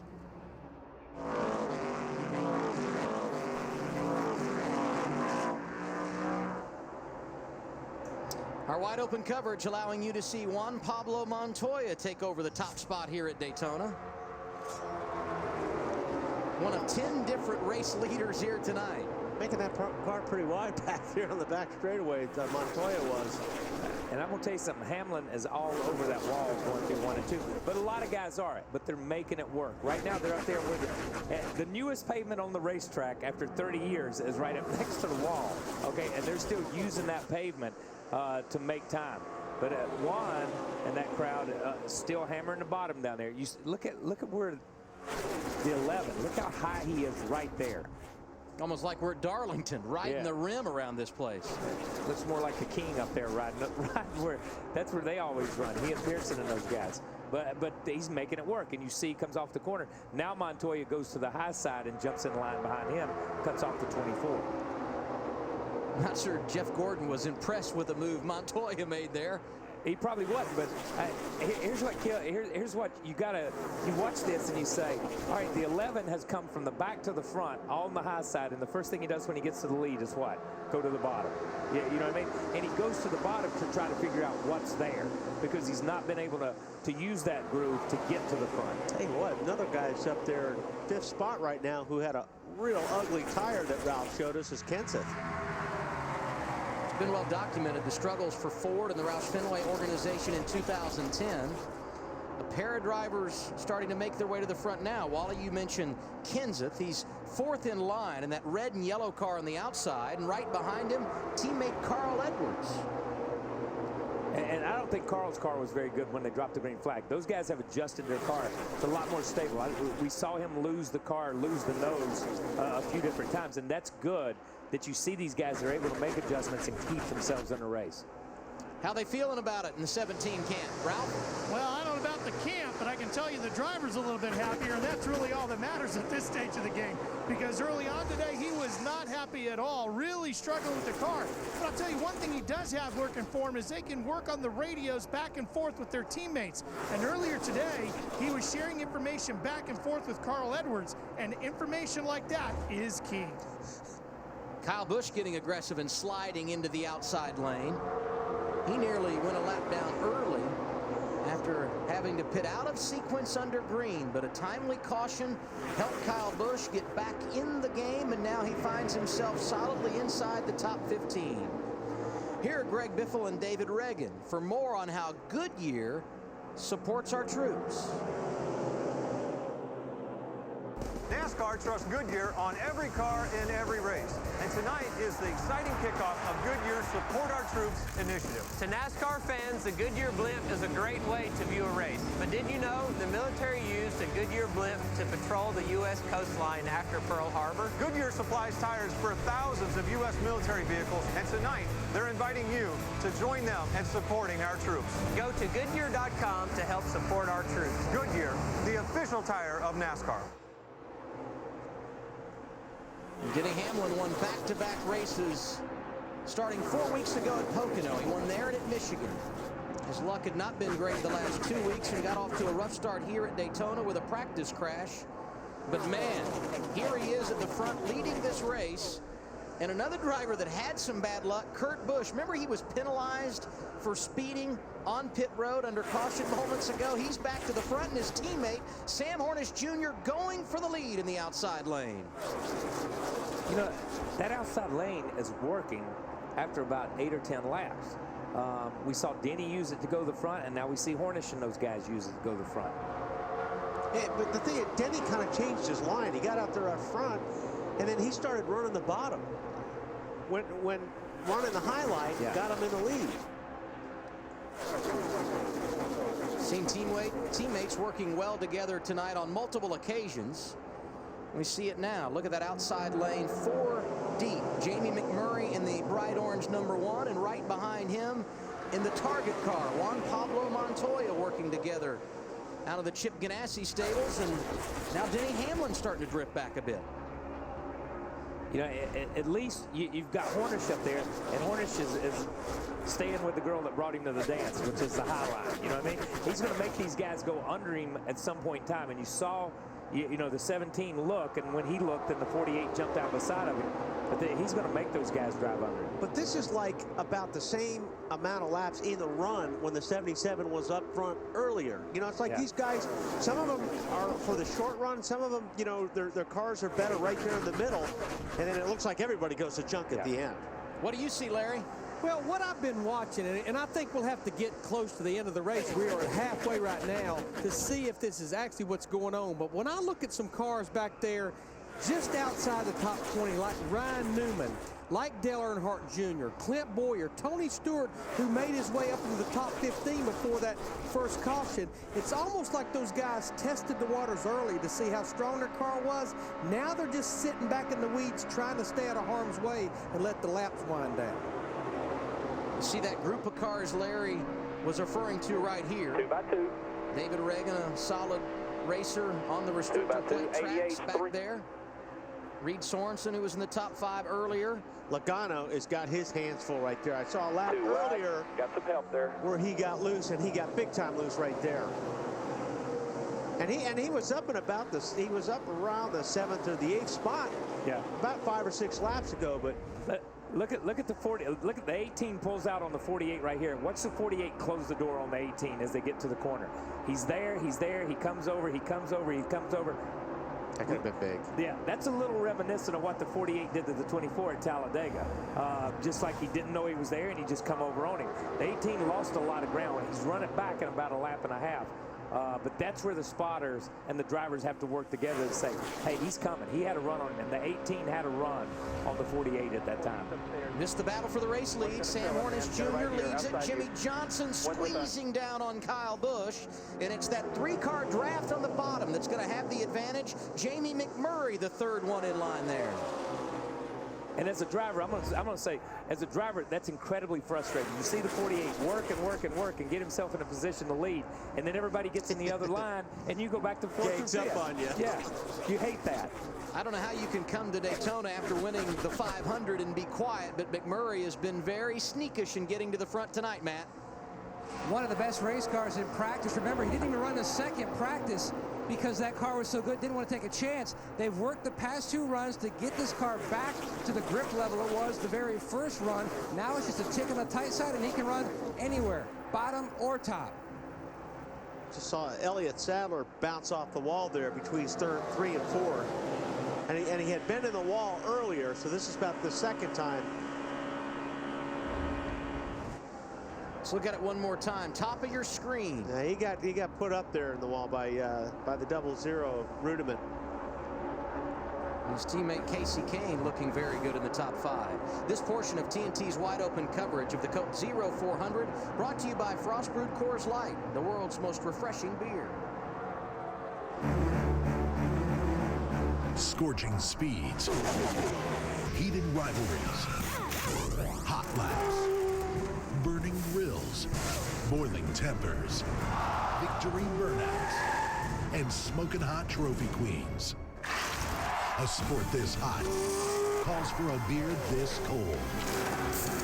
Frost Brewed Coors Light, the world's most refreshing beer and the official beer of NASCAR.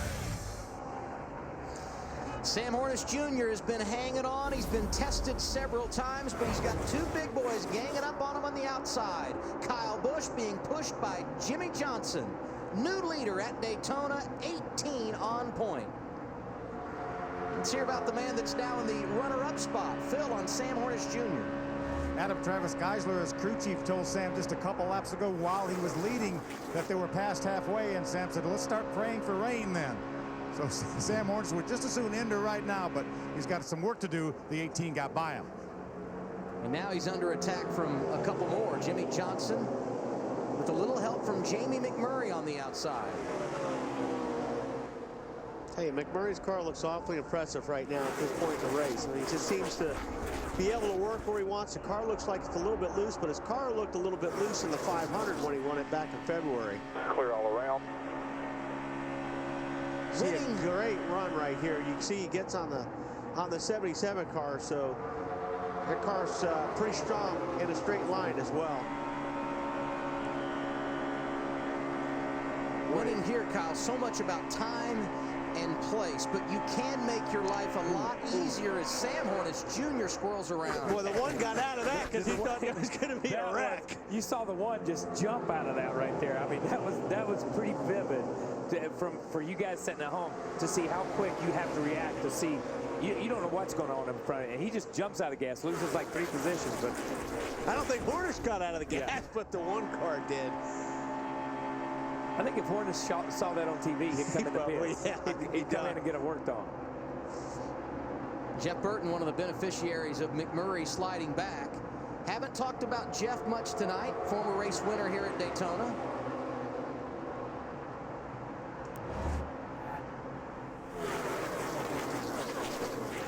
Of course, Burton had that issue on pit road where he lost a number of positions, but has been able to dig in and rally back into the top 5. But what saved him, they talked about the 18 being saved. You know, we talked about the 18 being saved because of that caution. The caution saved Burton too, because he was going to be in a totally different pack and a totally different race if we had come out under green. But the caution kept him in the pack, and he's found his way back to the front. But once again, we're seeing these guys after a number of laps get so spread out. Kyle Busch, the man that leads them all.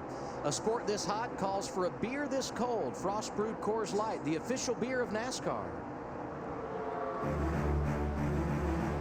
Scorching speeds, heated rivalries, hot laps, burning grills, boiling tempers, victory burnouts, and smoking hot trophy queens. A sport this hot calls for a beer this cold. Frost brewed Coors Light, the world's most refreshing beer and the official beer of NASCAR. Talked about Jeff Burton a moment ago and the adversities he has dealt with tonight. He is 4th right now, 6 spots behind him. Kurt Busch, who was sideways off the corner. Nice save on the 2. Let's go down to Larry McReynolds. Well, guys, there's a lot of these drivers that are running up there in the top 8 to 12 that they elected to stay out the last 2 cautions because they pitted right before that caution at lap 58. So within 4 to 8 laps, you're going to see Montoya. You're going to see Hornish Jr., Keselowski, Rudeman, Jeff Gordon, Kevin Harvick. A lot of those guys are going to have to make a green flag pit stop here in about the next 6 to 8 laps. The drivers in 1st and 2nd right now, Kyle Busch and Juan Pablo Montoya, last pitted under caution at lap 67. Excuse me, Jimmy Johnson pitted at lap 67. Montoya, part of that group that Larry mentioned, that did not come in under caution.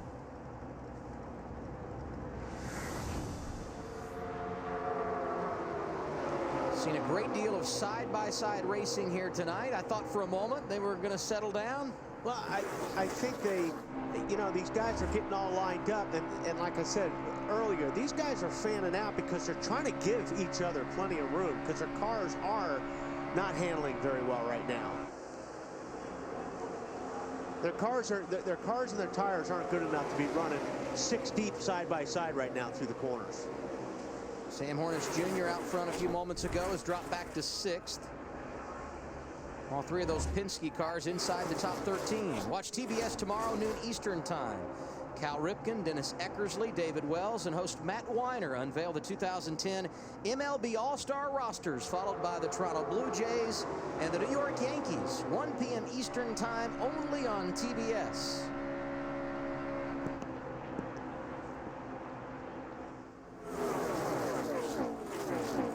Jeff Burton riding in the third position there. It's Kyle Busch leading. NASCAR Sprint Cup fans, what will you do first with Evo, the first 4G phone? Start creating first with the Everything Data Plan. More than ever, it's easier to do more than just make a phone call. First has an 8-megapixel HD camera and can stream live video to the web. First has an HDMI out. First shares Wi-Fi with 8 devices at once. First isn't Jimmy Johnson, although he does come in first a lot. First has a kickstand for watching video. What will you do first with Evo, the first 4G phone? Only from Sprint, the Now Network. There aren't many of us who use a cell phone just to make phone calls. But when AT&T or Verizon offer you an unlimited plan for $69.99, that's all it's good for, phone calls. With Sprint, for the same price, you get unlimited text, unlimited web, and unlimited calling to every mobile phone in America. Now that's more like it. $69.99 for unlimited text, web, and calling to any mobile in America. Only from Sprint. Kyle Busch continues to lead here at Daytona. One of 11 different drivers that have been out front tonight. Driver 18 has led 12 circuits. Jimmy Johnson led the first lap of the night, and he is working that steering wheel as he drives to the outside. I think it looked like it was loose getting in. Yeah. It just rotates down in the corner. They look a lot, and if it looks like this from the TV, I can't imagine what it feels like sitting inside one of these things. Let's find out what the situation is with Jimmy Johnson. Down to Matt Yocum. A bunch of Chevrolets behind, trying to help him team up on the Toyota in front. But Jimmy, 10 laps ago, said the car is building toward the loose side. And then about 2 laps ago, he said this thing is definitely loose. You can definitely see when he gets in the corner, that car goes into a nice drift. Yeah, when you watch their hands, and when they turn left into the corner, and you see their hand go way to the right, like that, that's sideways, that's loose. And I'm on, that one car is coming.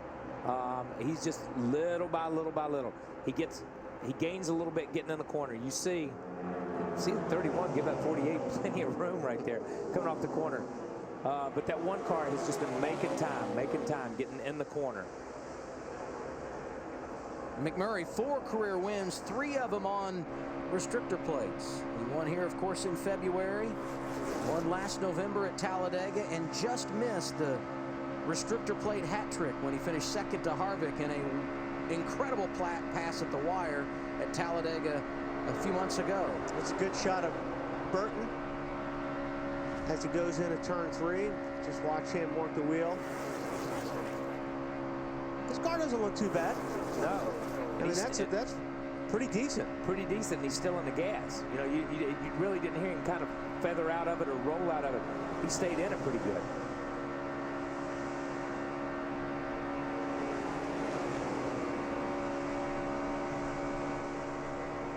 More on Jeff Burton with Marty. Well, if there's a car handling well at this point, if that's possible at this point, guys, I would say it's a 31 car. He has driven his way back to the front here, and Todd Berrier told him when they were buried back in the field earlier when this restart happened, don't worry, the good handling cars will come to the front, and that's exactly what's happened for Jeff Burton. He said it's a little bit loose, but I would say one of the best handling cars here on the racetrack, and that shows on the lap times as well, guys. Remember before the race tonight, Burton talked about how he was going to drive Daytona. A little bit out of the ordinary. He compared it to Michigan at the time or someplace like that, and I looked at Larry when he said it, and I'm like, what's he talking about? But really, Wally hit on it a minute ago. These guys get all over each other down the straightaways just like they do at Michigan, and as soon as they get to the corner, boom, they all find a comfortable place and give each other plenty of room, and then they line back up down the straightaways. Saw a perfect example of it there. Montoya running a completely different line than Keselowski and Kane. The 3 red cars lined up. That's 5th, 6th, and 7th. David Rudiman's been good tonight. He's in 10th and trying to maintain that position. Not going to do it. Kurt Busch rallying back to the front. Truex and Gordon there as well.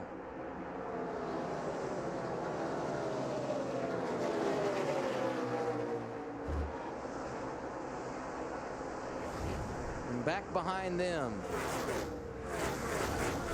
a pack of drivers that you would anticipate at some point would push the button and get to the front. Larry McReynolds referred to him. Tony Stewart among those drivers running back outside the top 20. His teammate Ryan Newman was back there. Mark Martin, you see, is there. Yeah, you know, there's Dale Jr. And we heard a lot of drivers while we were waiting on the rain delay talk about, you know, the racetrack is just all worn out. It's got a lot of character. It's fun to race on. You got to be able to make your car work. You got to be able to drive the car. You got to be able to do this. You got to be able to do that, whatever it may be. But it's funny. Drivers kind of, and as we see these guys come down pit road, drivers kind of like this kind of racetrack, but at the same time, it's not what we're used to seeing at Daytona in the past. It's not the packs. Green flag pit stops underway, and all the Penske teams coming down at lap 98. Phil? Adam, Sam Hornish is in. They're going to raise the track bar 1 round, and they're going to put a little wedge in the left rear. He was loose in, loose off, and tight in the center. The 12er Brad Keselowski is loose everywhere.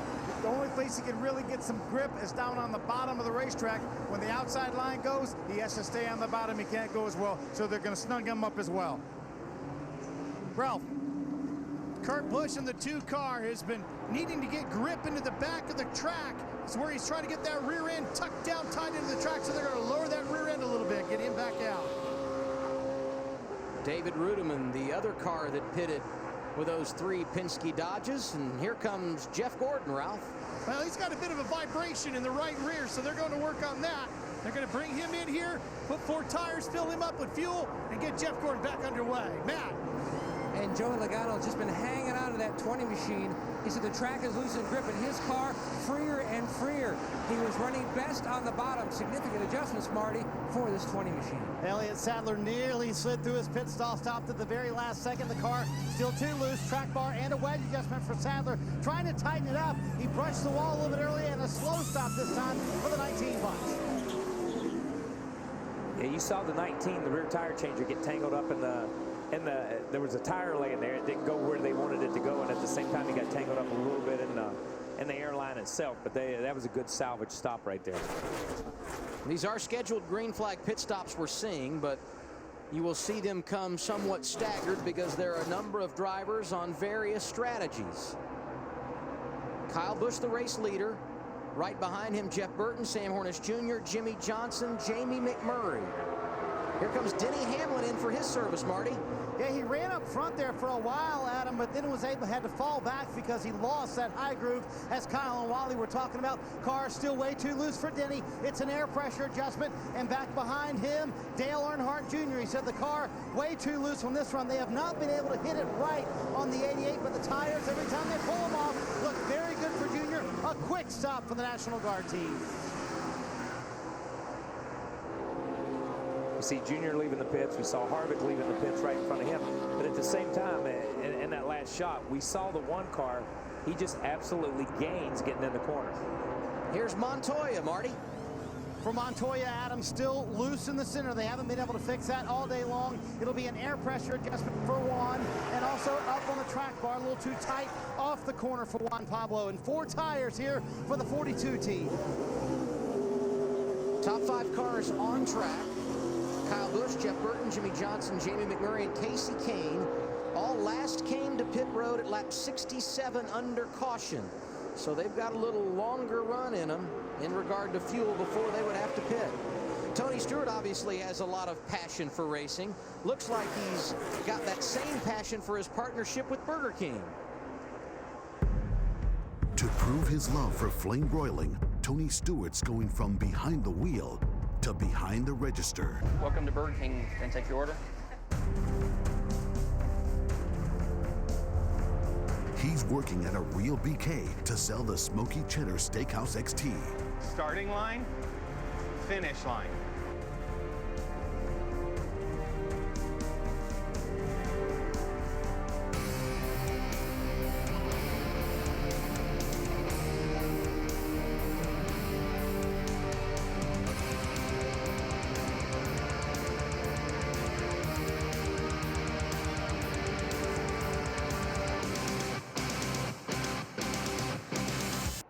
proper training to be doing this, and you guys are sending me up here to the Wolves. Watch Tony clock in to sell the Smoky Cheddar Steakhouse XT July 19th. Oh, he just turned us.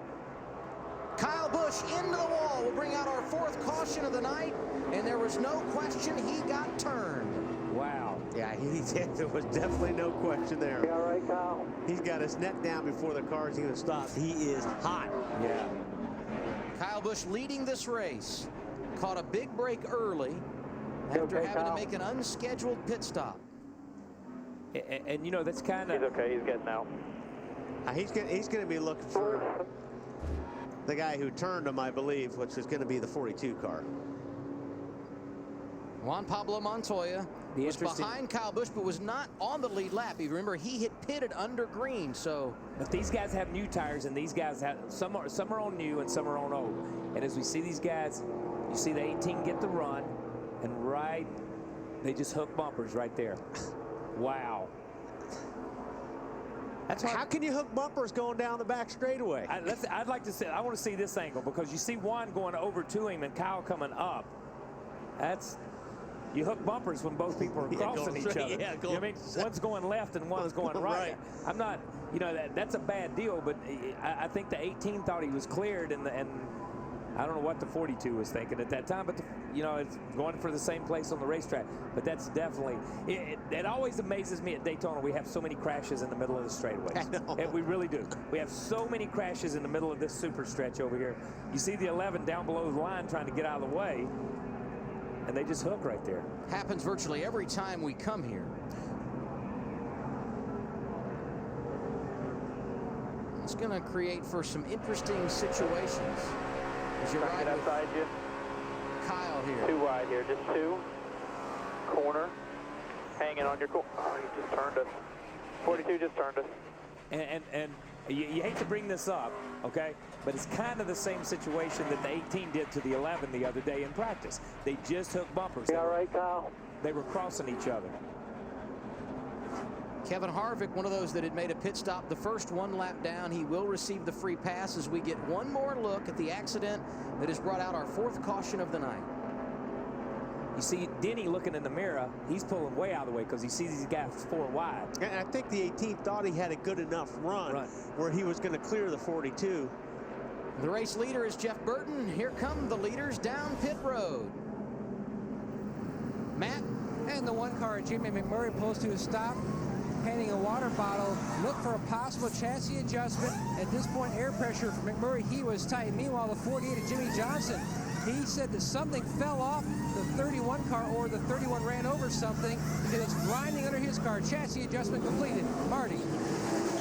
Indeed, Matt, the caution very fortunate for Jeff Burton, who said he felt like he had a right front tire going down or picked up a vibration there at the end of that run. We'll check those tires, but he said they were going to have to come. Phil?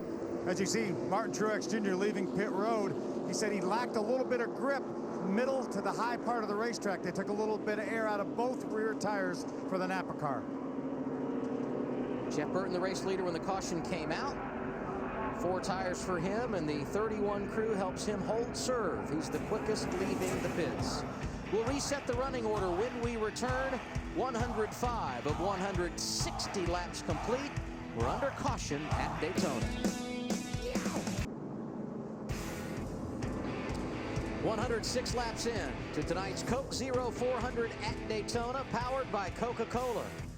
We're glad you're with us for NASCAR on TNT. Under caution for the 4th time tonight. Came out when race leader Kyle Busch hit the outside wall down the back straightaway. Juan Montoya involved in the incident. The leaders have been to pit road. Kevin Harvick just came in. He was the first car 1 lap down when the caution came out. He received the free pass, and a number of drivers in line for the wave around. Let's go down to Larry McReynolds. Well, what you're looking at here, Elliott Sadler, Joey Logano, there's about a dozen of them that just had made green flag pit stops. They're going to do the wave around. There's no question. Now, when everything cycles through, the team that really came out smelling like a rose is going to be that 5 car, Mark Martin. They were on pit road making their green flag pit stop. When the caution came out, they were able to stay on the lead lap because the field slowed down enough. They're going to actually be the leader of this race. So a big break for Mark Martin. And right behind him in line, Montoya, who was racing to stay on the lead lap with Kyle Busch when the leader got turned going down the back straightaway. Brad Keselowski, Sam Hornish Jr., Jeff Gordon, and Kurt Busch, the other drivers in that category. And then there's Jeff Burton. He was leading the race when the caution came out. He came down pit road. 8th is where he is scored right now. Kyle Busch, he's with Ralph Shaheen. Kyle, over the radio, Juan Pablo Montoya said you came up on him. What's your take on that incident? I don't even know what to say. Too many thoughts running through my head, but yeah, I guess it's my fault. Well, do you want to take a look at the replay? We got the replay right here. What do you see? That replay doesn't show anything. Okay, tell me how come. What really happened from your perspective then? I'm going down a straightaway as straight as I can be, and yeah, I guess I turned right across the nose of the 42 for nothing to do. Yeah, I wanted to wreck myself. Is this a case of two cars racing hard? Did you think you were clear and you just ran out of room? No, actually, what happens is that nobody really understands in these things is the draft. When you're beside somebody like that, they can move you. They have control on your car. And he was too close to my side, and it started turning me sideways down the straightaway without even touching me, just like I did to Denny. You know, he started turning before I even got him, or the 6 in practice. But, you know, when you have no grip on these tires, I was 2 laps away from pitting on old tires, and, you know, the thing just started rear steering on me down the straightaway, and I had no control over it. I didn't turn across the nose of the 42. Why would I do that? Why would I wreck myself? Leading the race, the fastest car, gonna win the thing, you know, but there's still a long ways to go. Who would have known? But thought we had the best car out there by far. Drove from the back to the front, and can't believe the interstate batteries, all centers, Camrys tore up again another week. But whatever. 3 consecutive weeks where Kyle Busch has struggled, and a pretty good explanation on what happened, really. A really good explanation. And after he got past the attitude part of it, where he said, hey, you know, I didn't wreck myself, I didn't do this, he was being sarcastic, that's okay. So all you fans out there, if you don't know what the sarcasm font looks like, that's what it looks like right there. He's just being a smart butt. That's okay. Nothing wrong with that. He just was leading the race, thought he could win. But what was interesting is, just like we said here in the booth, that's the same thing that happened to he and Denny the other day. He even said that's the same thing that happened when he was running with the 6 car. So there's some things going on out there that we don't see from up here. We can't comment on from up here. These guys feel the way the cars move around, and he just thought that at that point in time that did not need to happen. And Juan would probably say the same thing at this point. Top 6 cars as we get set for the restart did not pit under caution. Martin, Montoya, Keselowski, Hornish Jr., Jeff Gordon, and Kurt Busch. And now they wave off the restart. Right behind them from 8th on back are the drivers that actually came in and got service at lap 105. Coming up, a look at Piranha 3D in theaters everywhere on August 20th. This summer, 3D shows its teeth. For 2 million years, they have been trapped, surviving, evolving, waiting.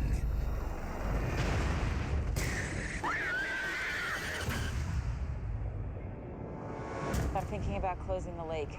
There's us and there's 20,000 kids. You do the math. They hunt in packs. The first bite draws blood. The blood draws the pack. They're coming! Please help! This summer, I need the National Guard. 3D I need all the forces in your power to deploy. shows its teeth. Oh my God.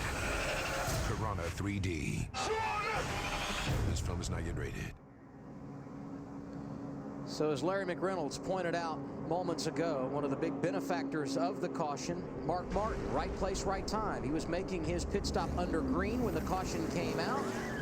Works out nicely because he is the race leader. And a number of other drivers using this caution to take advantage of the wave around. Among them, Elliott Sadler, Joey Logano, Paul Menard, Marcos Ambrose, David Rudiman, Ryan Newman, Dale Earnhardt Jr. When we get the green flag, there will be 34 cars on the lead lap. The first not on the lead lap, Denny Hamlin. And we will get the green as we put 110 laps on the board. And Mark chose the outside for the restart. I think that's the first time we've seen that tonight. 4 cautions, but now we are back under green at Daytona.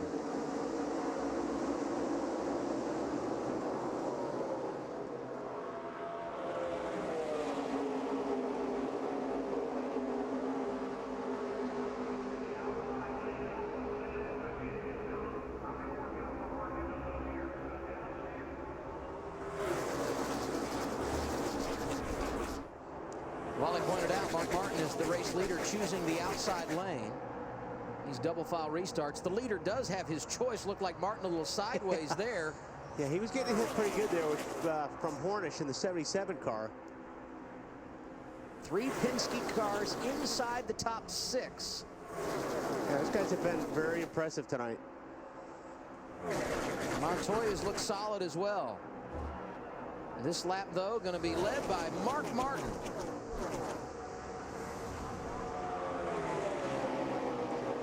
He becomes the 14th different leader.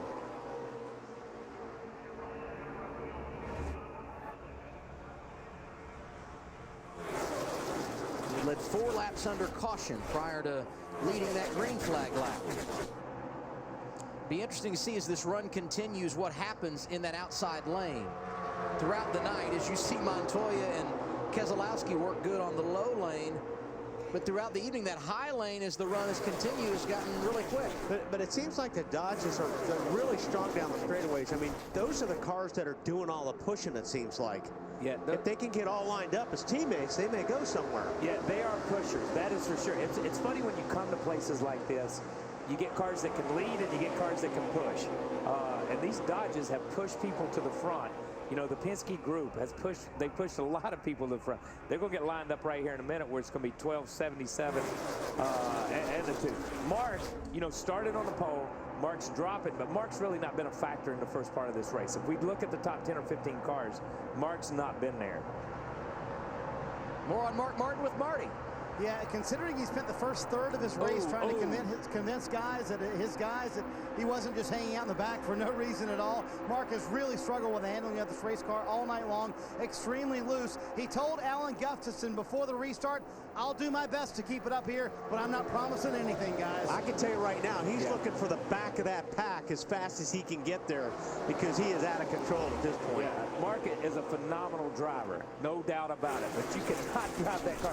He sailed that thing off in turn 3 there and was sideways. I mean, that's as sideways as I've seen any car all night long. It's like riding a bicycle on the freeway. Mark Martin pedaling in the wrong direction. That's opened the door for Jeff Gordon to go back to the point in that outside lane.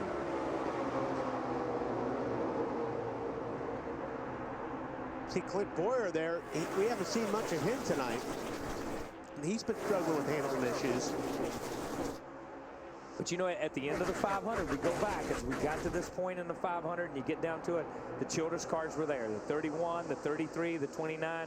And Boyer was a factor in that race. Boyer felt like he had one of the fastest cars. And look who's right behind him. Tony Stewart. And you know, Tony and those guys. Kins it sideways off the corner. What a how save. That was not a wreck. I have no idea how that wasn't a wreck. That is phenomenal. I don't think you can overemphasize how phenomenal that was, because when you saw that smoke, he was headed down the racetrack. We got to see that one again. Yeah. As Kenseth was making that save, Jeff Burton able to get around Jeff Gordon for the race lead. Here it is again. He just got loose and he hung on, and I'll tell you what, everybody behind him did a great job too. Great job. You look at the 1 car and the 9 car, they all checked up. Everybody behind them checked up and gave him plenty of room to save it. I'm telling you, man, that's amazing. Riding with Tony Stewart on the inside lane. There's 3 wide here to the by the bottom. wall. Now, clear. Everything's good. Be safe. This should be a good angle. This is a great angle. Hello.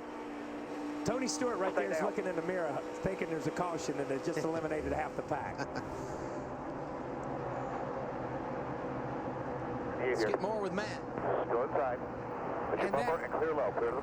That save even impressed Jimmy McMurray. He came on the radio and said, man, that was unbelievable. And spotter said 10-4. Yeah, hey, I hope, Matt, when Tony gives out the Stewies at the end of the year, his awards, that gets an award for the save. He must have a flat tire. He must have some issue here. You see Matt slowing down, getting behind the pack. Yeah, that may have what put him up there to begin with a couple laps ago. The 09 500 winner has certainly had his fair share of problems here tonight. You saw him weaving a little bit as he came down the pits. Ralph? Yeah, he's been screaming about a flat tire. His brakes are glowing hot inside those tires, too. He's screaming about flat tires. Takes 4 new ones. He's underway. He took 2, I think, on that one, did he? He took 2. I'll tell you what, that right front, when they pulled that right front off, he obviously run down the back. Oh! And here's a big one. David Reagan into the wall. McMurray and Truex get a piece of it.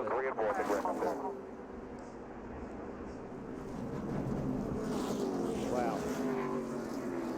Too bad a couple of real good race cars that were running up front up there most of the day are now done. A break for Kenseth.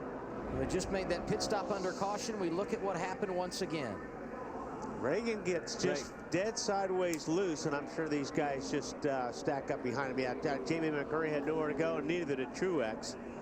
No. Those were 2 innocent victims of that crash. But again, at Daytona, when you get a guy that gets sideways or crashes in front of you, most of the time somebody else gets involved. And I hate to say this, but that's almost exactly the accident that happened in the first practice session with Reagan.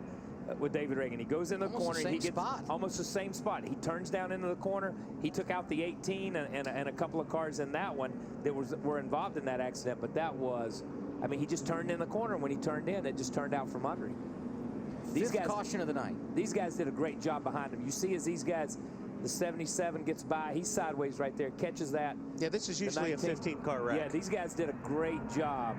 But I think everybody's driving a lot farther ahead tonight than what they usually are because they're expecting this. You see these guys down on the apron going back up and forth. Joey Logano, great job of avoiding that. And behind these guys, Casey Kane trying to get slowed down to avoid the accident, got a piece of the wall. And he couldn't go down. There was nowhere for Jamie to go. There was cars on the low side. So okay, you're clear low. They're wrecking. Stay low, stay low, stay low, stay low, stay low, stay low. Get low, low, low, low, low, low, low, low, low, low. Guess he wanted him to go low. I think he wanted him to go low, but I mean, when the guy's screaming at you, you're doing all you can. You know what I mean? Message was delivered. Not sure if it was received. So that means we will get pit stops under caution at lap 118. Let's go down to Matt Yoakum. The same issue for Clint Boyer from the drop of the green flag. The car just slipping and sliding all over the racetrack. Shane Wilson going with the same game plan from the drop of the green. 4 tires every stop. Another chassis adjustment again, Phil. Matt, Brad Keselowski, top center of your screen. He's been so loose all of this race. They finally got it tight and actually said it was a little bit too tight. So they're going to take a rounder wedge out, Marty.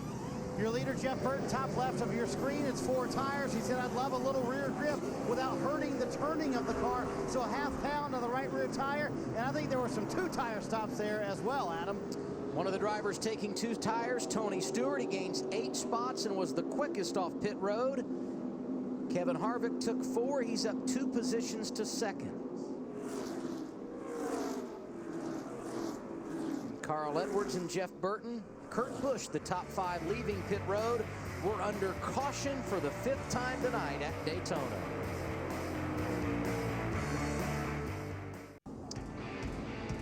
Welcome back to our live coverage of the Coke Zero 400 at Daytona, powered by Coca-Cola. Hope you're enjoying this 4th of July weekend. We're glad to have you here with us. Jamie McMurray, a part of our 5th caution of the night. Let's hear from him with Ralph. Yeah, boy, his car is tore up pretty good. Jamie, what happened out there? Yeah, I don't know. I saw the 6 car get into the wall, and it honestly felt like there might have been oil on the track or something right there. I don't really know. They said the 9 hit the wall behind me also, so it's unfortunate. It's a pretty big hit, and we had a really good car there. You know, it wasn't as good as I thought it was in practice, but on the longer run, it seemed like our car was good. So I had a lot of people here from Bass Pro Shop, so we wanted to do well for them, but unfortunately, I don't think they'll get it fixed. Can all this humidity make the track feel like there's oil out there? That sounds good, but I don't think so, no. All right, hey, you're reaching for something like that, you know? I mean, I know it's gotten pretty moist out there. Yeah, that would be grasping, I think. The track is really slick, but it's not any different than it has been in the past. It just, you know, it's really fun. I hate that they have to repave this place. It's so much fun to slide around like that. All right, Jamie McMurray, looks like he's done, guys. One of the beneficiaries of our 5th caution of the night, Denny Hamlin, he received the free pass and will be back on the lead lap.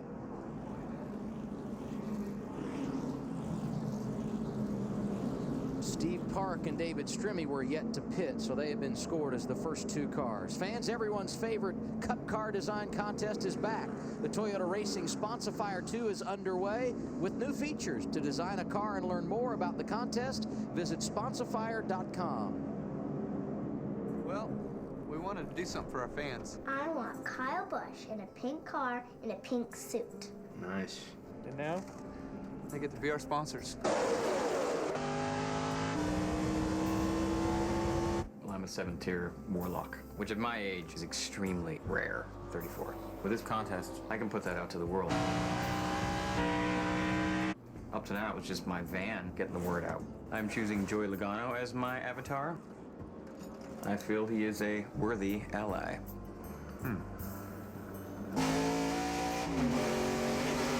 This has always been artistic. And she loves those cats.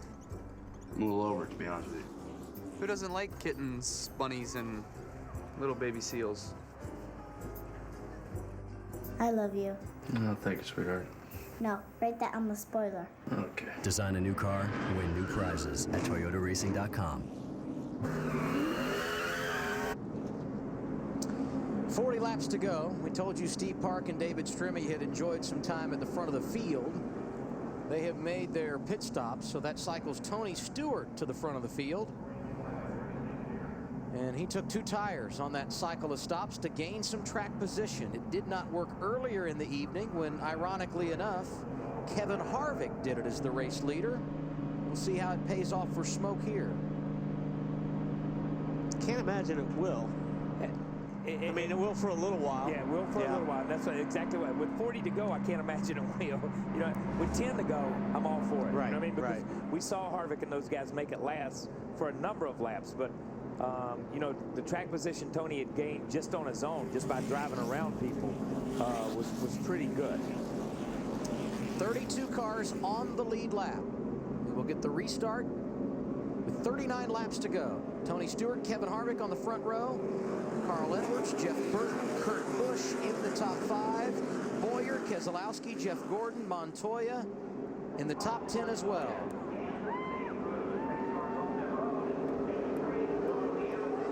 We are back green at Daytona.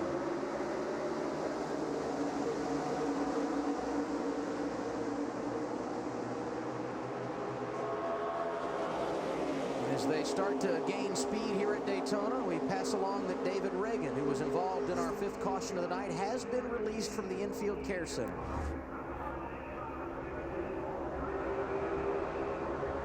That's such a cool shot right there. It is. When they're running 2x2 at 180 miles an hour, that's just a cool shot. Oh, 2 pushing the line there. Yeah, if you go, made it work. Yeah. If you go below that line and advance your position, it is a penalty unless you give it back. He flirted with it, but I think he was in bounds. I think Carl wished he wouldn't have let him get down there because Carl's going to lose a lot of spots here in that 99 car.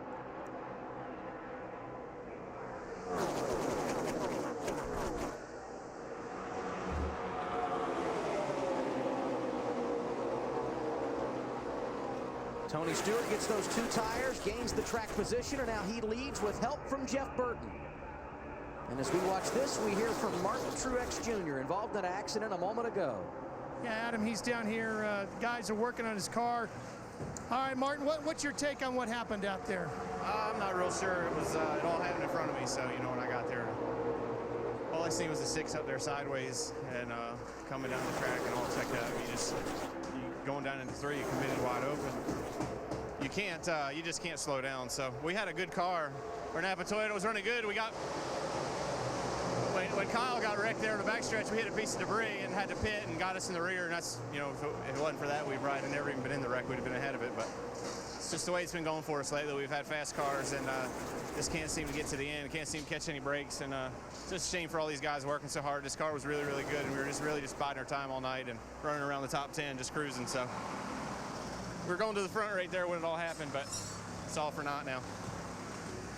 Talked about the Penske cars and their success tonight.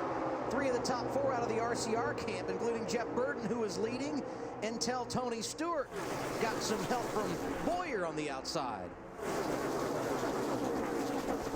Lane management has been key at the front of the pack tonight.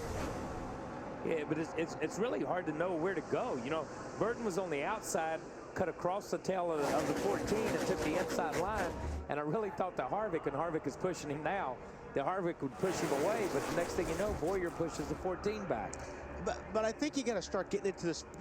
36 to go, you got to start looking for your teammates and your friends. You've got to start positioning yourself right now for the end of the race.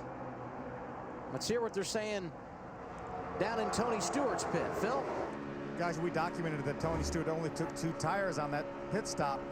Darian Grubb-Crucci said we only had 7 laps on the left side tires, so thought it was a good gamble to get some track position earlier before that caution. Tony said, I'm really driving this thing for all it's worth, so Darian decided to do a little strategy to get him up front. Yeah, that's good. Yeah. That's a good point, Phil. We didn't realize that, so that does change things a little bit. Yeah, that changes everything you and I were talking about. Right. You know, that's Again. That's not a 2-tire stop. You know what I mean? If you've only got 7 laps on those tires, that makes a lot of sense. You're watching the Coke Zero 400 at Daytona, powered by Coca-Cola on TNT. Goodyear has special tires in tonight's race to launch their Support Our Troops initiative. Here are Sam Hornish Jr. and Kurt Busch. We all know that NASCAR trusts Goodyear, and tonight every car is racing on Goodyear's special Support Our Troops tires. It's exciting to see a company like Goodyear use their sponsorship and their great product to get fans excited about helping out. Go to Goodyear.com to make a donation or bid to get your hands on one of the awesome Support Our Troops tires used in tonight's race. Goodyear, the official tire of NASCAR. And a quiet night for Clint Boyer. He's the 3rd car in line on the outside right now, chasing down a perhaps run at the title in September. He's in the thick of things as far as the chase is concerned. How's he feel about things, Matt? The game plan between he and his teammate Jeff Burton, Adam, before the restart was to work together up top and then get to the bottom as quickly as they could, but Mike Dillon couldn't get him down there quick enough. The hole closed up, so he's stuck on the outside, still trying to work his way to the bottom.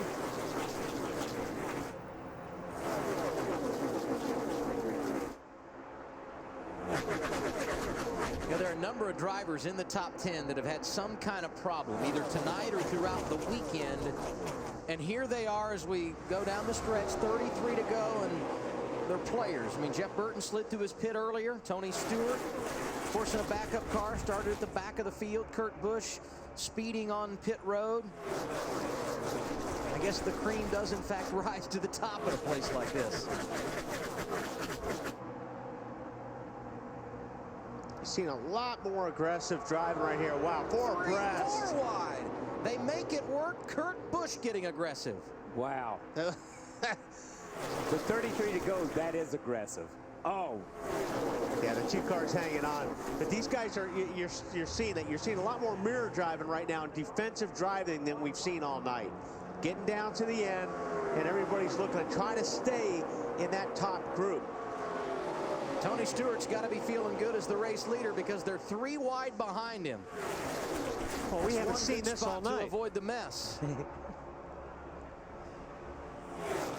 I can't imagine they'll stay 3 wide too long.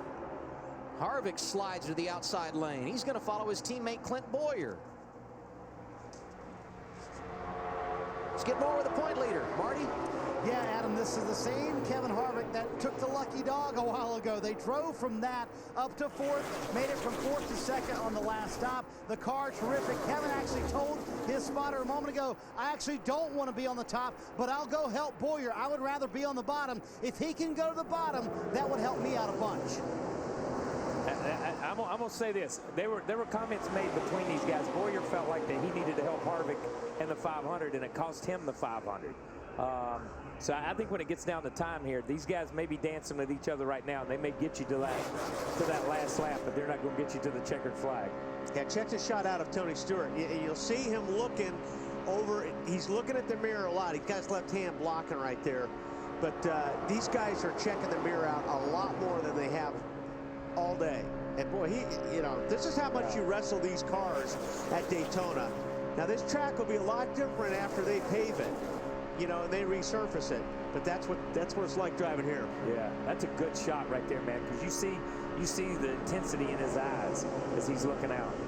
Hear about these NFL players that crave the hot tub day after a game? Some of these drivers may be relaxing tomorrow. Man.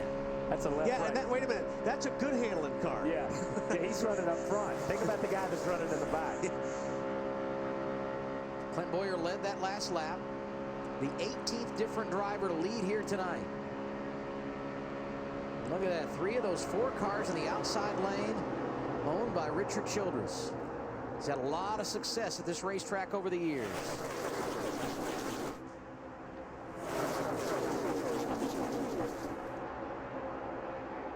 Reed Sorensen giving that 83 car as good a run as we've seen in quite some time. Wow. He's behind Tony Stewart in the bottom lane. That 2 car got a run through the triangle there, and just with a little bit of help from that 29 and just blasted around the 33. Kevin Harvick pushing Kurt Busch. And look at him pull away as he gets out front. Yeah, I think the spoiler really creates that draft sensation where you're able to really draft up on somebody. We saw it at Talladega, the way the 29 drafted up on the 1 and then could use the slingshot around him. We're seeing a lot more of that right now with these guys. They'll draft up on those guys. The spoiler creates just enough of a pocket of air where it pulls you up to the car in front of it and you can draft around. How does Kurt Busch feel with 29 laps to go, Ralph? Well, the thing about Kurt Busch is trying to decide when you're going to be aggressive. He talked earlier this week about days when he's patient on the super speedways, he tends to do better. When he gets aggressive, he says he tends to lose spaces at the end of the race. The point is, at some time, you're going to have to get aggressive if you're going to want to win this race. So Kyle and Wally, how do you decide when to be aggressive? Well, Ralph, and he talked, we visited with Kurt earlier this week, and he talked about that. And he said it again tonight when we talked to him. He needs to stop being so nice. He feels like he's being too nice, especially at the end of these races. So he's going to have to be aggressive. I mean, if he's in a position where he could win this thing in the last couple of laps, it's got to be a take-no-prisoners deal. Well, I'm going to tell you something. Going 3 wide down into turn 3 a minute ago and hammering it through turns 3 and 4, that was an aggressive move.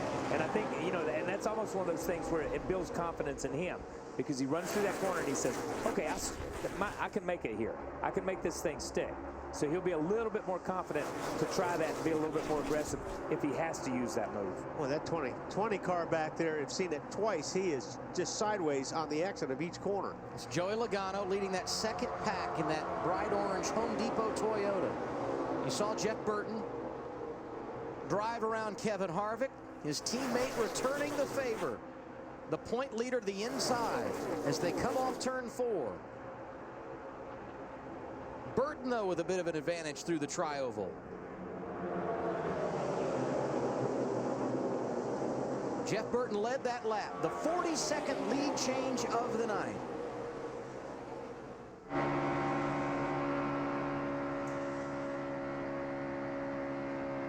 What about the 31, Marty? Adam, they've had a terrific second half of this race. After he slid through the pit stall earlier on, they've made one adjustment to this 31 car. That was half a pound out of the right rear tire because Burton said, I'm a little bit too loose. Terrific run for him, but lately he told me we haven't had any luck. He said, we've been here in the top 5 late in races. We've had a chance to win races, but something has always kept us from winning a race lately. Someday it's going to happen, maybe even tonight at Daytona, guys. I tell you what, guys, the one thing that I'm looking, they all pitted on lap 118. That's 42 laps to go. Now, it would be a far-out shot that we will go caution-free to the end of this thing, but that puts all of these guys just right on the outside of that window of being able to make it. Here's what I also see when I look at our top 10 guys, with the exception of Kurt Busch in the 2, Kevin Harvick in the 29, almost everybody up there is looking for either their first career win or their first win of 2010. Can you say hungry? The Coke Zero Fan 400 happening right now online. Trouble. And there it is. David Strimmy goes around. You okay there, David? 6th caution flag of the night. I got loose either. I don't know. Something happened there. That was pretty big. That's Robert Richardson Jr. sliding through the grass. And everything Larry just talked about just went out the window. Exactly. You know what I mean? And that's the way it goes. 1,000. And that's the way it goes. And that's what happens with these things. You know, you try to figure and you try to calculate, and this is already in progress. You see, he's already he's already loose. He gets down on the apron, goes back up the racetrack from just, and that's just correcting. You're trying to catch the car at that point in time. These guys did a really good job of avoiding him right here. Oh, somebody just got into him right there. 71 of Mike Bliss able to get through unscathed, but Robert Richardson Jr. not so lucky. No. Robert just got caught in the right rear as Strimmy came back down the racetrack. Good to see David Strimmy outside the race car. And you heard Strimmy say, I don't know what. You know, he started to explain it, and then he's like, I don't know what. And after he's looking around, happened. he's trying to figure out what, you know, he said, man, did a tire go down? Did a wheel come off or what? Yeah, but let's be honest. Kyle Busch came in and said he thought he had a loose wheel. You saw Matt Kenseth, one of the best drivers out here, come in, think he had a flat right rear. So these guys, this racetrack's just so slick and so rough right now. It's giving these guys a feeling sometimes that they've got an issue. Yeah. Do we have a lucky dog on this one? Kevin Conway. Conway. Wow.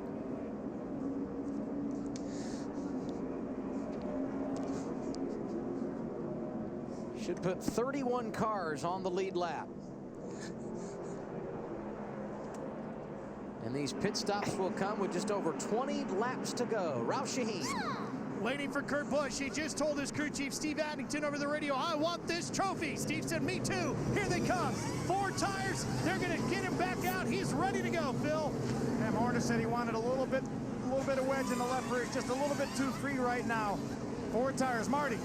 Jeff Burton, your leader, top left of your screen, said, I have no idea what you guys did on that last stop, but it was perfect. Do nothing to it on this stop. 4 tires, fuel, that's it for Jeff Burton, Matt. And the same for his teammate Clint Boyer in the 33, Marty, sticking with their game plan. 4 tires all night long. Kurt Busch, the first off pit road. By a long way. And he took 4 tires. That is impressive. And some contact. Mark Martin, Elliott Sadler. And don't forget, he got hammered for speeding once. Yeah. Kevin Harvick up 3 positions to second. Jeff Burton leading when the caution came out, lost 5 spots on pit road. Back to Daytona in a moment.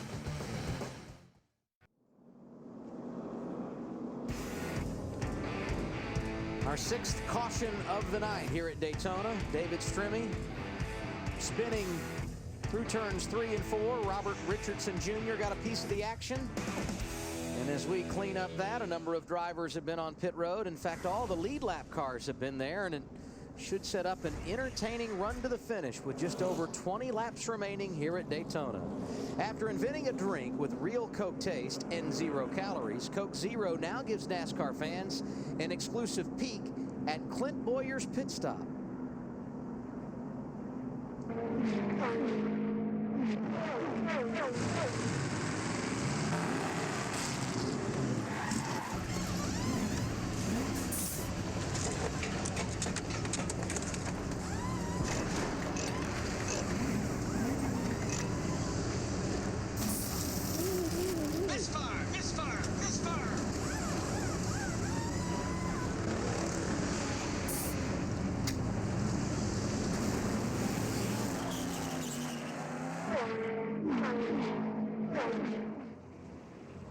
Hey, it's Clint Boyer. While this race is happening, there's another race I'd like to win happening right now online. Go to CokeZero.com and vote for me in the Coke Zero Fan 400. If you do and I win, we'll all get to do a victory chug with free Coke Zeros. So go to CokeZero.com and vote for me.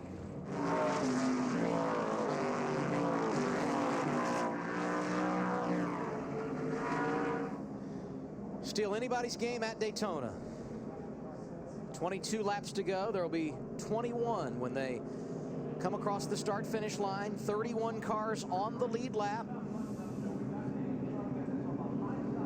Let's hear from Marty on Kevin Harvick, who's currently second. Yeah, they gained him spots again, this time on pit road, Adam, but he also wanted to deliver a message to his teammate, Clint Boyer, for what they should do after the restart. Billy, I'm not trying to tell anybody what to do, but the 2 is going to pick the bottom here to have the 77 behind him. You got to tell the 33 to have a little bit of finesse. It's not about ramming the car. We got to time it right so that when we come off a 2, you know, it's not just ramming. You got to ease up into it and get that gradual push. It's not about one slam. 10-4. And the strategy starting early before this final, what could be the final restart of the night. Very interesting. The teammates certainly want to work together. That doesn't always work out, does it, Kyle and Wally? Well, what he's wanting to do is he's instead of that one shot, you know, what he's looking to do is to have his teammate get on his bumper and push him all the way down the straightaway. That's faster than getting that one pop, you know, coming off the corner. Yeah, we've seen these guys give somebody that one big shove, and it pushes that car away, but then everybody runs him back down and goes by him on both sides. He wants to really hook up in a train and push both cars to the front and stay there because he feels like they can stay there if they go together.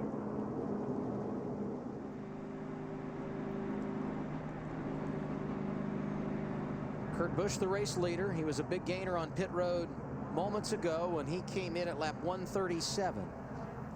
Kevin Harvick started this race on the pole as the point leader after qualifying was rained out here yesterday, and using that #1 pit stall selection to his advantage, he picked up some spots in that exchange a moment ago as well. Sam Hornish Jr. has been strong throughout the night. He will restart 3rd. Clint Boyer in the top 5, as well as Jeff Gordon. And this 6th caution of the night brought out when David Stremme and Robert Richardson Jr. were involved in an accident heading to turn 4. David Stremme, we showed you out of his car, was obviously okay, and Robert Richardson Jr., we just got a report, has also been released from the infield care center. How about that? 43 lead changes tonight. And David Stremme has also left the infield care center and is doing fine. How about that 77 car tonight, Phil? Hornish looking good. Adam, he was just reminded by a spotter, said, you know who you have in front of you. Let's be a good teammate now. Let's work together. We know the RCR cars are going to line up on the outside, so let's work together out here. You got those 3 RCR cars on the outside, as Phil pointed out. Yeah, you got the Hendrick cars right there down on the bottom as well. Right behind the Penske guys. We'll see who is team loyal on this restart. But that's what I'm saying, and we've been saying all along about dancing partners and everything else. This is where you've got to line up with your guys, and you've got to stay with it. Even if it looks like the other line may be better right now, you've got to hang with your teammates. The lights have gone out on the pace car. The restart will come with 19 laps remaining in the Coke Zero 400.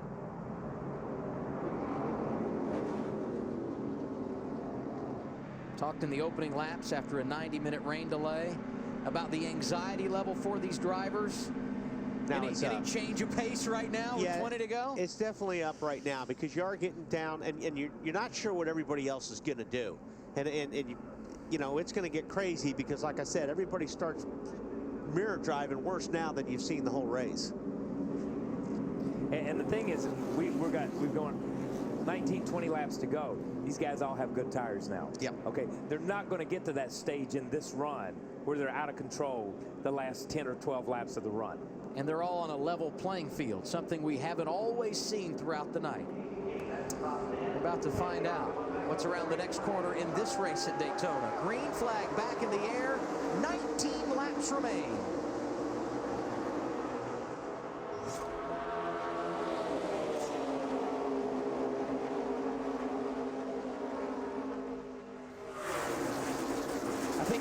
I think Kevin got what he wanted. Yeah. They just weren't as strong as those 2 bottom cars. Because Boyer looked like he was right on his bumper and just laid on him. Just really knocked him up there. Just kind of tried to push him.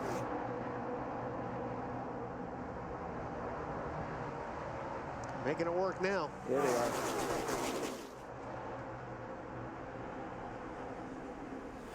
Well, we got problems in the back of the pack. Elliott Sadler, and it looked like Matt Kenseth. Perhaps, and there's Mark Martin on the inside of the track. Yeah, and they run into somebody or something's thrown up. See the caution out for the 7th time. Both ends of that thing. Something we should point out that Tony Stewart, who's been a yo-yo tonight, started at the back of the field, worked his way up, led some laps. He's another driver now at the tail end of the pack, being scored 23rd. Here's a replay of what happened. You ride with Tony Stewart. Wow. You know, and the one thing about that could have been a lot worse, but they really weren't up to speed completely. No, Matt and the I don't know if Matt and the 5 got together or the 5 turned left, because Matt goes up. You can see the right rear corner where he slammed the wall, and the 5 comes down on the bottom, and everybody kind of drives between them. There's the 18 all knocked in. Maybe the 5 got into him. And the 16, Greg Biffle, looked like he might have also, trying to avoid the accident, got a piece of the wall. Yeah, it's hard to say. It was already in progress, and it's hard to, when you look at the damage on 3 different cars and you try to put them together like a puzzle, it's really hard to tell where it started or how it ended up.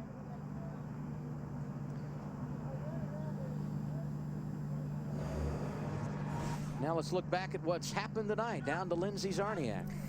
Thanks, Adam. Well, it's well documented that this thing was a long time coming. An hour-and-a-half rain delay at the start of this race. And after that rain delay, the drivers excited to take to the track. We got the green flag 9:24 p.m. Larry Mack. Drivers happy about that?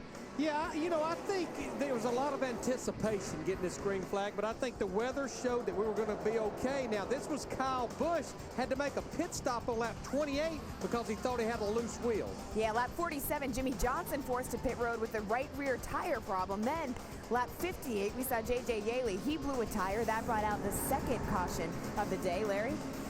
This was right after the restart there. You see A.J. Allmendinger in the 43 car gets together with that 18 car. This brings out the third caution on lap 66. Lap 85, we would have a lead change on the track. Kyle Busch getting out in front of the 77 car of Sam Hornish Jr. Kyle Busch, at this point, thought his car was really, really good. Lap 104, Kyle Busch, not too happy. Bumped by Juan Pablo Montoya. Kyle goes into the wall. His night is ended. He was mad, Larry Mack. Yeah, you can see him walking away from the car. He felt like he had a this race. Looked like to me he was going up and the 42 was going down. How about a little bump drafting for you? All night long, we've seen some great bump drafting. Go ahead. Yeah, the good news is they've been doing it on the straight.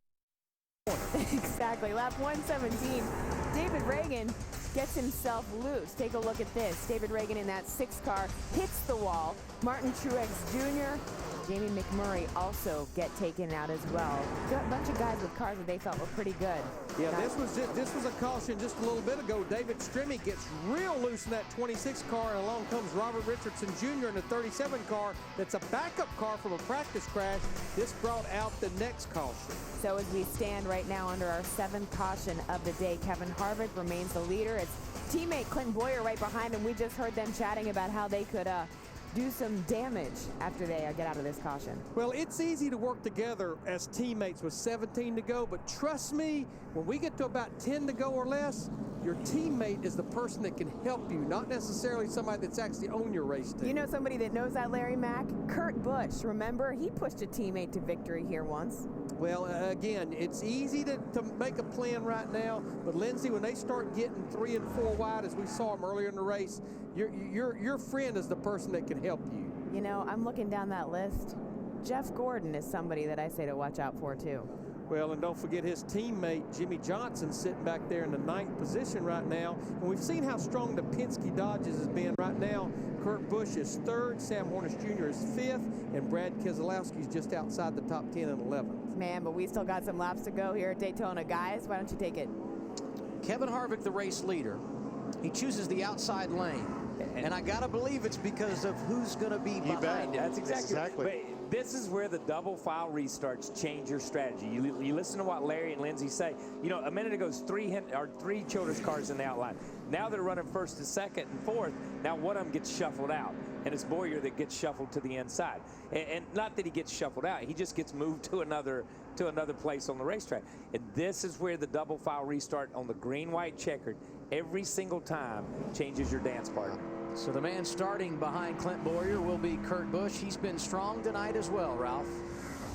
He has, and here's some pretty interesting stuff he was just talking about on the radio about Sam Hornish behind him to his spotter, Chris Osborne. He said, you know, when the tires are brand new, tell Sam he can get right up there and he can push me all the way through 1 and 2 when the tires are new. He said I needed to drag the brake a little bit more. That would have made it easier for Sam to do that. However, he told Chris, now that we've had a heat cycle on this, it's a little bit tougher to do that, Matt. And the 33 of Clint Boyer told his spotter, Mike Dillon, my worst habit when I'm out front is I get too big of a gap between myself and the car behind. Make sure I drag the brake to close that gap so he can't get a run on me. Could it be a night for an underdog? As we get set for the restart, we'll be at 15 to go, and Sam Hornish Jr. You got to give a call out Sorensen to Reed Sorensen in row 3. In the 83 car. It's incredible. The Red Bull cars have needed something to happen this year. This is so far this is a great run for them. And it wasn't long ago we were talking about Casey Kane avoiding an accident, getting into the wall. He will restart 8th. Kevin Harvick, Clint Boyer on the front row, green with 15 laps remaining in the Coke 0400.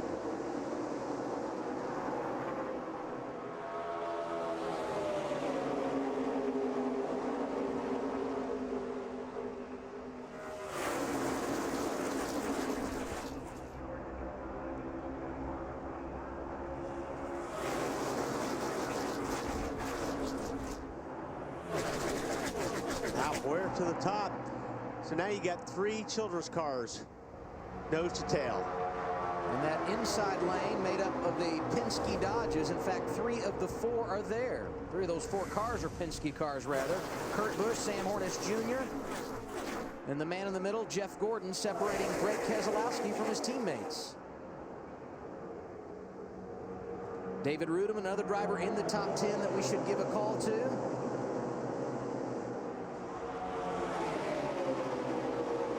I'm gonna tell you, 14 to go. It's impressive to see the Childress cars just run like this. You saw see Burton pull out though. You know, these guys down there running 3, first, second, third, and they pull out on each other. Harvick looked like he wanted to slide down in line behind Burton. Thought better of it. Stays with Boyer, his other teammate, and they lead in the high groove. I think Burton's for decided, now. I think Burton's decided he wants to win the race. You know, he's not playing by the team rules any longer. I'm telling you, you know, because, I mean, there you were 3 in line, everybody behind you that way, and he pulls out. But he pulls out because he feels like that's the only way he's going to get to the front. He's got to pass his teammates. What do you think, Larry? Hey, guys, I worked for Richard Childress for 4 years. He had 2 simple rules. You don't help someone beat your teammate, and for Pete's sake, don't wreck your teammate. I gotta believe RC's a nervous wreck right now. His car's running good, but very close together on the track. Well, they can block the track right now if they wanted to. Oh, I'm telling you. Oh, hang on, Jeff Burton. Burton up into Hornish. Oh, he's gonna come back up the and now track. the big one. There it is. 7, 8, 9 cars involved, many which were running inside the top 10. And that's the whole field, isn't it? That's the whole field. And look at that. Nowhere to go. And these guys were trying to avoid the 2 coming back up on the racetrack, and the first group that saw them check up, and everybody runs in behind them. That is massive right there. That's incredible.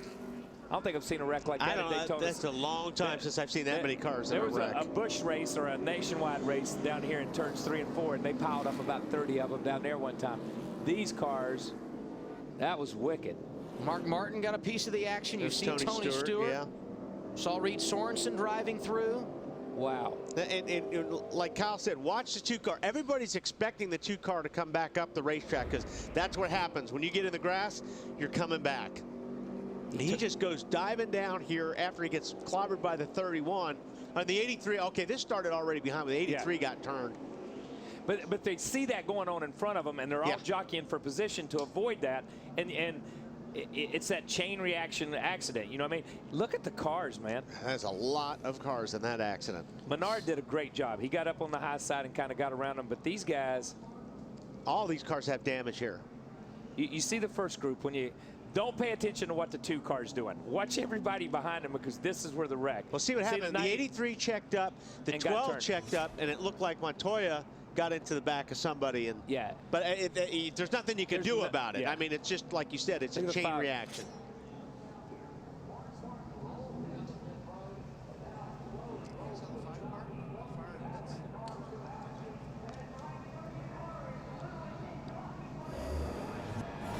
There's a 5 car that came in on fire. That was see Mark climbing out right there. You see some of his crew members running over to help the Lowe's guys come over and get him out. That's pretty cool right there, man. Mark was already piling out. You can see he's unhooked. And the safety crews were actually coming from the garage area to help extinguish the fire. It's been a rough night for Mark Martin. So one more time we look at the accident that happened with 12 to go. Yeah, the 12 and the it looked like I don't know how they got together, but the 83 and the 12 were at the front of that pack. And look at these guys. They're packed in there. Montoya's headed backwards, and you can't see. I mean, they kind of slide out of the way, but they're 4 deep and packed on top of each other, and they're still coming in behind them. You see the 12, you see the 42, you see these guys. And there's just nowhere to go. I mean, there's no openings on the racetrack whatsoever. Nowhere to go. And you can't imagine sitting at home driving into that at 170 or 80 miles an hour, getting up to speed, but driving into that and not being able to know left or right. And the spotters are way over here. They can't see. They can't tell you where to go either. This is Jeff Burton. Still outside. 2 pushing you now. Middle of 3. 3. Clear low. Got another wreck, another wreck, another wreck. You're clear. Watch him, watch him. Gordon gets through go that? on, go on. Caution's been out on 8 different occasions. Just cleaned up a red flag that involved virtually half the field. And it appears this time we will get the green with 8 laps remaining.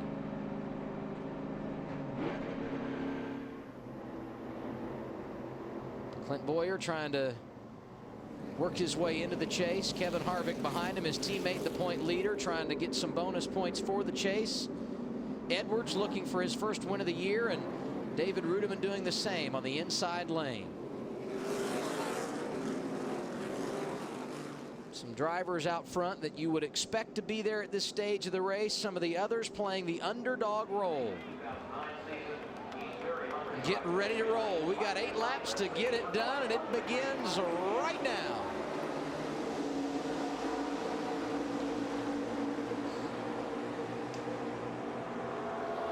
That inside row with Carl Edwards and the 00 and the 9, we've not seen those guys all night long in that position. Carl's had a good run, but we've just not seen him up front. Elliott Sadler quickly pulled out of line. Drops in behind Sam Hornish Jr. Those are teammates on that outside lane. A Cheerios car driven by Clint Boyer, the 33, being pushed by Kevin Harvick. I'm going to tell you, that inside line's kind of hanging with these guys. But we've seen it all night with new tires. The inside line can hang for a few laps. It's really it's a lot about pushing right now, as far as pushing each other. When the green flag dropped, the outside line, even Gordon was pushing the 29, and the 29 was pushing the 33. You got Kurt Busch is sitting right there in that 2 car. I really thought he'd be struggling. I thought he would just be, with that valence the way it was, with the splitter where it was, and the way he went down across. He did a great job of saving that thing, just from the drivability of him driving it. And look at it suck up on the 24 right there. Obviously, it's still getting, it's got something, you know what I mean? I think he got a push on the 31 there, coming off of 2.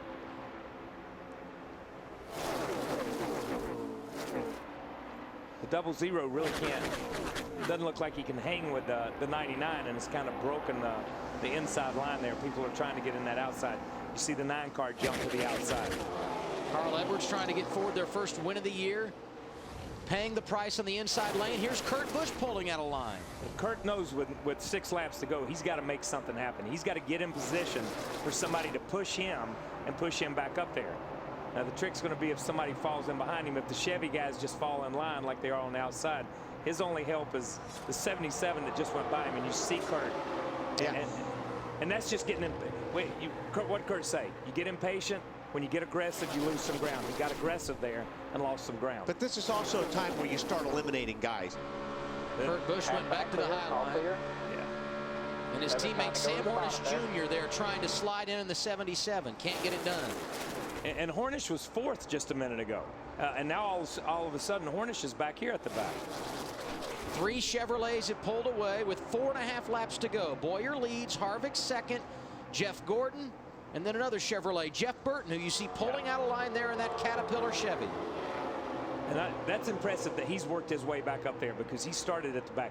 Junior's dropped to the back of this pack. Junior must have a little bit more damage than from that little bit of a hit that he took than what we thought he did. You see him right there.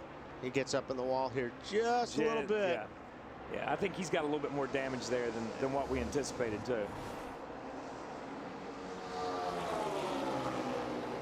I'm gonna tell you, this is gonna get good right here, because all these guys need a win. Need a win, man. Need a win bad. 4 laps to go. But it's really like you've got to separate the Childress cars. You know, the 24, the 9, and the 99 really have to work together if they're going to beat the Childress team. Yeah, and I'm going to say, Jeff Gordon did something right there. He separated those 2 cars. He put himself in position. Now, is somebody going to go with him? Yeah. He didn't need anybody to go with him. He just went by himself. He got a shove, and he's there. He's got to get up there. He's got to get up, man. I thought he would have got up before that. Yeah. Those magical words from his spotter. Wow. All clear. Jeff Gordon on the point with 3 to go at Daytona. Now, he's got trouble behind him because he's got the 2 Childress cars, and wherever Boyer goes, Harvick is going to go with them. The best part is we can sit here and run our mouth all night long, but you can't guess what these guys are going to do. You know what I mean? Because they're sitting there. Well, the 24 is going to start blocking. Yeah, I can tell you that. That's good. The 24 is going to, but you know, you got Harvick here who wants to win. You got the 33 who needs a win. You got Casey running 4th there, who's put himself back in position. And I mean, who are they going to go with? That's going to be the thing. Who they're going to, and you hear these guys, stay hooked up. We're going to get him. We're going to get him. Let's stay hooked up. Jeff Gordon, the king of restrictor plate racing. He's won more than any other. 12 times he's gone to victory lane. 6 right here at Daytona. 2 to go, and he has the race lead. I think you got to wait. I don't know where. I would wait until the white flag. If you had a partner, if you can wait late. If you had a partner, you know. But the thing is, the thing that gets you with this package is white flag. 9's right on you. 9's right on you. Maybe now, because you had a run. There they go. Clint Boyer pulls out of line. Harvick pushes into the lead. Clear. 9's coming under Kane coming through. Right. Here comes Kurt Busch. They freight train Jeff Gordon off of turn 4. They'll get the white flag this time. It's hard to figure. Trouble. Hornish out of trouble. He hits the wall. Big wreck behind us. Come to the line. And there goes Kurt Busch. Come on. You're clear. Come on. The leader did not take the white flag, meaning we will get a green-white checker finish. There ain't anybody to have a green-white checkered finish with. Boy, 19 went in the wall hard. He got turned, and boy, he went in hard. Boy, 77 went in pretty hard, too. Yeah. It's been a great bit of this night. Inside the top 10 to the 77.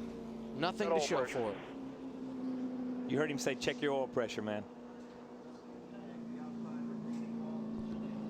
That was.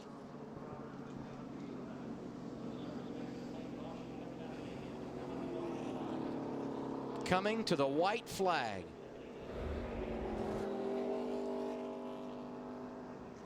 It's like the 2's drifting up, the 0. Oh, that thing. 77 just got in there in the middle and couldn't hang on to it. Yeah. Yeah.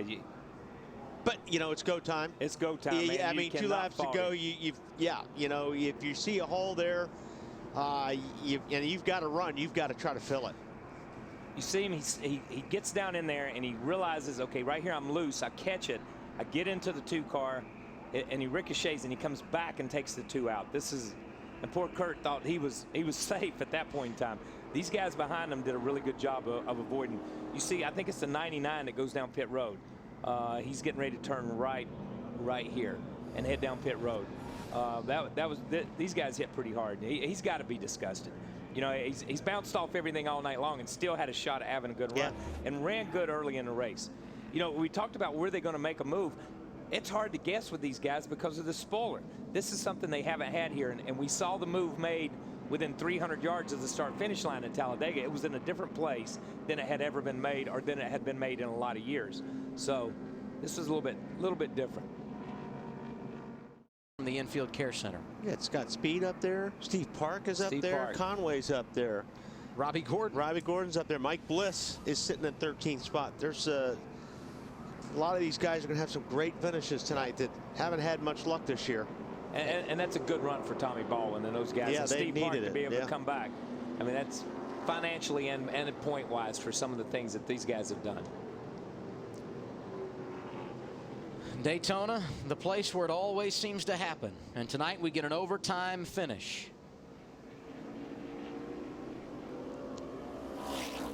The late wave around, isn't it? It's Paul Menard driving around the field. Either a late wave around or he's getting the green. He's the lucky dog because he's going to be in a totally different place on the racetrack when everything happens next time. He may win it. Daytona, a place of uncertainty. This field been throwing a lot of curveballs tonight.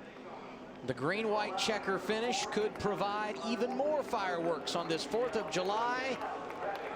Back under green, overtime at Daytona. Good jump in that outside line right there that time. Yeah, and I think Jeff Gordon wants to go. Yeah, Jeff's going with him.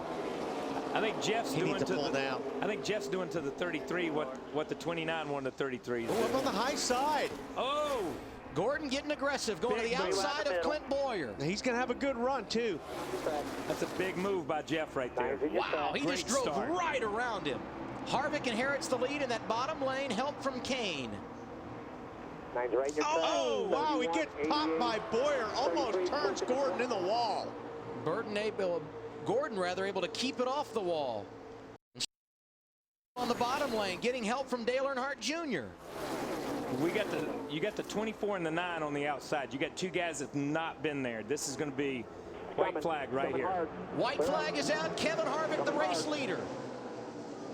That 29 car is going to get wide here in a minute, because he's got to stop this momentum of this 9 car. Look at the 2 car up there on the outside. Coming. Look at Kurt Busch. He's been involved in the last 3 cautions. No more Mr. Nice Guy. No more Mr. Nice Guy right here. Driver number 2 will not be denied. There goes Boyer around. Backing up a little bit. Got spin behind you. Come on. Keep coming. As of now, we don't have a caution. We'll see if they let him race back to the line, and it appears they will. And there's no caution because he's so far behind and there's nobody back there. I'm sorry. Kevin Harvick, the race leader, off of turn number 4. Casey Kane and Jeff Gordon behind him. Will they make a move? They will not. Harvick wins at Daytona.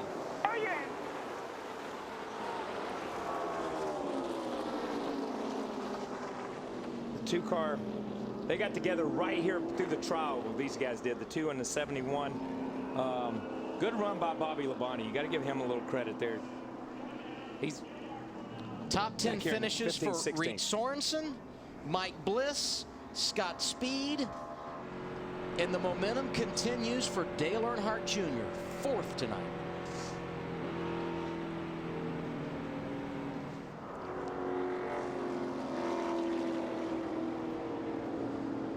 One more look at Clint Boyer, who was the race leader when we went back under green.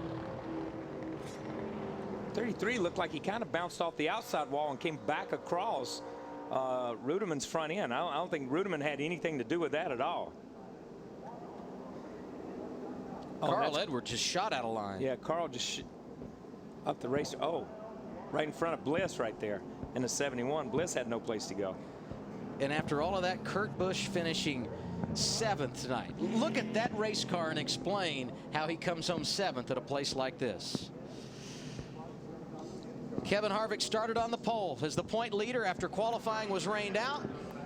And at the end of the evening, he's the man that will get the trophy in victory lane. And now we join the celebration in victory lane with Matt Yoakum.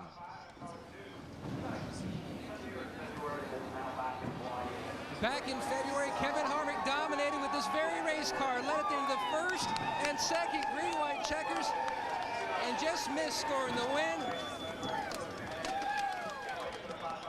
Tonight, he closes the deal. What's it mean to win this race, a crown jewel event, and especially with the historical ramifications of this is the final race on this pavement? Well, this has been a great place for us. Daytona has been one of those magical places for us since we started coming here. And just got to thank everybody from Shell, Pennzoil, Jimmy John's, SKF, Champion, Coca-Cola. Drink a lot of Coke Zero. This is their race. Real Tree, Reese's. Who did I miss on the back? I think I got everybody. But I want to say hey to all the guys from Jimmy John's, and congratulations, Brock, on kicking some ass tonight. So that was pretty cool. How crazy can you describe the final restart and setting yourself up knowing what your teammate was going to try to do as well? Yeah, that really wasn't a situation that we wanted to be in. I wanted to be behind him and being able to push him because it was working pretty good for us, and then that caution came out and we had to split up because of the double foul restarts. But I helped him as much as I could, and we got split up in the 9, and I think the 24 split the 33, and then that was it. You have an impressive trophy room, so many great mementos from your racing history. What's it going to mean to add another Daytona trophy and probably some pavement from the start-finish line, too? I don't really care about the trophy. I want some of that pavement from the start-finish line out there, so this is pretty cool. Congratulations. Thank you. Kevin Harvick enjoying the Coke Zero, and it never tasted so good. And some congratulations from his owner. Always good stories to tell when you have a victory at this place, and Kevin Harvick able to pad his point lead in the process, not only on the season, but he picks up another 10 bonus points for his second win of the year. And there you see the updated standings halfway through the season. How about Jeff Gordon jumping up to second? Kyle Busch dropped to 6th, and here's the meat of the story. Mark Martin fell out. Dale Earnhardt Jr. is now in, and what a difference with a green-white checker finish for Clint Bowyer. He stood to be inside the top 12, leaving here with momentum. Instead, he's outside and 49 points behind. Yeah, but those guys just changed position. When you look at it, there's still 20th place is only 170, 60 or 70 points out, and it's been that way for a few weeks now. Jeff Burton didn't get the win, but a top 5 finish for him. Let's go to Marty Snyder. Somehow a top 5. How did you rally for that top 5, Jeff? I don't know.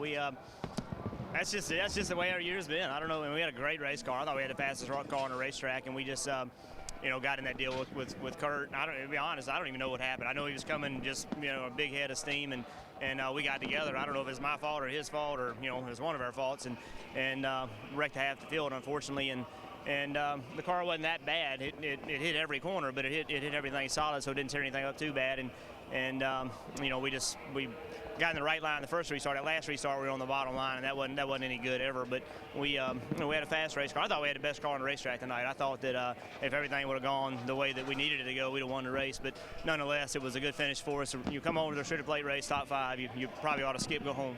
After all the races, though, lately where you've had a top 5 car and didn't finish there, how rewarding is it tonight?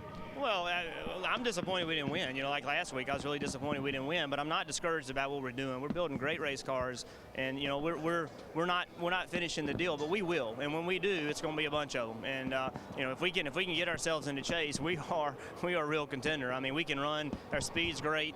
So I'm real happy. And I'm proud of all our Caterpillar and all our sponsors have done such a great job with us, being patient through last year, and just real proud of all of them for sticking in with us. Led a lot of laps, finished 5th tonight, Phil. Jeff Gordon, I know you would like to be over in victory lane where Kevin Harvick is right now, but all in all, with all that went on there in late stages of this race, you got to be happy with the top 5. Well, it's been a while since we finished one of these races too, so we certainly haven't had good fortune going our way recently, but DuPont Chevrolet was really strong tonight, especially on the long runs. We needed long runs, and there at the end, Steve made some great calls, and we missed some of the big stuff, and I did a big 4-wheel slide into 3 there, and able to come out there pretty clean, and got some good runs there at the end. And I was trying to push Clint Bowyer, and I don't know if he was riding the brakes or what was going on with him trying to keep me on his bumper, but it was really messing us up. And I finally just said, I got to go, man. You're killing me. And got a run around him, got another run, and got up to Casey. Was trying to help him get to Kevin, but all in all, a great top 3 finish for us. Thank you, Jeff. Thank you. Wild night in Daytona. Very unpredictable throughout. Harvick, the last man standing. Last man standing, and that's the way it was. But I mean, there were times when we had the complete Harvick, or the complete Childress group up there, the complete Penske group, we had the complete Gibbs group up there, and when you looked at it, it's just the way this thing played out. I don't think any of us thought, as slick as this racetrack was, as bumpy as it was, the way they separated and the way they got spread out, that this was going to happen. But I mean, it's good race no matter what. It came down, but there were a lot of stuff probably shouldn't have happened out there tonight. You know, earlier I knew Harvick was running a good season. I just didn't know if they had what it took, you know, for championship. And I'll tell you what, they're looking pretty tough right now. You know, they're starting to put wins in their columns, and that's impressive. They've been consistent. That's good. But you said the key thing, Wally, wins and bonus points. Yep. That's what will win you the title. Next Saturday, NASCAR on TNT heads to the Windy City. Coverage begins at 6:30 p.m. Eastern with Countdown to Green. And then it's NASCAR Sprint Cup racing from Chicago. That's Saturday, July 10th on TNT. This race was scheduled to start over 5 hours ago. It was a long night in Daytona, but for Kevin Harvick, it was worth the wait. He's enjoying this fireworks show, celebrating his second win at the World Center of Racing. We congratulate Harvick and the entire 29 team, and we thank you for joining us. For Wally Dallenbach, Kyle Petty, and our entire NASCAR on TNT team, I'm Adam Alexander. Good night.